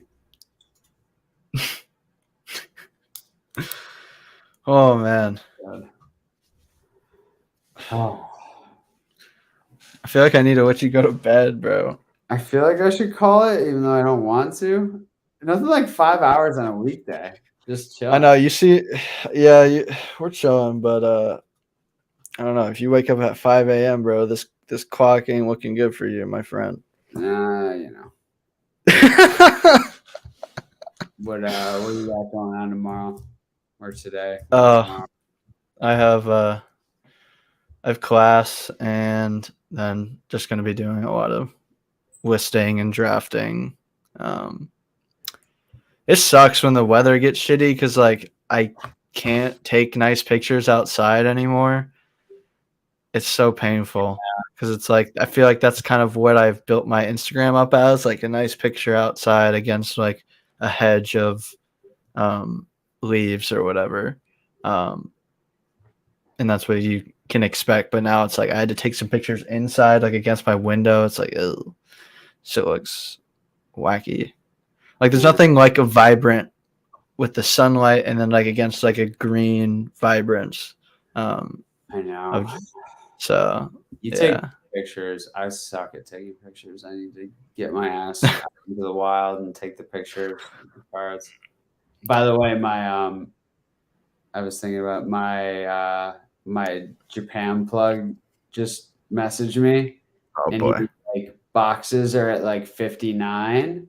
So I can get my stock around 55. Wow. And keep waiting for the hype to die down and look for a bulk seller with a discount. Dude's wow. Good shit, dude. That I'm not surprised. Like it was funny how I told you earlier, I just saw them selling for like 70 and now they're at 60 and it's like, man. But on eBay right now, 100, 105. Like that's crazy, bro. My box just shipped from Amazon Japan. Oh, are you just gonna rip that for yourself? Probably. Or are you gonna like keep it? Okay. It's actually usually the ones that come from Amazon are not the ones you want to put on the shelf, so I'll probably rip that. True. That's a good point. Yeah. They ship it in like a little bubble mailer. Yeah, usually. Actually, no, they do that cardboard thing. They ship me them in bubble mailers. Japan Amazon or oh yeah, oh you're right, regular Amazon. Yeah. Amazon, yeah, dog shit. And I just got to confuse my head. But Japanese Amazon, it's like that piece of cardboard with like the plastic wrap over it, and then that's nice. It like cellophane sucks it in a little bit, but that's yeah, nice. dude, that one was $55. But you can only buy one. So yeah. But 55 shipped from Japan, not bad. Yeah, it's not going to get much better. It's like what? It's going to go to like 45 probably at the lows, like 40 if they really get a ton of print waves. Like that's like, I don't know. There's definitely like there's not a bottom, but there's kind of, essentially. People haven't even interacted with the set yet, I know. Like, yes, all the leaks look crazy, but like doesn't mean that it's crazy that it's 500 yen. You could buy it 500 yen from retail right now, and the set just came out. Like from where it started pre-ordering. Like Japan is really killing. They're really killing it with what they're doing and how they're printing things. I think those specialty sets are made to be enjoyed by tens of thousands of people and not stonked. And like I think that's their goal, is just like get it out, because none of it has any kind of meta relevancy. It's all reprints.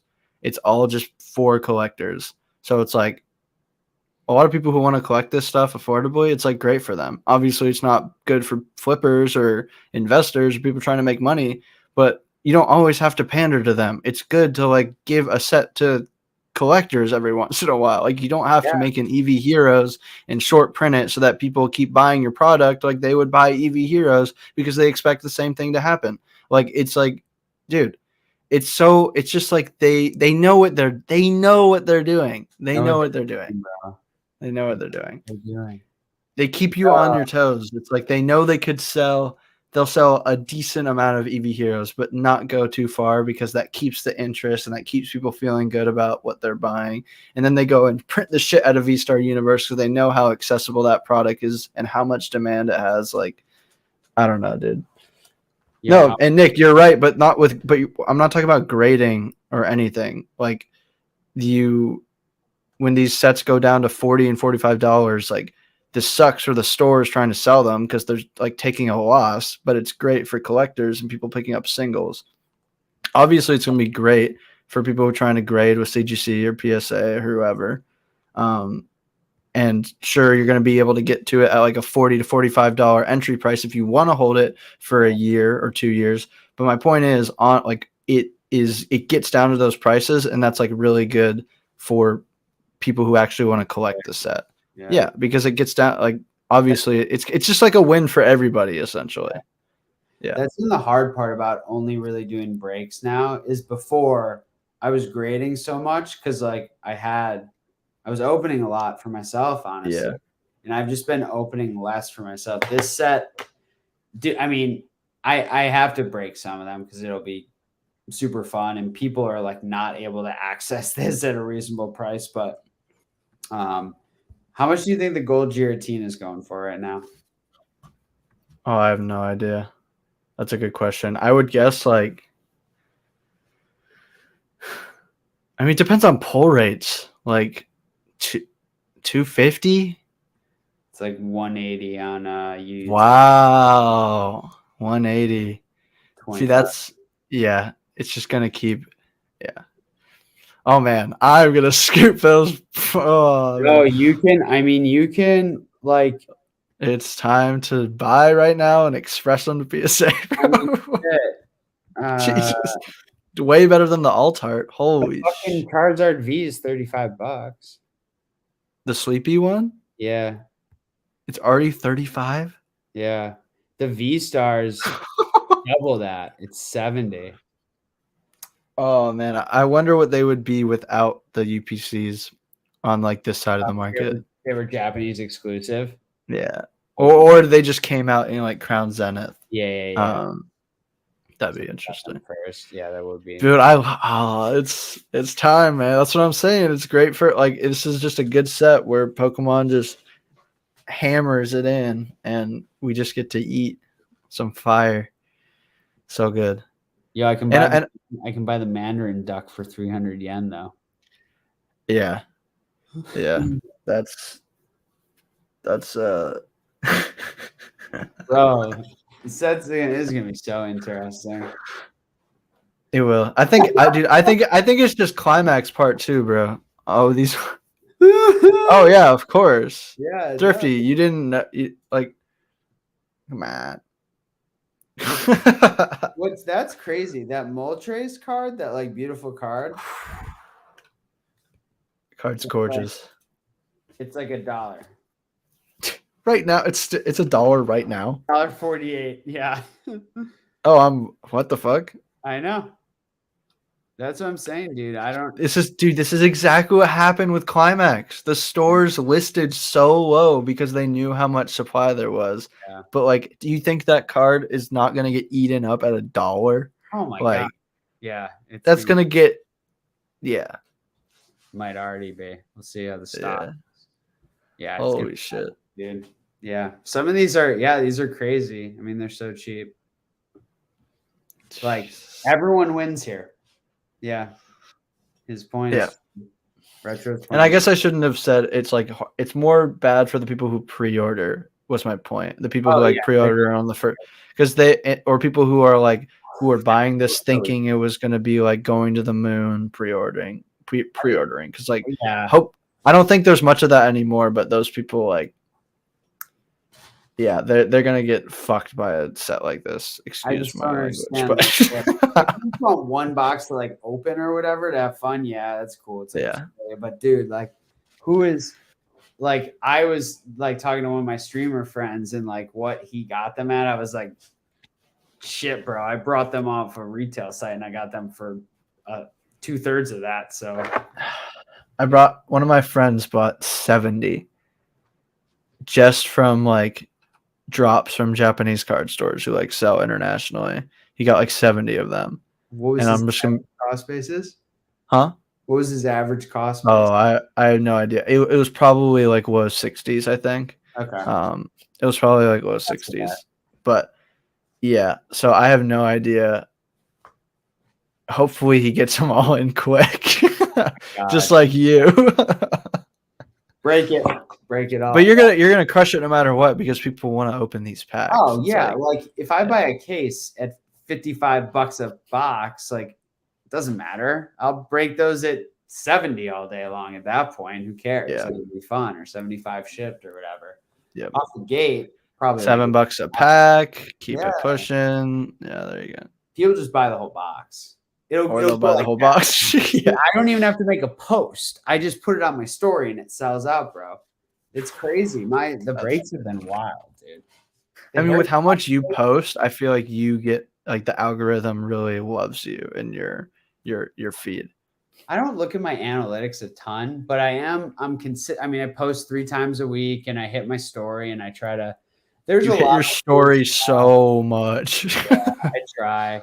There's a lot of weird stuff though, like because I put like YouTube links in there, and like I don't think Instagram likes that because you're pulling people away from the platform, so it's like better to direct message them that shit. But like I don't know. I don't think about it that much because I just that's interesting. There's a lot of like weird things like that where it's just, man, dude, I'm gonna buy singles from this set. This might be the first time in a while I do that. Yeah, I might have to hit buy after this. Yeah, dude. Leafeon V-Star is also $35. Oh, that's a nice one. Come on, bro. The is like $10. I wonder what they are in Bahia. Yeah. The Glaceon's the hot one. Or, well, no, that's the same as the Leafeon. It's like $35. What's going to be the hottest one? That for the regular alts. It's got to be the Charizard V-Star. But even that's just 70. The Chase alt is like 70. That's box price. That's box price. Well, the gold though. But then that is like 2.5 boxes. It's like, oh my god, dude, this is. Stop saying that word. I could say it on Rockstream. The Dialga is like 75. Oh, I'm scooping that shit quick. Come on. That's my guy. Yeah, Dialga's 75. Arceus is like, looks like maybe 150. Dude, those are that set is Like beautiful. They are beautiful, man. Those like, are really cool. I haven't looked in any of these really like deep. Those are gonna be sick to see in person, bro. Because it's like has the gold glitter, but then it also it's gonna have the texturing of like an altar. Like, man, yo, these are so cool. Full swing in Japan right now. Full swing. As usual, bro. Rip it all, send it in. They crush it. They do. They do. I wonder what they are on eBay. It's got to be hilarious. I'm checking souls just for the Dialga. Yeah. I don't see any selling. Oof. It's going to get dark fast. 125 OBO. New listing. Oh, here we go. 148, 140. That's it. The only sales on eBay right now. Oof. Yikes. Crazy. That's funny. It's gonna get hilarious.